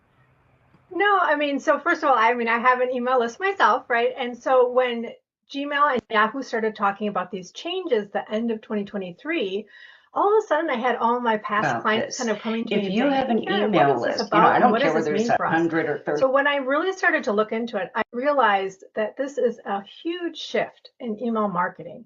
And so I realized that this is something that not only do I have to think about for myself, but for my clients, and then trying to help other service providers out there, because I think so many people don't understand what this is, because it sounds very technical and scary. They also don't understand the implications and how this is going to change the way as email marketers have to send email. Yeah, I wasn't aware of any of this. I barely registered 2023, so I know, my CRM is Go High Level. Mm-hmm. And it's great. I love Go High Level, but I'm not doing any of this stuff with my mailing list. Nothing. I have been, I guess, blissfully unaware, but that's not the place to be right now. So like I said, I've really been following you. So would you talk about if you have an email dangers that are associated, with doing a mailing list? Because I was so clueless. So you're not alone. So many people don't know realize what she's going to talk about. I think they did a good job rolling out these changes. You could be in real danger of destroying your list and eroding your credibility and everything else. Even though they already have emails. So I just want to kind of start with maybe the basics and say, she really, agreed this to is be here because we all get a lot of spam. We don't like it. We want to reduce it. It's just incredible. Email so services Karen, like Gmail and Yahoo. Thank you. Welcome to the Digital Marketing Edge Summit. And there are some other kind of malicious types of email too. One is phishing, and that's when they put those malicious links in an email and they want you to click, fill that out. And is that PH? Yes, it's the Yeah. phishing. Yes. Okay. Yeah, I've heard of it. Yeah, a lot of people have heard of it, but that's kind of what that is. And then another one is spoofing. So that's when I kind of take over your email and I pretend to email as you. So obviously these are malicious kinds of emails that we don't want, right? And Gmail and Yahoo and people who receive emails, we don't want that either. No. So this all started from that, to prevent the spam. And so what they did is they implemented some new kind of authentication protocols that we all need to use. So if you have a domain-based email, so like, dumontowen.com, that's your domain-based email as opposed to gmail.com, right? So they want us to use our own domain email so that we can control it, like we can protect it better. Yeah. And so the danger is if you don't do this, your emails may slowly start to go to spam, may get blocked entirely. You may be seeing sometimes if you get an email that has like a gray warning bar saying this could be suspicious, be careful. Or, your domain could get blacklisted. So that's not only for your email, but then for your website as well. So yeah, you need to stay up to date on these protocols to make sure that your emails are landing in the inbox. Yeah. Hey, thanks for having me. I've heard of that happening to people who are using Facebook. Getting, having their profiles and everything taken over. But I didn't realize they could also, imitate you and go out. And you know what? I just changed. I added Dumont at DumontDigitalMarketing.com. So I'm just gonna get rid of those emails. I don't need them. I mean, we can use them for our personal emails, but for marketing, we just can't use those because, again, we don't control gmail.com. We can't add records. We can't make sure it's secure. There's nothing we can do. So that's really pushing it. This is going to be the new standard to have the domain that you're doing for your email marketing. Okay, so we have the block busting too, which is going to put our website in danger. And I thought you mentioned something. I saw your email yesterday. Link busting or something. List bombing. List bombing. That's it. Yeah. And I was going, what the heck is this stuff? So, unfortunately, bad email actors are always thinking of new ways, right, to do things. And so one thing you might see sometimes in your email list is all of a sudden you might get 70 signups like all at once, and they're all really in real danger of destroying your list and eroding your credibility and everything else. So it's with great delight she agreed to be here because it's just incredible. So Karen, thank you. Welcome to the Digital Marketing Edge Summit. And I just am so excited to have you here. And so my first question is, how the heck did you get involved with this? It's not something that pops to mind right away. No, I mean, so first of all, I have an email list myself, right? And so when Gmail and Yahoo started talking about these changes the end of 2023, all of a sudden I had all my past clients kind of coming to me and saying, hey, Karen, what is this about? And what does this mean for us? So when I really started to look into it, I realized that this is a huge shift in email marketing. And so I realized that this is something that not only do I have to think about for myself, but for my clients, and then trying to help other service providers out there, because I think so many people don't understand what this is, because it sounds very technical and scary. They also don't understand the implications and how this is going to change the way as email marketers have to send email. Yeah, I wasn't aware of any of this. I barely registered 2023, so I know, my CRM is Go High Level. And, it's great. I love Go High Level, but I'm not doing any of this stuff with my mailing list.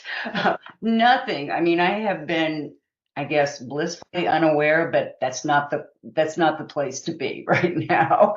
So, like I said, I've really been following you. So would you talk about some of the dangers that are associated, with doing a mailing list? Because I was so clueless.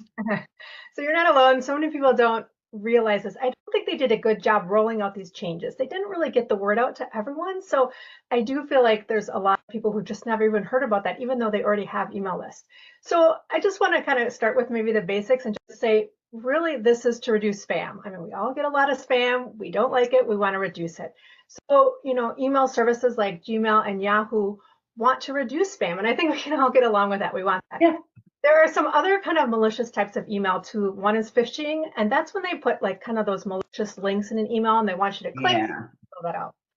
And is that PH? It's Yes, it's the yeah. phishing. Yes. Okay. Yeah, I've heard of it. Yeah, a lot of people have heard of it, but that's kind of what that is. And then another one is spoofing. So that's when I kind of take over your email and I pretend to email as you. So obviously these are malicious kinds of emails that we don't want, right? And Gmail and Yahoo and people who receive emails, we don't want that either. No. So this all started from that, to prevent the spam. And so what they did is they implemented some new kind of authentication protocols that we all need to use. So if you have a domain-based email, so like, DumontOwen.com, that's your domain-based email as opposed to gmail.com, right? So they want us to use our own domain email so that we can control it, like we can protect it better. Yeah. And so the danger is if you don't do this, your emails may slowly start to go to spam, may get blocked entirely. You may be seeing sometimes if you get an email, it has like a gray warning bar saying this could be suspicious, be careful. Or, your domain could get blacklisted. So that's not only for your email, but then for your website as well. So yeah, you need to stay up to date on these protocols to make sure that your emails are landing in the inbox. Yeah, that's, I've heard of that happening to people who were using Facebook. Getting, having their profiles and everything taken over. But I didn't realize they could also, imitate you and go out. And you know what? I just changed. I added Dumont at DumontDigitalMarketing.com. So I'm just gonna get rid of those emails. I don't need them. I mean, we can use them for our personal emails, but for marketing, we just can't use those because, again, we don't control gmail.com. We can't add records. We can't make sure it's secure. There's nothing we can do. So that's really pushing it. This is going to be the new standard to have the domain that you're doing for your email marketing. Okay, so so we have the blockbusting too, which is going to put our website in danger. And I thought you mentioned something. I saw your email yesterday. Link busting or something. List bombing. List bombing, that's it. Yeah. And I was going, what the heck is this stuff? So, unfortunately, bad email actors are always thinking of new ways, right, to do things. And so one thing you might see sometimes in your email list is all of a sudden you might get 70 signups like all at once. And they're all really weird emails, lots of characters, weird domains, like just weird things. And really those are bots signing up. Now, it's unclear exactly all the time what they're trying to do. Sometimes they're trying to hack and things, but it just makes it bad for you because if you have all these bad email addresses who are never going to open your email, they're never going to hire you, right? You're actually, reducing your open rates, you're reducing your click-through rates, so it's really harming your email list. So it's more important than ever, not only to have the email protocols, but actually look at your email numbers. You need to be monitoring your list, looking at signups, cleaning your list regularly.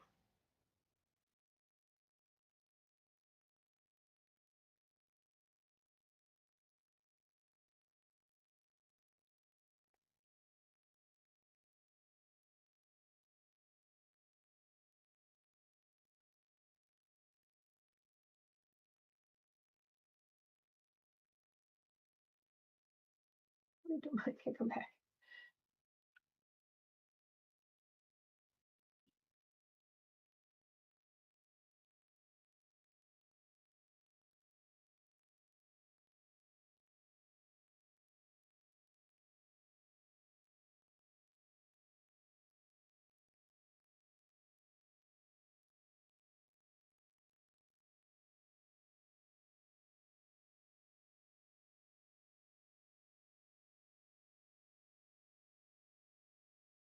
Thank you for being here.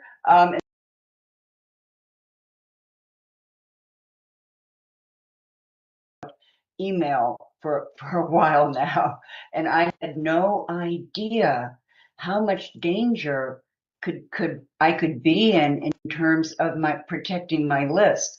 And I started following her, and I've been following her, and I realized, I am really vulnerable. So I really wanted to bring her on today because you've got to protect your list, right?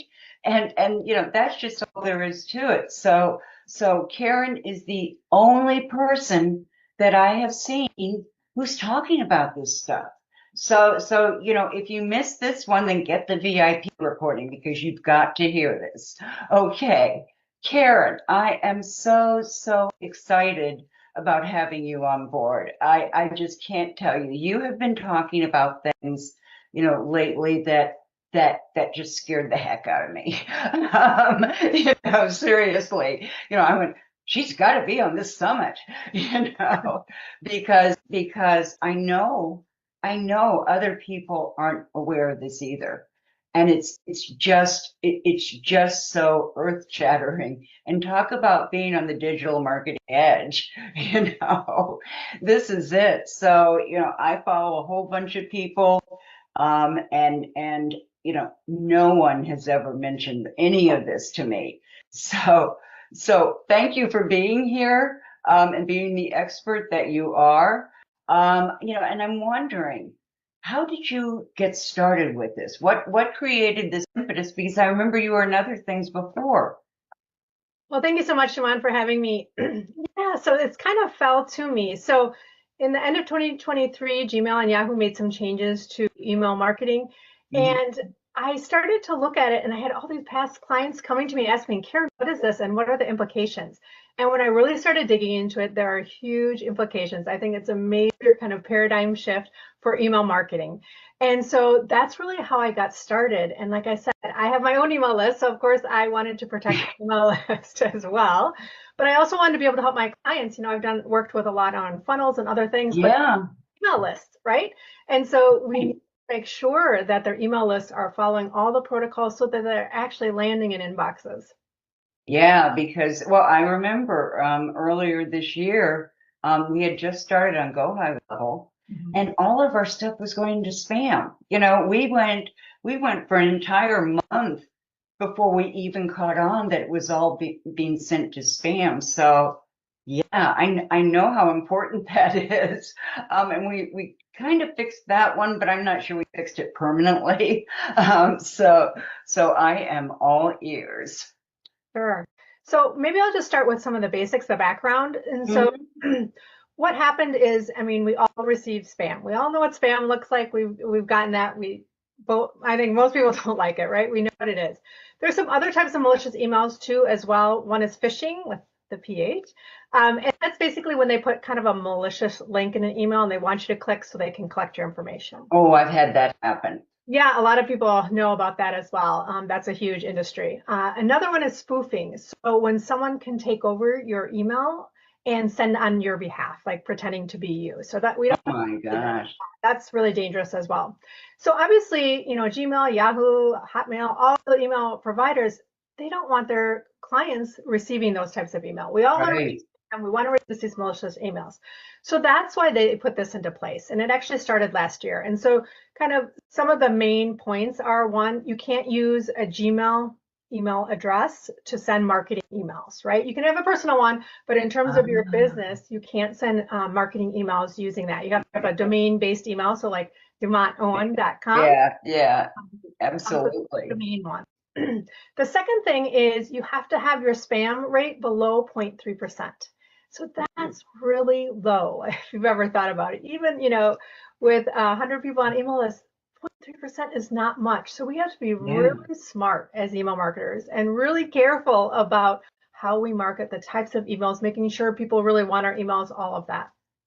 Yeah. And someone once told me that when people get off your email list, when they leave your email list, that's okay. They weren't interested, so it's good to have people leave too, and we've all had that. We put out a lead magnet and, people come on and they jump off, so yeah, keeping that email or that list cleaned up too, I imagine, is very important. For sure. And, we want people to self-select out as opposed to hitting the spam button on you, Right. Implications for you. So we want people who aren't the right fit or maybe just don't have time for us right now to unsubscribe. And that leads to the third thing, the change that they made. They have a one-click unsubscribe now. In the past, you might have seen emails where you had to scroll and scroll and scroll and to try to find that link, and sometimes there wasn't even a link. So now they're mandating that for email marketing, you have to have the one-click unsubscribe. Sometimes you'll see that at the top, it'll just say unsubscribe and you can click that. Sometimes it will be somewhere else. They really want it at the top though. So that's something typically, your email service provider would kind of be helping you with that, but it's definitely something that you want to check to make sure it's implemented for you. Yeah, and I think I want, like when every once in a while when I'm really promoting things, I put at the top, if you don't want to keep, get any more emails on this link, this thread, just just do it. It doesn't opt them out of my list, but it keeps them from getting, continuous bothering things. And I know that's controversial, but no, I think that's a great way. Then you're kind of segmenting people into what they want and what they don't want. So I think that's great. And then, the fourth thing that we had to do is to implement these authentication protocols is what they are. It's kind of an alphabet soup of terms, but basically it's with your domain, you're proving that you are who you say you are. So you're securing that domain email. So when you send it, like Gmail or Yahoo, your recipients, they're like, oh yeah, okay, this really is Dumont. This is her email. She has everything in place. We can trust her to actually deliver it in the inbox. So those are the four main things that kind of happened last year and were implemented last year. And actually now in May, Microsoft is also for Outlook and Hotmail doing the exact same thing. They're implementing these four protocols as well. So really, it's just become standard practice now. It's non-negotiable. We really need to make sure we have all these in place. Wow, this is one of those things that everyone should hear. Because we're on LinkedIn, because that's our professional, not playground, but that's, I don't know, sandbox, I don't know, but that's where we play. And so being professional and getting people on board is increasingly important. And if they opt in for one of our lead magnets, that's when we better make sure that what we're doing is right. Yeah, I mean, if you don't have these things in place, the problem is you're more likely then to go to spam, right? You're more likely to be blocked entirely. Like you don't even get to the recipient. Oh, yeah. And then it can have implications for your own domain. So it can affect your website and other things. So that's why it's kind of, everyone needs to kind of look at this, look at your own and make sure you are doing all the protocols you need to, because it does have implications. And the problem that I see is, so Google and Yahoo said that they don't explain exactly how they'll penalize you specifically, but kind of what they said is, well, first we'll penalize 5% of your list and then 10%. So it's like you see a drop off. So a lot of times people will come to me until it's like 60% has been penalized, right? Oh my gosh. Yeah, so it's really unfortunate because I would rather get it really early so we can fix it then. But yeah, absolutely. If you don't have an email list, I encourage you to set it up the right way from the beginning because it's so much harder to try to fix an email list that's been penalized. It takes a lot of hours and time and months to actually do that. So really look at where you are right now and make sure everything is set up properly. Yeah, that makes sense. Yeah, because I know they were telling us things about Europe for a while that we had to comply. Are these any different? Are there any different regulations there that we need to consider? So there's spam kind of regulations all over. In the US, we have the Can Spam Act. In Europe, they have GDPR. So these are things you can't just send spam to people. They have to opt in. They have to be able to opt out. In Europe, especially, if they've opted in and then they opt out, they can ask you to delete all their records about them that you've ever had. So there's definitely some different kind of laws and regulations, obviously, that we need to follow. But these are additional and they're not laws, right? They're really just kind of email marketing best practices is what I would say. And if we want our emails to land in the inbox, we do need to follow them. Well, yeah, I mean, we do have clients in other continents, and and besides having to deal with all the different time changes, which that's enough to make me go nuts anyway. Now we get to worry about all this other stuff too. So okay. So could you give us, like step by step, what we could do to tackle this? So, it is a little technical, I will say, but I definitely think it's a strategy and a technical and kind of then a roadmap going forward how you email. So the first place you go is your email service provider. So I don't know if you have, MailChimp, MailerLite, ConvertKit. Yeah, we're through GHL, so You I could know. go Yeah. high level. So basically, if you kind of Google go high level and then email authentication, it will probably bring up the things. Oh, good. Okay. Unfortunately, it's not the same across the board, of course. So Right, right. I've done it differently. So I can't just give you kind of the step-by-step for that, but start there first and Okay. see what they have implemented. Most all of them have something implemented. Yeah. So go through that first. Okay. The couple things to consider is that, again, since it's your domain, so Karen Grill or Dumont Owens, .com, you need to think about what other programs do I email from? So it could be only your email service provider, but it could be if you have a CRM or if you have like Kajabi or something, you need to think of all the programs you use. Right. If you email from them, you may have to do that for them as well. So definitely, again, just Google, Okay. an email authentication or something, and you'll come up with that. So make sure Okay. you think about all the programs you use. Do you send email through them? And then I would double check if they have anything for you to do.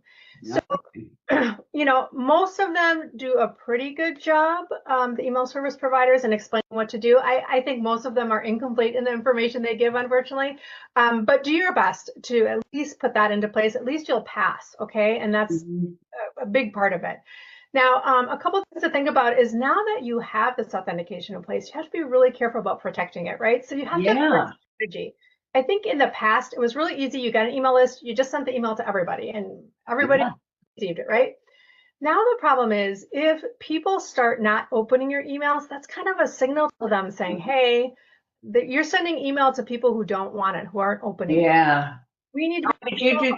Is that why people send out those ones that kind of check on you and say, are we breaking up or, whatever to make sure that they're live on your list? Yes, typically that's kind of a re-engagement one. So that means someone hasn't opened for maybe 60 to 90 days. Usually. Yeah. If you're not opening, then, I definitely recommend removing people from your list because all you are is, not only weighing down your open rate, but you're showing, Gmail and Yahoo and Outlook that maybe this isn't a quality person. That's so it hurts your sender reputation. So you really want to make sure you're, cleaning your list, sending those types of emails to make sure that people really want it. I also think it's important to think about segmenting a little. So, if you have people, maybe, so I talk about funnels, but I've also talked about emails. So I definitely have segments into my list so that if I'm only talking about funnels, sometimes I'll just send it to the funnel people because I know that they're going to open the email then. I'll have some emails that I send to everybody, but you need to think a little differently about the emails that you're sending and making sure you know that people want to receive this information because then they're going to have a higher open rate and things are going to be better for you overall. So I just think we have to think a little differently about how we email now. Yeah, that makes sense because we have a done for you service, but we also, I mainly promote done with you because because of changes in the algorithms in LinkedIn recently. I'm not sure because my clients are B2C. I'm not sure a done for you funnel really serves them. There are much better ways, particularly people with free accounts. It's really affecting them. So anyway, that was an aside. So yeah, all those things are important.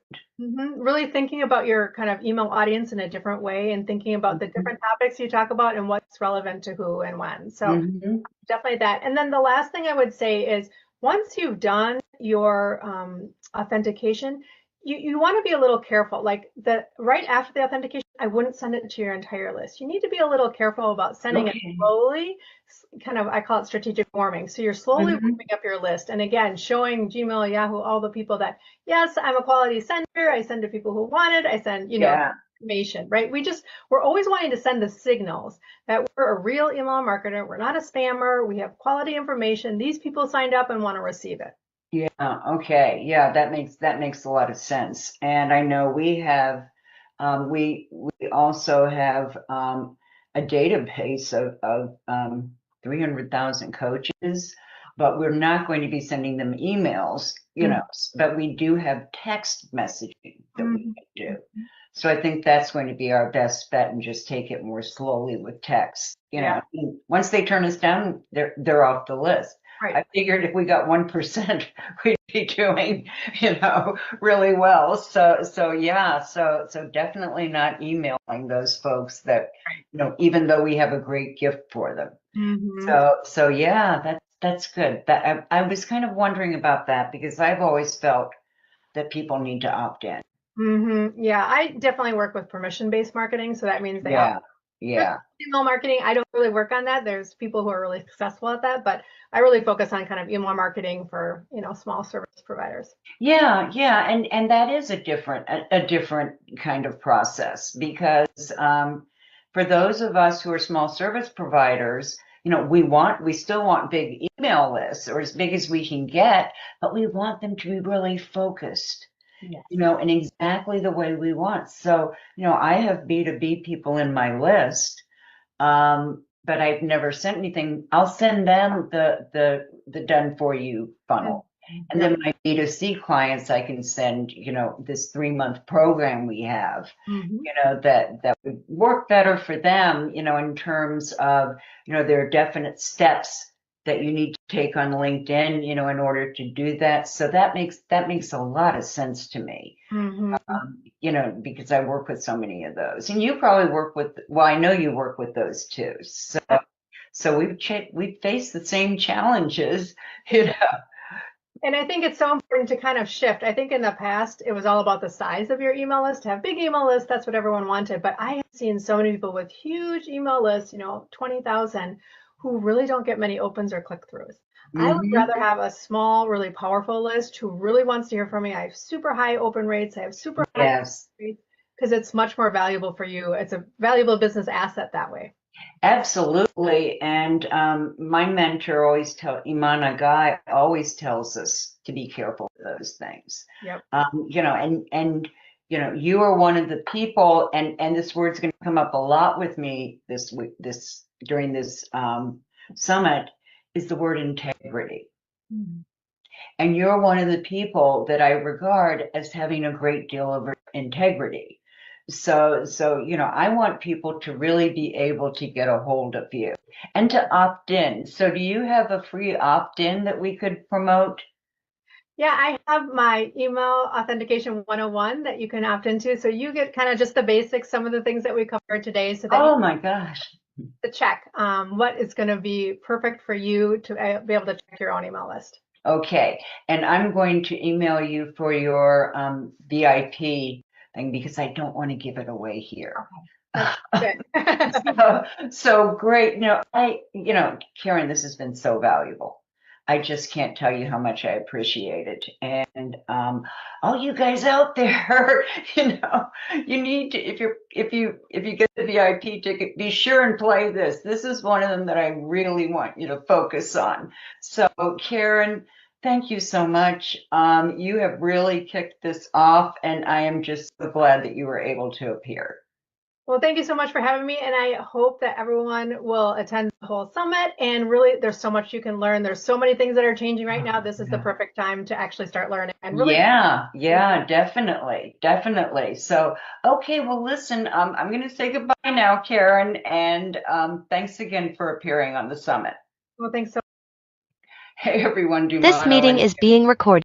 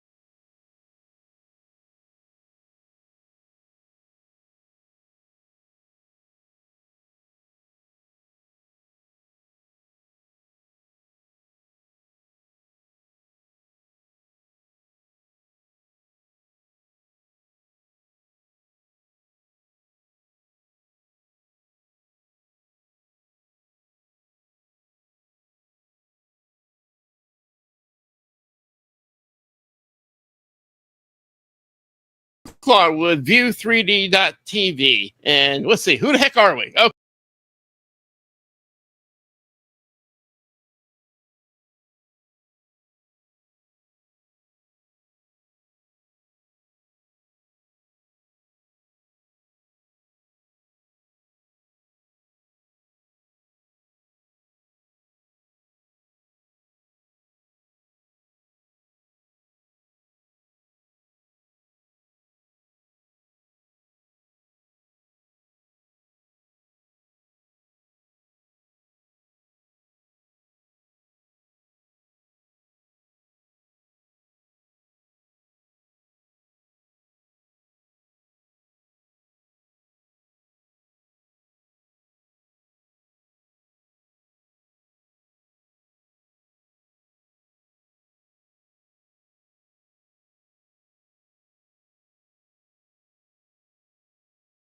Give you the just a 2-hour intro to our company. Well, we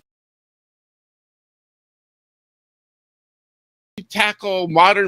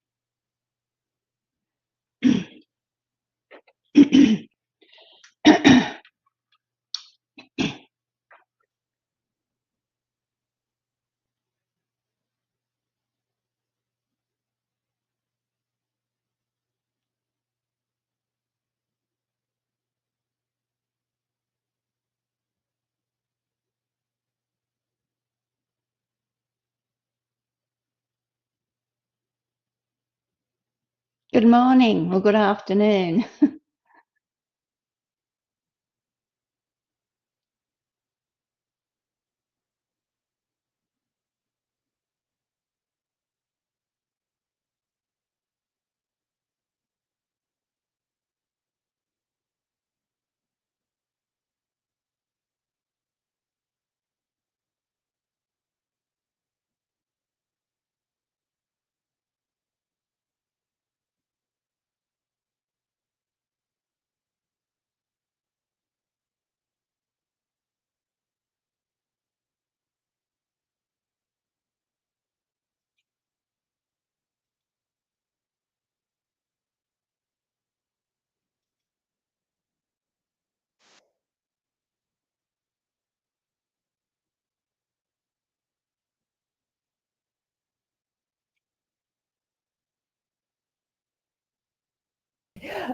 So it's been a great experience in terms of we've had amazing speakers and some really great interviews that were just kind of freewheeling and covering a lot of different areas. So we came up with I went through and I looked at some of the lessons that we learned from our interviewers, and there were definite themes, and I think one of them is authenticity, integrity. People would talk about, you need to have that integrity. People need to know you from that point of view. Curiosity. To be good with tech, we have to be curious, to keep learning. So anyway, I'm going to remove both of us for a few minutes, and then we can come back on.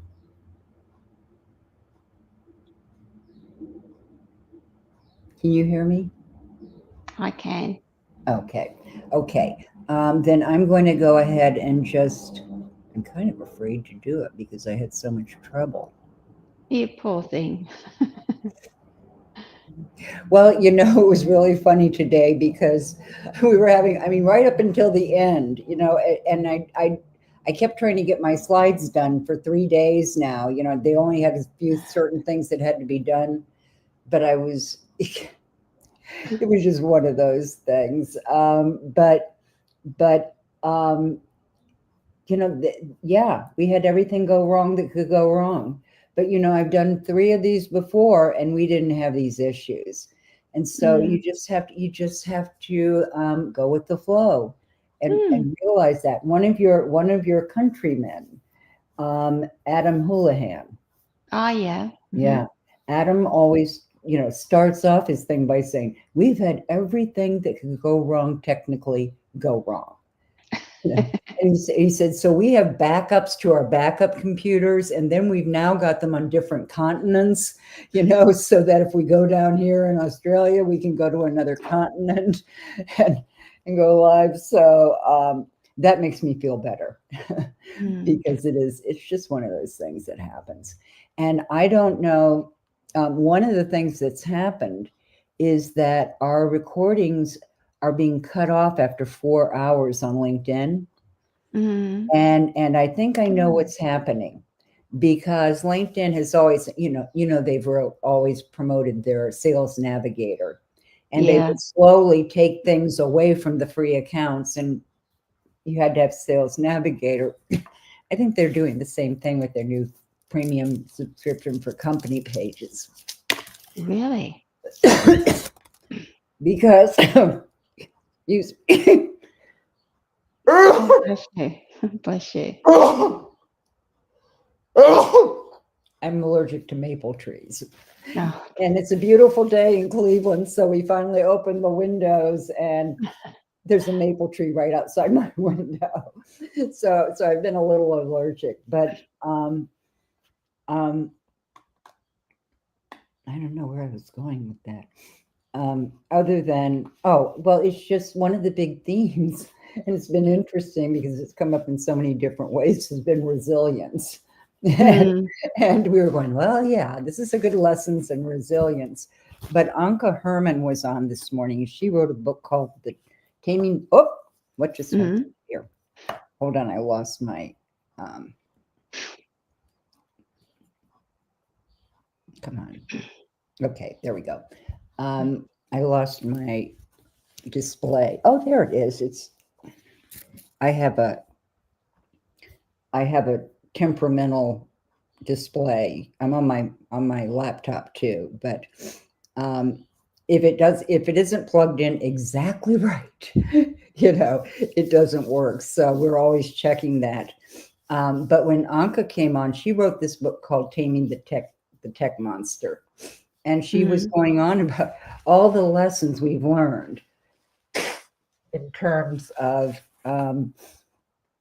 the things that we've gone through getting here, buying the wrong software or whatever it is that's going to solve the problem. And we've all spent too much money on those kinds of things.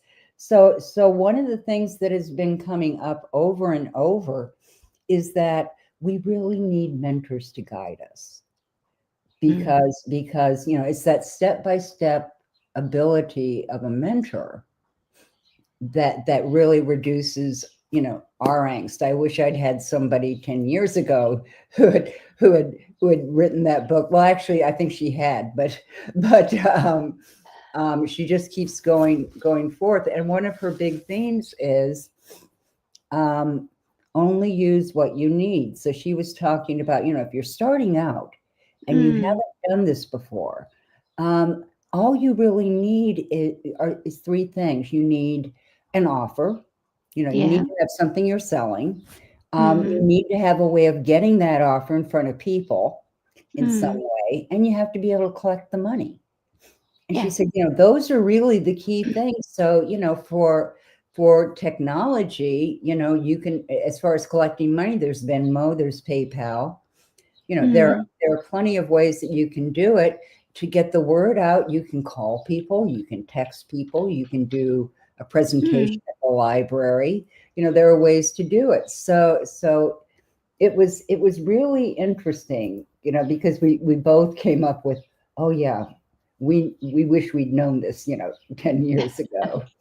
But that's great. We've learned it, and we're going forward. So the wisdom of people who have been forward, I think that's one of the big things that has come up. Yeah. Look, technology is so challenging at the best of times. It certainly is. Yeah. And you've just got to go with the flow when things go wrong. Like I was just looking at my PDF slides, for example, and for some reason in the conversion, it's mucked up some of the wording for it. Oh, I have those uploaded. Yeah. Because you can't use PowerPoint, can you? Well, yeah, it just doesn't look as good, but yeah, we can use it. But let me see if I can get that up real quick. Why has it done that to me? Beautiful on PowerPoint. Okay, so let's see. Yeah, it just doesn't look, it's just not quite as bright. That's the only difference. So if you want to use PowerPoint, feel free. I was using one earlier because it just worked better for me. It was easier to get up. So if that's what you want to do, because I don't know how quickly I'll be able to upload a new PDF. Okay. But if you want to use a PowerPoint, all you have to do on your end is press present, and then it will come up and it will give you a choice as to whether you want to do slides or PDF or anything. It's on your end. Okay. And then when you do that, your slides will show up on this end so that I can just click them and say that's it. Okay. So should we try that now? Yeah, if you want to try it, let's test it out. Okay, cool. Okay, let's do it. So present.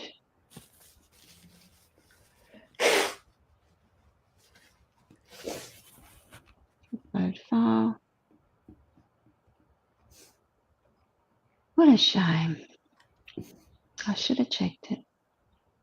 Well, these things, let me still keep looking at it for the email and see if I can. Ah, wait, here we go. Is that it? Okay. Oh, these are showing up the same way. Yeah, it's showing up because this is the one you sent. Let's see. Yeah, this is the one you sent. And it won't do screen share, will it? No, it's just oh yeah, we can screen share. In fact, when we upload or when you upload your slides, we will both show up on the side of those slides. Oh, okay. So I can do a presenter view and it'll show up? Use presenter view. And then, you know, you want to click, it'll say slides and PDFs at the top. Yeah. And so you click on that and you can just upload your slides. And then you will show up in here. In fact, we can already do it, you know, and set it up right now so that it's just there. Okay, cool. Well, it's uploading at the moment. It's processing. Okay. Yeah, that'd be great. Technology, don't you love it? Yeah, I know. And I had my own problems with slides, so I can tell you because this morning and this really relates to you, Nairi, because this morning I was trying to put together my sales slides because they hadn't been as good yesterday because I was just dealing with all this other stuff and I didn't really like it. So I edited it and spent all this time getting it right. And there were still like a couple of slides that were repeated, you know, and things like that. So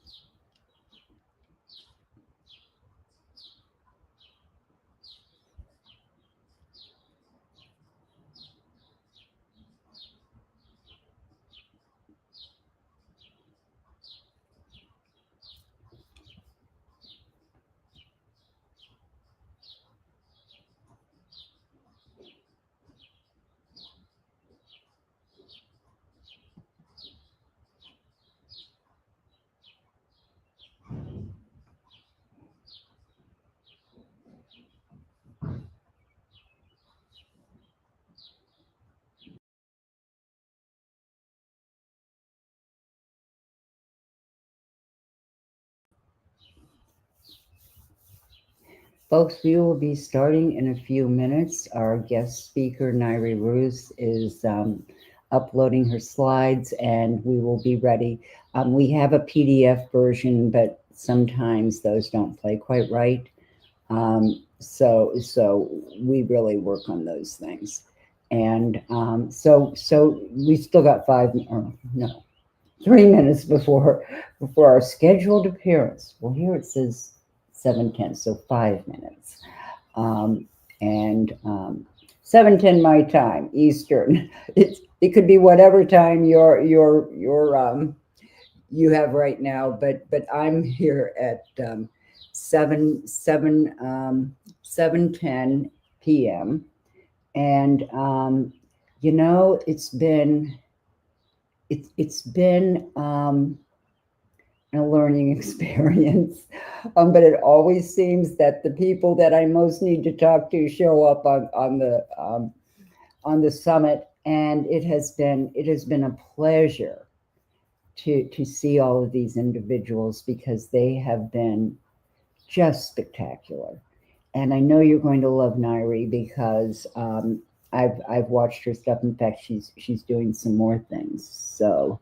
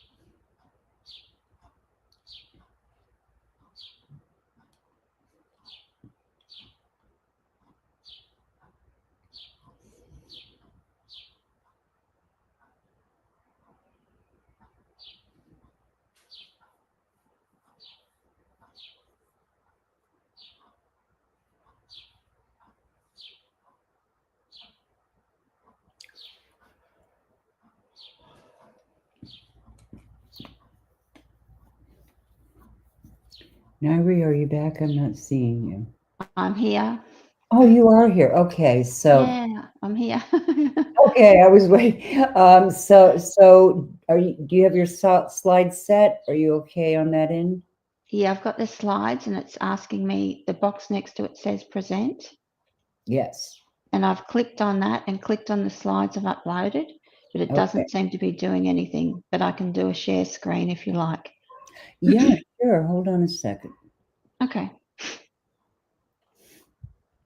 There have been so many different things that I've been doing. I can't think my way through anything. That's Okay, okay. stop. What on earth? If for some reason I got kicked off. Yeah, I'm not. Whoop. Okay. Stop camera, mute, settings, present, maybe. Share screen. There we go. That's sharing my screen, but screen sharing was canceled. Okay.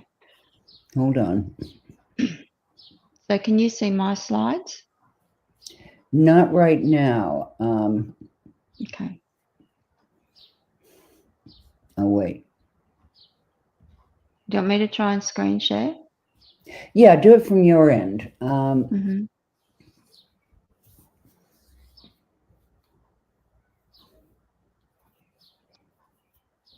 Because we found out the first day, we were doing video with someone, he needed slides, and we got partway through and he stopped to talk, and then he told me to pull the slides back up. You can't do that. He had the slides, and when I hit, on my end, we just got in this loop where we couldn't see anything. Okay, so can you see my screen share?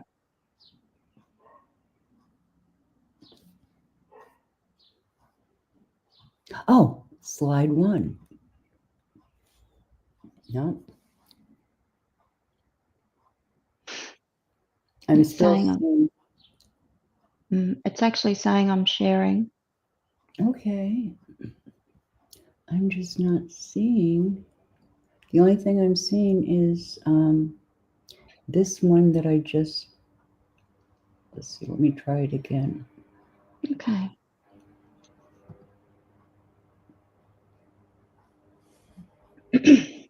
If you like, if it's easier. There we go. Whoop. Okay. Awesome. Yeah, it worked for a minute. Hey. There we Is it go. working? Okay. It keeps.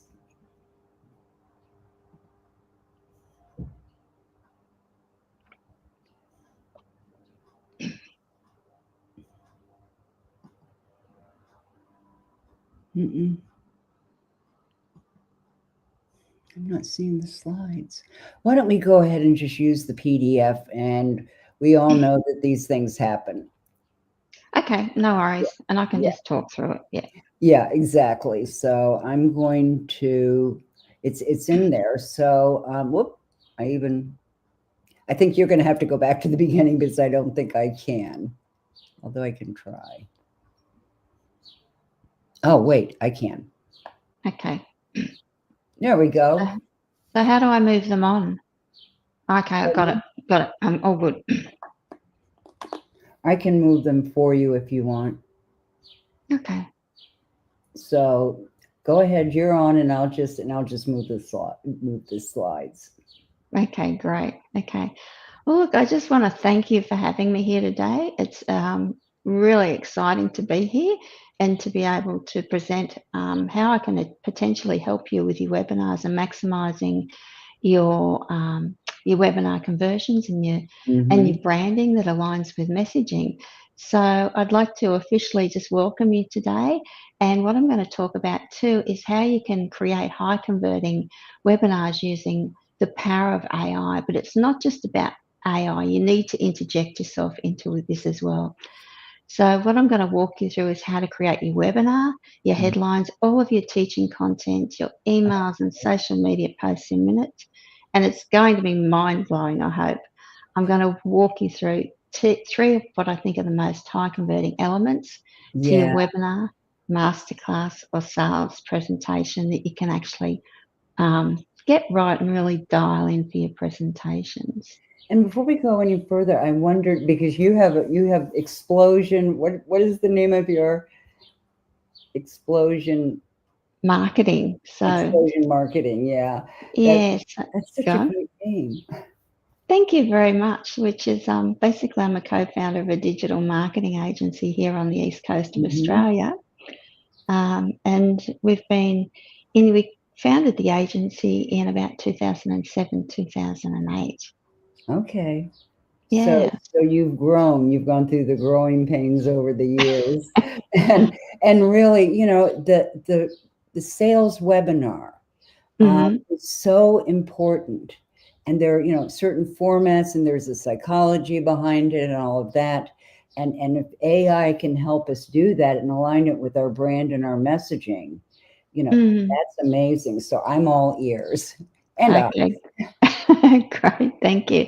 And I just want to apologise to any of the viewers for the issues we're having with the PDF, but that's technology for you, and sometimes we've just got to go with the flow. So yeah, they've learned that through this. This isn't going to phase them. Okay, cool. That's really good. But if anyone does want a copy of my my actual PowerPoint slides, I'm happy if you contact Dumont and I'll send them through so she can pass them on to you. Great. That would be great. And actually, we are going to follow up here because there were so many issues, and we're sending out links to everyone's gifts, and we're also going to send out. It'll take us a few weeks just to convert the video, because that takes a long time. But during that time, we're also going to be creating an ebook that has all of our speakers in it, and their key insights and takeaways and all of that. So we'll get it out there, and then in another month we're going to send out all the free gifts, not any VIP gifts, but all the free gifts in a second round as a gift giveaway. Okay, cool. That sounds fantastic. Yeah. So we want people to get their hands on this stuff. Okay, so are you ready to go? I sure am. Okay. I sure am. Okay. So, sorry. Did I go too fast? No, you're fine. I was just going to say, I just wanted to, in all disclosure to everyone, at the end of my talk today, what I'm going to be offering is a 1-hour free consultation call valued at $500 with myself. So everyone's aware of that right up front. Yeah. And in this, I'll be able to demonstrate how I actually work with my clients and use the AI purpose-built tool that we've actually built for our agency, and show them how it actually works through and creates a webinar, not just a webinar itself, but the pre and post launch content as well, which matches completely to the templates that we provide with our clients. Okay. So yeah, so if you've got any questions along the way, don't hesitate to stop me. And that's one of our tech issues. LinkedIn is not recording anything beyond 4 hours for us. And so everybody went to YouTube, and we aren't able to see their questions. So I've told everyone to email them to me, and I will make sure that whoever the question was for gets it and can respond. That's great. That's good to know. Okay, so we're looking at the framework. Okay, so today I'm just going to walk you through the teaching framework that we've created and tested and works, that not only delights but excites your buyers. And you'll find this when you put this into action. Wow. So, okay. So the next slide. Okay. So with this, I'm going to show you how to do that, but I'm also going to show you how to position your offer with the right messaging to significantly increase your sales, which is what we all want. So how does that sound to everyone that's here today? If you want to give me a high five in the chat, or just a yes, that'd be fantastic. So and that's, and one of the things that I've been talking about, and the theme in here has been, algorithms change. Things change technically, but you're not gaming them. We're not showing them how to do these things because we want them to, to game a system or anything. We're doing it because they need to position themselves in the market, with that authenticity, and that's going to serve them well. And building those relationships, communication and relationships is so important these days. Absolutely. Yeah. So I'm going to be totally dependent on you, Jamont, for moving the slides because I have no control. Okay, so are you ready? Yeah, I sure am. Okay. Fantastic. Okay, so some of you may have heard things like webinars are dead, and I'd say only if you're using them the old way or doing them the old way. Webinars are saturated, but there's still plenty of room out there if you know how to stand out, and that's about your messaging. Webinars don't work anymore. It's not the webinar, it's the strategy behind it. And I can tell you this from experience. Yes. And certainly things have shifted in the world of online events, particularly in how they are marketed and possibly presented. The truth is webinars have never been more alive and well. And 2020 really, really changed that whole focus for us as well. And we all know what happened then. Okay, so moving on. Okay. Sorry? Nope, that's okay. Yeah. Taking notes and I lost my pencil, so. That's okay. No one is telling you today, businesses today, like I said, since 2020, live and online events have actually exploded by up to 15%. And more business and solopreneurs are using them these days to actually increase and get high quality leads, but get more clients in their business. So when we have a look at that and we move on, the global webinar market on the next slide is on fire and growing at 23% a year. And I'm sure it's growing even more and more as people get more digitalized and move online. And it grows every year. Yeah, and you're right. We are hearing, and from some of the people that I really respect, we're hearing webinars are dead. We are hearing that, and obviously that's a myth. Yeah. Webinars will never be dead. Yeah. Never. We may change them a little bit, but they're never dead. No. Okay. And don't ever let anyone tell you that they're dead, because they're not, because my clients and myself are getting really good results from them. Yeah, so it's the way you market them. Yeah, and on the next slide, I just, running webinars, the really good news is it's never been easier. Once you get your platform set up like Zoom, for example, and there's a number of platforms you can use, you can just get them going with a few clicks and you can have everything ready and set up to go. So it's really simple once you get the hang of it, and it's not that hard. And on the next slide, I show you how 73% of marketers these days are saying that they rank them as one of the most effective ways to attract high quality leads. And it's because they work. Marketers would not be saying this if it wasn't true, believe it or not. Yeah, the stats show it. Yeah. And then on the next slide, whether you call them webinars, masterclasses, or online workshop, it really doesn't matter. What matters is this: showing up live in front of an online audience is not going away anytime soon. Right. Let me ask you here, who is doing webinars, masterclasses, or online workshops who would like to be doing these in a way that got you the results that you wanted? You can just type your response in the chat or stick your hand up. Okay. Yeah, and I do both webinars and master classes. And I was starting to move towards online workshops because people were telling me that's what you need to do. And there is a place for them. It just, it's just another format.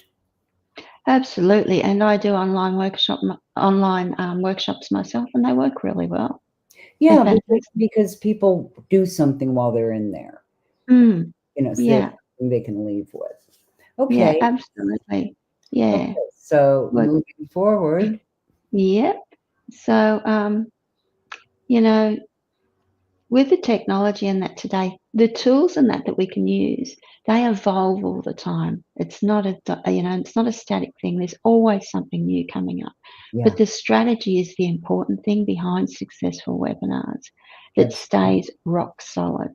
It might tweak itself a little bit, but it stays pretty much the same.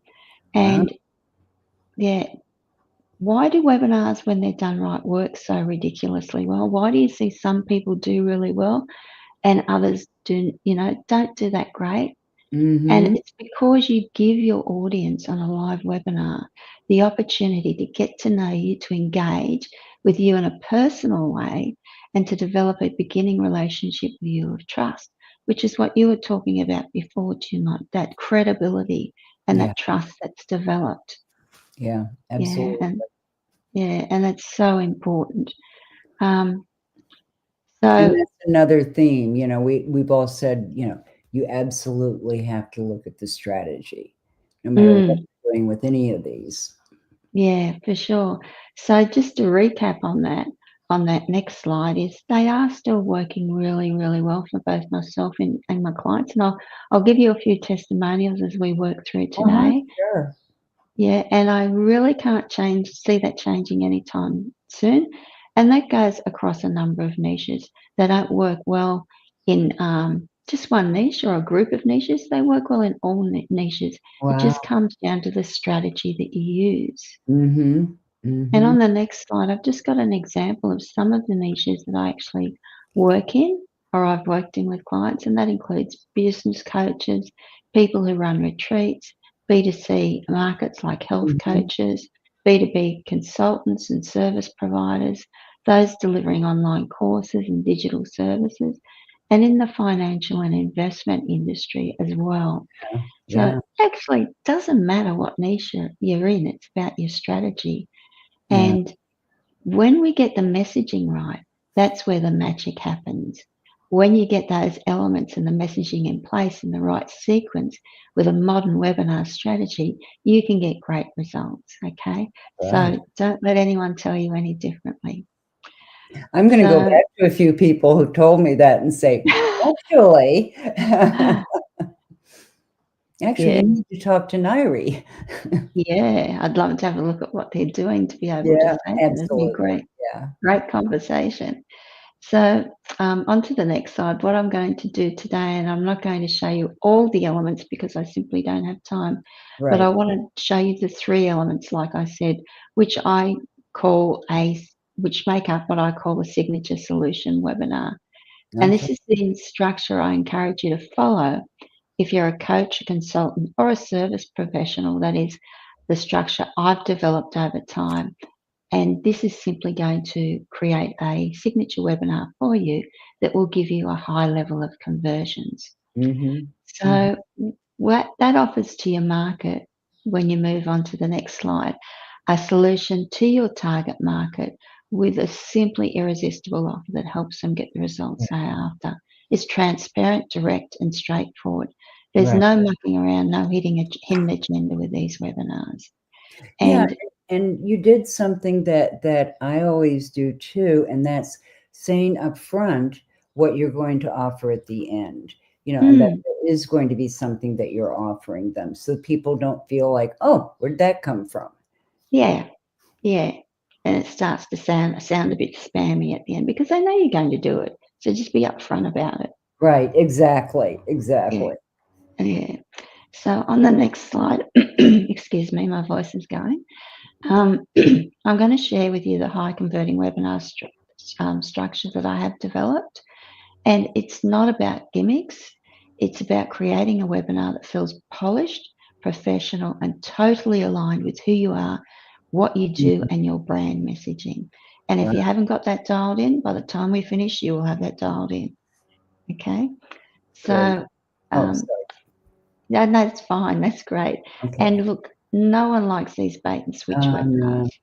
And they feel spammy and off-brand, and that's not what I do, and that's not what I encourage my clients to do. Yeah, that's the whole authenticity thing again.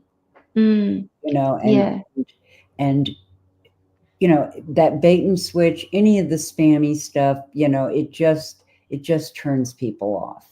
Mm. It really has to be, something that's coming from, from yourself, and therefore it does reflect your brand. Oh, absolutely. And on the next slide, I've just got a testimonial for you that you can read. And this is exactly what I helped Ian, one of my clients, achieve as a revenue and sales coach. And the results spoke for themselves. He was Wow. trying to do the traditional webinar that didn't fit his personality, and his messaging was just all over the place. So Mhm. him into the strategic signature solution webinar style, similar to this, got his messaging right, and he had great Mhm. before we even did the first webinar because of the changes we made with other parts of his messaging for him. And then on the next slide, Sean here is a book publishing and speaker coach, and his brand is called Catapult Events. And I actually worked with Sean to create a webinar for him, a signature solution webinar that aligned his messaging with his brand. And he ended up selling, just on his first webinar, 70 spots into his speaker workshop valued at $20,000. Wow. Yeah, now, That's really impressive. yeah. Yeah. It was really well thought out, and really good JV partners on board to actually Well, achieve that. We I'm did it, sure he was very excited when and he he wrote was. this. Yeah, he absolutely was. So on the next slide, I just want to ask you, who here likes the idea of a straightforward, more professional style webinar with messaging that aligns to your brand? And Mhm. if you do, just type a yes in the chat, okay? I'm sure all of us like that. All of Yeah. us would like that. So a little bit about me, just real quickly, just on the next slide. For some of you may know me, some of you may not know me. My name is Nairi Rez, and I've consulted on hundreds of online events across multiple industries, and had hundreds of clients go through my programs and have great success, and help generate over 47 million in counting in sales for my clients Wow. using this process. This is, of course, Wow. over a number of years. My passion is helping my clients optimize their message and lead generation and online events in a way that maximizes their conversions and business revenue. As I said, I'm a co-founder of the digital marketing agency. And what I'm sharing with you today is how we generate leads for our digital marketing agency, one of the key things that we do. And you can take this and apply it to your business and get the same results and the conversions that we get. On the next slide, I'm just showing you how I work privately, or I have worked privately with speakers, coaches, and Wow. consultants, Yeah. many of them global names, consulting on a number of things. And this work has directly contributed to millions in sales and plenty of very happy clients. Wow. Some of the clients I've actually worked with are John Assaraf, Sean Roach, Brett Thompson, to name a few. And over the years, I've built everything from simple to complex sales funnels, launched multi-platform campaigns, created high converting content, and developed hundreds, if not thousands, of landing pages and webinars. Wow. But here's the real reason, I suppose, that I'm hoping that you will want to listen to me today. I've helped real people just like you achieve real growth through systems, strategies, and content-driven frameworks that actually work. This isn't guesswork, it's tested, refined, and proven to deliver. Now, over the years, you'll see on the next slide that I love sharing my knowledge with others, and I've written a number of best-selling books and Oh, a series of them on different marketing topics. Okay, and wow. then Yeah. I've I'm also looking at those. Yeah. And they all look like something I want to read. Big Fish, Little Bowl, Own the Market. What's that about? that's really about how you can be a small fish in a little pond, Ah, niching, and yeah. it's got Yeah. a That lot to do with messaging. And then content marketing and the authority power. That's, Mm. yeah, that appeals. Definitely. Okay. Would you like to move on to the next slide?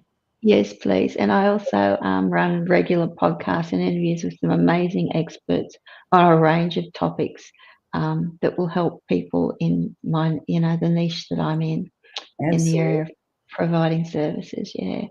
And on the next page, you can see that I deliver webinars all the time about our proven system for doing this as well, across a range of topics. So remember, your webinar or any offer messaging, for that fact, needs to be strategic and should underpin your brand messaging and everything that you make visible online.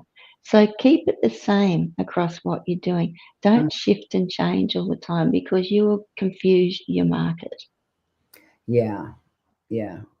Mm. Have to be very aware. Yeah. And on the next slide, you'll just see a little bit about me. Wow. I work about 25 hours a week because I work to live. I don't live to work. Simply me. I love life too much to spend it working. And, you know, one of the things we were looking at, you know, the kinds of topics that are popular on LinkedIn right now, life-work balance. Mm. Is huge. And I think that came especially after the pandemic. Yeah. Yeah. And that doesn't mean to say you don't have to put in the hard yards to start with. You do. Nothing comes from nothing. That's right. But once you get that sorted, you can have a very nice lifestyle. So on the next slide, for those of you who are here today, you may be in one of two camps. You're either hosting webinars and not making enough sales, or you're getting people to come along to your webinar. They're giving you great feedback and love what you're teaching, but they just won't convert, which frustrates the heck out of everyone. And there's plenty of people in this camp. Yeah, interesting, isn't it? Yeah, really. Yeah, go. Yeah, go ahead. No, you go. Oh, next slide. Okay. So whatever camp you're in, I'm sure all of you like the idea of creating a webinar for your business that has the right messaging to attract the audience you desire and dream clients. So what you need is the right elements right up front in your webinar in the right order. So listen up, take notes, because this should be extremely insightful for you. Okay, so let's get started. So on the next slide, I want to walk you through 3 of the most important elements when it comes to your high converting signature solution type webinar. Again, if you're already hosting webinars, listen closely. You're likely missing one of these elements, and you want to be able to put these all 3 together and actually make it work for you, not be spending time on things that don't work. So on the next slide, the first one we're going to look at is what I call shaping the narrative through messaging. I'm getting it. That's okay. And then we can move straight on to the next slide. So when I'm talking about shaping the narrative through messaging, I'm referring here to the first 10 to 13 minutes of your presentation. So if you're delivering something that runs around, let's say the hour mark, 60 minutes, this opening segment, those first crucial minutes, is what we're focusing on here. Okay, so on the next slide, the purpose of those first few minutes is simple: to actually help your audience understand why it matters.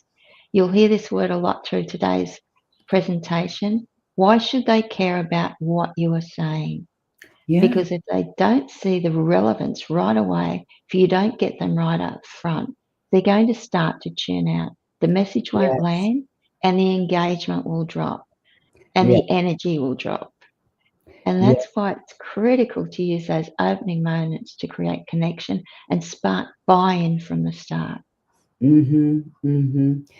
and I think making it important and explaining that context is so helpful, because we can't just start off into, oh, okay, here's the we have to do the context. Yeah, absolutely. And we're going to talk a little bit about that. So I'm glad you brought that up. That's fantastic. Yeah. So moving on, one of the biggest presentation mistakes you might be making, with the best intentions, most people kick off their webinars or their presentations by sharing a little bit about themselves, then jump straight into the fire hose of how-to content. And we've all experienced this. You start teaching step by step, giving loads of value, thinking that's what helps. Well, here's the problem. It doesn't help. You're overloading your audience and missing the moment to set the stage with powerful messaging that actually connects and will convert. And Teaching that too is, soon. sorry. Go I on. was going to You know, say you go. that is so important. And one of the things I realized about my live streaming was that I was moving too fast, and I wasn't bringing people in, and letting them know what was coming and what we were doing, and being authentic in your personality and how you work. Yeah, and I apologize, Jim. I do speak fast. Oh no, that's okay. You want the next one? Yeah, that'd be great. So Okay. really make sure you're not overloading your audience. And teaching too soon equals more questions, less clarity, and less momentum. Okay. Yeah. So here's the big messaging shift that you need to actually think about, and most people miss when it comes to presentation. The real magic happens when you flip the script. Okay. Okay. So while most people think, oh, I've got to jam all this stuff in and I'm throwing in 80% content, 20% messaging, it all falls flat. So what actually works? You need to put in 80% context and big picture ideas, and 20% of supporting material. Don't try and give everything away. Context is the why it matters, why they should care, why now. Concepts are the what, the frameworks, the methods, and key insights that create real light bulb moments for them. So when I'm talking about content, I'm talking about things like stats, stories, or examples, which come in to really support and anchor the messaging that you're relaying to your audience. So when you lead with messaging that matters, you don't just teach, you move people. They go on a journey with you. And that's exactly the structure that I've built in our programs and in our frameworks for our clients. And when I work, the framework I follow when I do done for you services. So on the next slide, how do you shape the narrative and frame the opportunity in a way that truly connects? How do you make your audience instantly care about what you are about to share? How do you get them to engage? One powerful way is to lean into what I call the aspirations, challenges, insights framework. Start by speaking to their aspirations, what they truly want, what are they seeking. Then acknowledge the challenges they're facing that's holding them back. And finally, offer a fresh insight, a new perspective or possibility that shifts how they see the path forward. This trio really sets the stage. So let's have a look at the initial. We're going to have a look at what I call the insight story. And once we've covered that initial groundwork in the first 10 to 13 minutes, we'll add a little bit more context to your presentation by sharing what I call a brief discovery story. And that's all about you. So how many of you are interested in learning about how to craft an effective About Me section in your webinar that really connects with your audience? Yeah. That's the sort of insights we're talking about here. Okay. Okay, so on the next slide, it's simply a 3 to 5 minute story, no longer than that. You saw how quickly I did mine. It doesn't have to be a lot. You can embellish it with story if you like, but it all comes down to making sure that that is not the main focus of your webinar. So in the first 10 to 15 minutes, it's crucial to establish with your audience why they should care and why you're the right person to guide them. You're setting up for your end goal here. It's really just that 3 to 5 minutes, no more than 5 minutes story of how you discovered what you're sharing on your webinar today. It's that simple. Okay. So on the next slide, I've done a bit of a graphic for you. So when you're sharing your discovery story, use a simple framework before, during, and after. Really simple process. And I've actually borrowed this from one of my coaches and adapted it. So before is simply about what happened before you made major discovery, what challenges, what you're facing, when was you, what were you stumbling with or really challenged with before your breakthrough, and what made you decide about sharing this on your webinar. During is about what happened at the moment of the discovery, After is about what you did once you made the discovery. Did you create something new? What did you do with that discovery? So on the next slide, I've just given you an example of my discovery story, one that I've used in a webinar before. So, you know, you can see here very simply the before story, the during and the after story. Now, before, I've spent years working on webinars, and then I go on to explain it. During, in short, clear story, but it follows the simple before structure. I was deep into webinar strategy and created the first version of my AI tool. And after, the results, the outcome, the key is to position yourself as someone who's made a valuable discovery, a better way forward, and something that your audience actually want to know more about and engage in. So that's the structure. Yeah. So when we look at that, we've covered briefly the shaping of the narrative through messaging. And you want to be sure you frame this correctly and present, otherwise it will be reflected in your conversions and sales and engagement, like I said. Okay, so that's the insight story. Moving on, we've got the lead, we've got the insight story. So now we want to move on to the second one I want to share with you, which is called your success sequence. So this is the second element I'm sharing with you. You're right. Okay. So your success sequence is going to be about from minute 13 or so to maybe about 45 minutes through your webinar. Okay, so it's a fairly big chunk of your webinar that we're talking around here, where a lot of the work happens. People think of this as a teaching section, the value-packed core of your presentation, which guides your audience through the process, method, or steps that lead to the results that they're after. Okay. But when I mention this in terms of the success week sequence, I'm talking about the process we use during this style of webinar to outline the exact steps or strategies to follow to help your clients achieve realistic outcomes. That's the core of what we teach, showing your audience how to deliver results step by step. Nairi, can you hear me? I can. Oh dear. I'm trying to, okay. Can you hear me, Nairi? I can.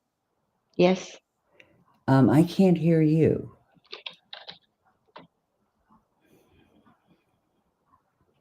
Let's see. Oh, I wonder if I let me take that off and see if that did it.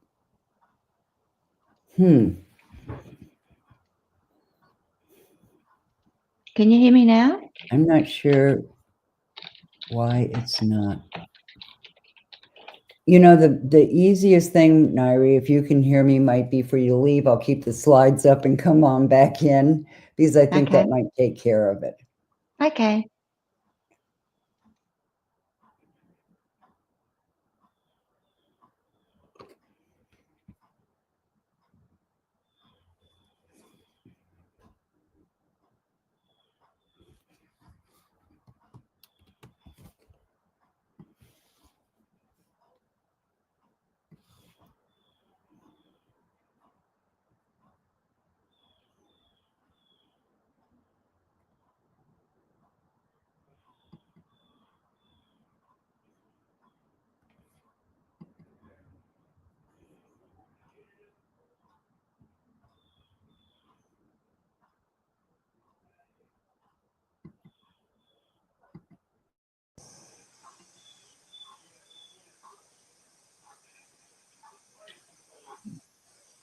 Hello. Okay, there you are. So let's see if this helped. Nairi, can you hear me? I can.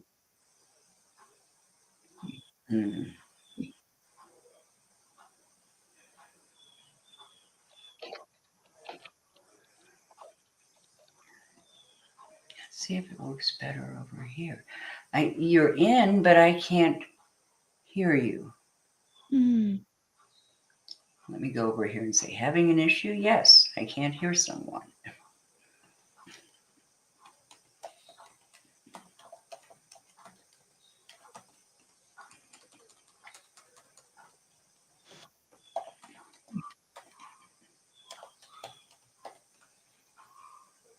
Here we go. Can you hear me now? Have you noticed when you click to add to stage button on your guest and you're being seen and heard, a guest needs to be invited to the stage? Yeah, I've done that. And click add to the stage. Yep, you've done that.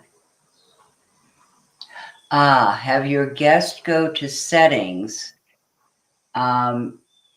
Settings, audio. When you speak out loud, do the gray dots flash? Hello. So that's something you can check on your end. They work. They work. Go to settings and audio.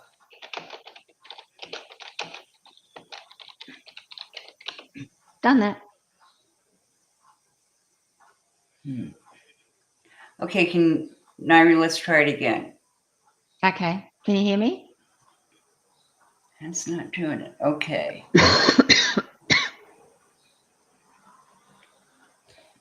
It says on your computer, it may be possible your speakers aren't working. I doubt that.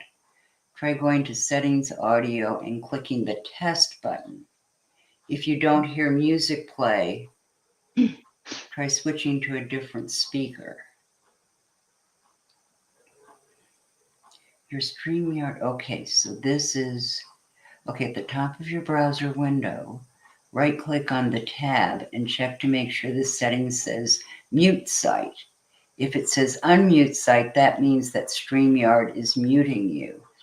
Let me try that on this end too and see. So make sure your StreamYard is not muted. Okay, no, I don't want to leave the studio. Okay, audio.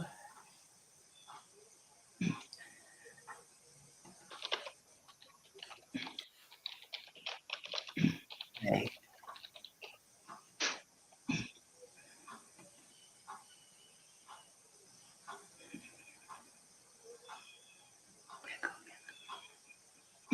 Okay, let's see if that did anything. Nairi, try it again. Hello.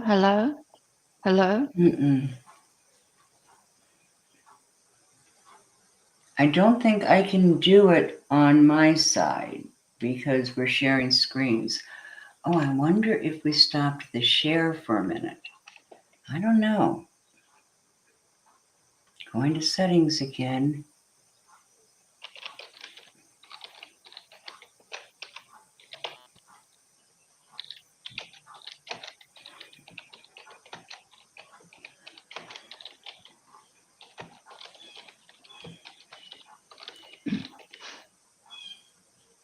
Nairi, go to settings and audio.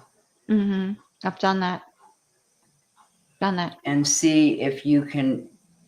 It should be, when you're looking at your mic, there should be like green dots there. Yeah, got that. Are you seeing the green dots? Yeah. Okay, so that's not it.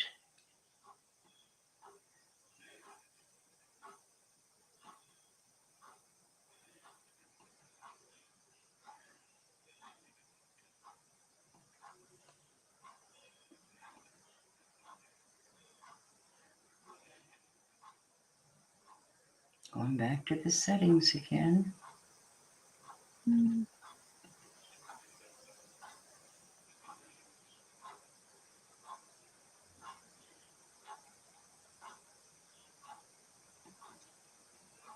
It has to be something in audio. But I'm not seeing it. Because I have the green dots on my side too, so something, I'm not sure. Nairi, try stopping, try and stop the share and then come back on and see if that helps.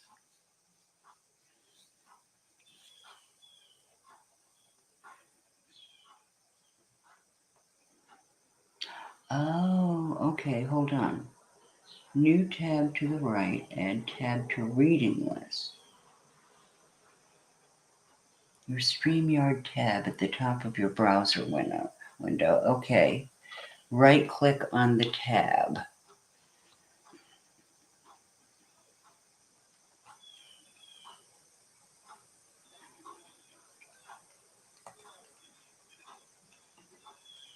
Come on.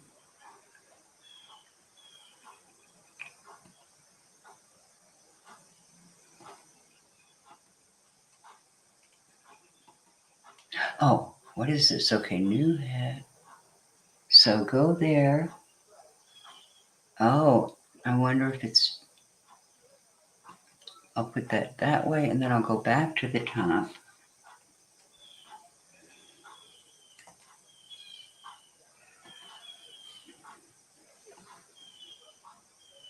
Great. That didn't help. That actually,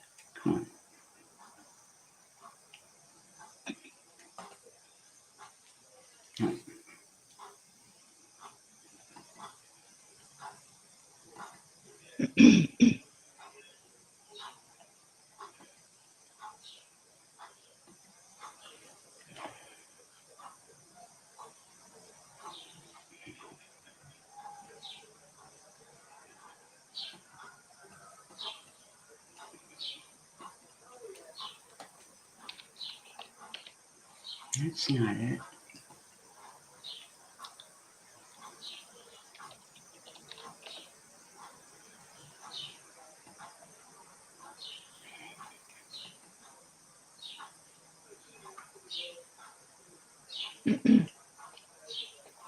Okay.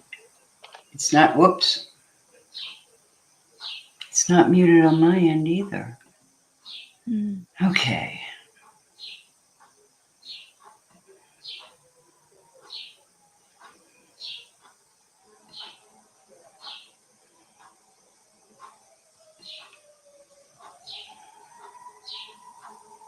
Okay, that's working.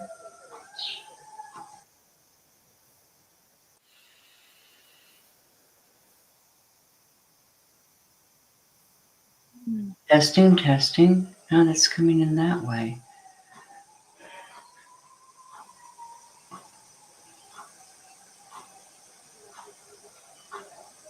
Yeah, it's definitely.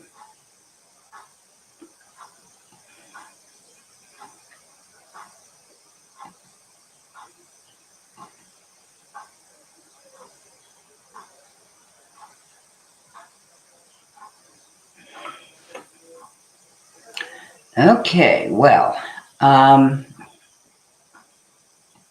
You can't hear me, Tim? Nairi, I don't think we're going to get it back.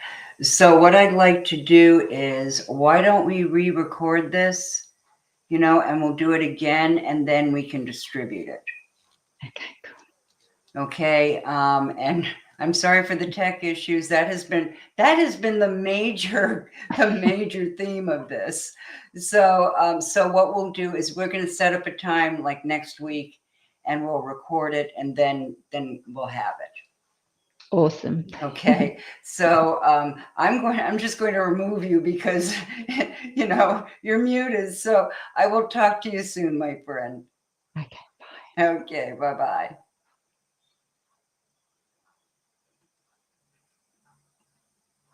Okay, folks, our tech issues finished the night just like they started the first day. So now that's probably my fault. I haven't been streaming on StreamYard for about 6 months.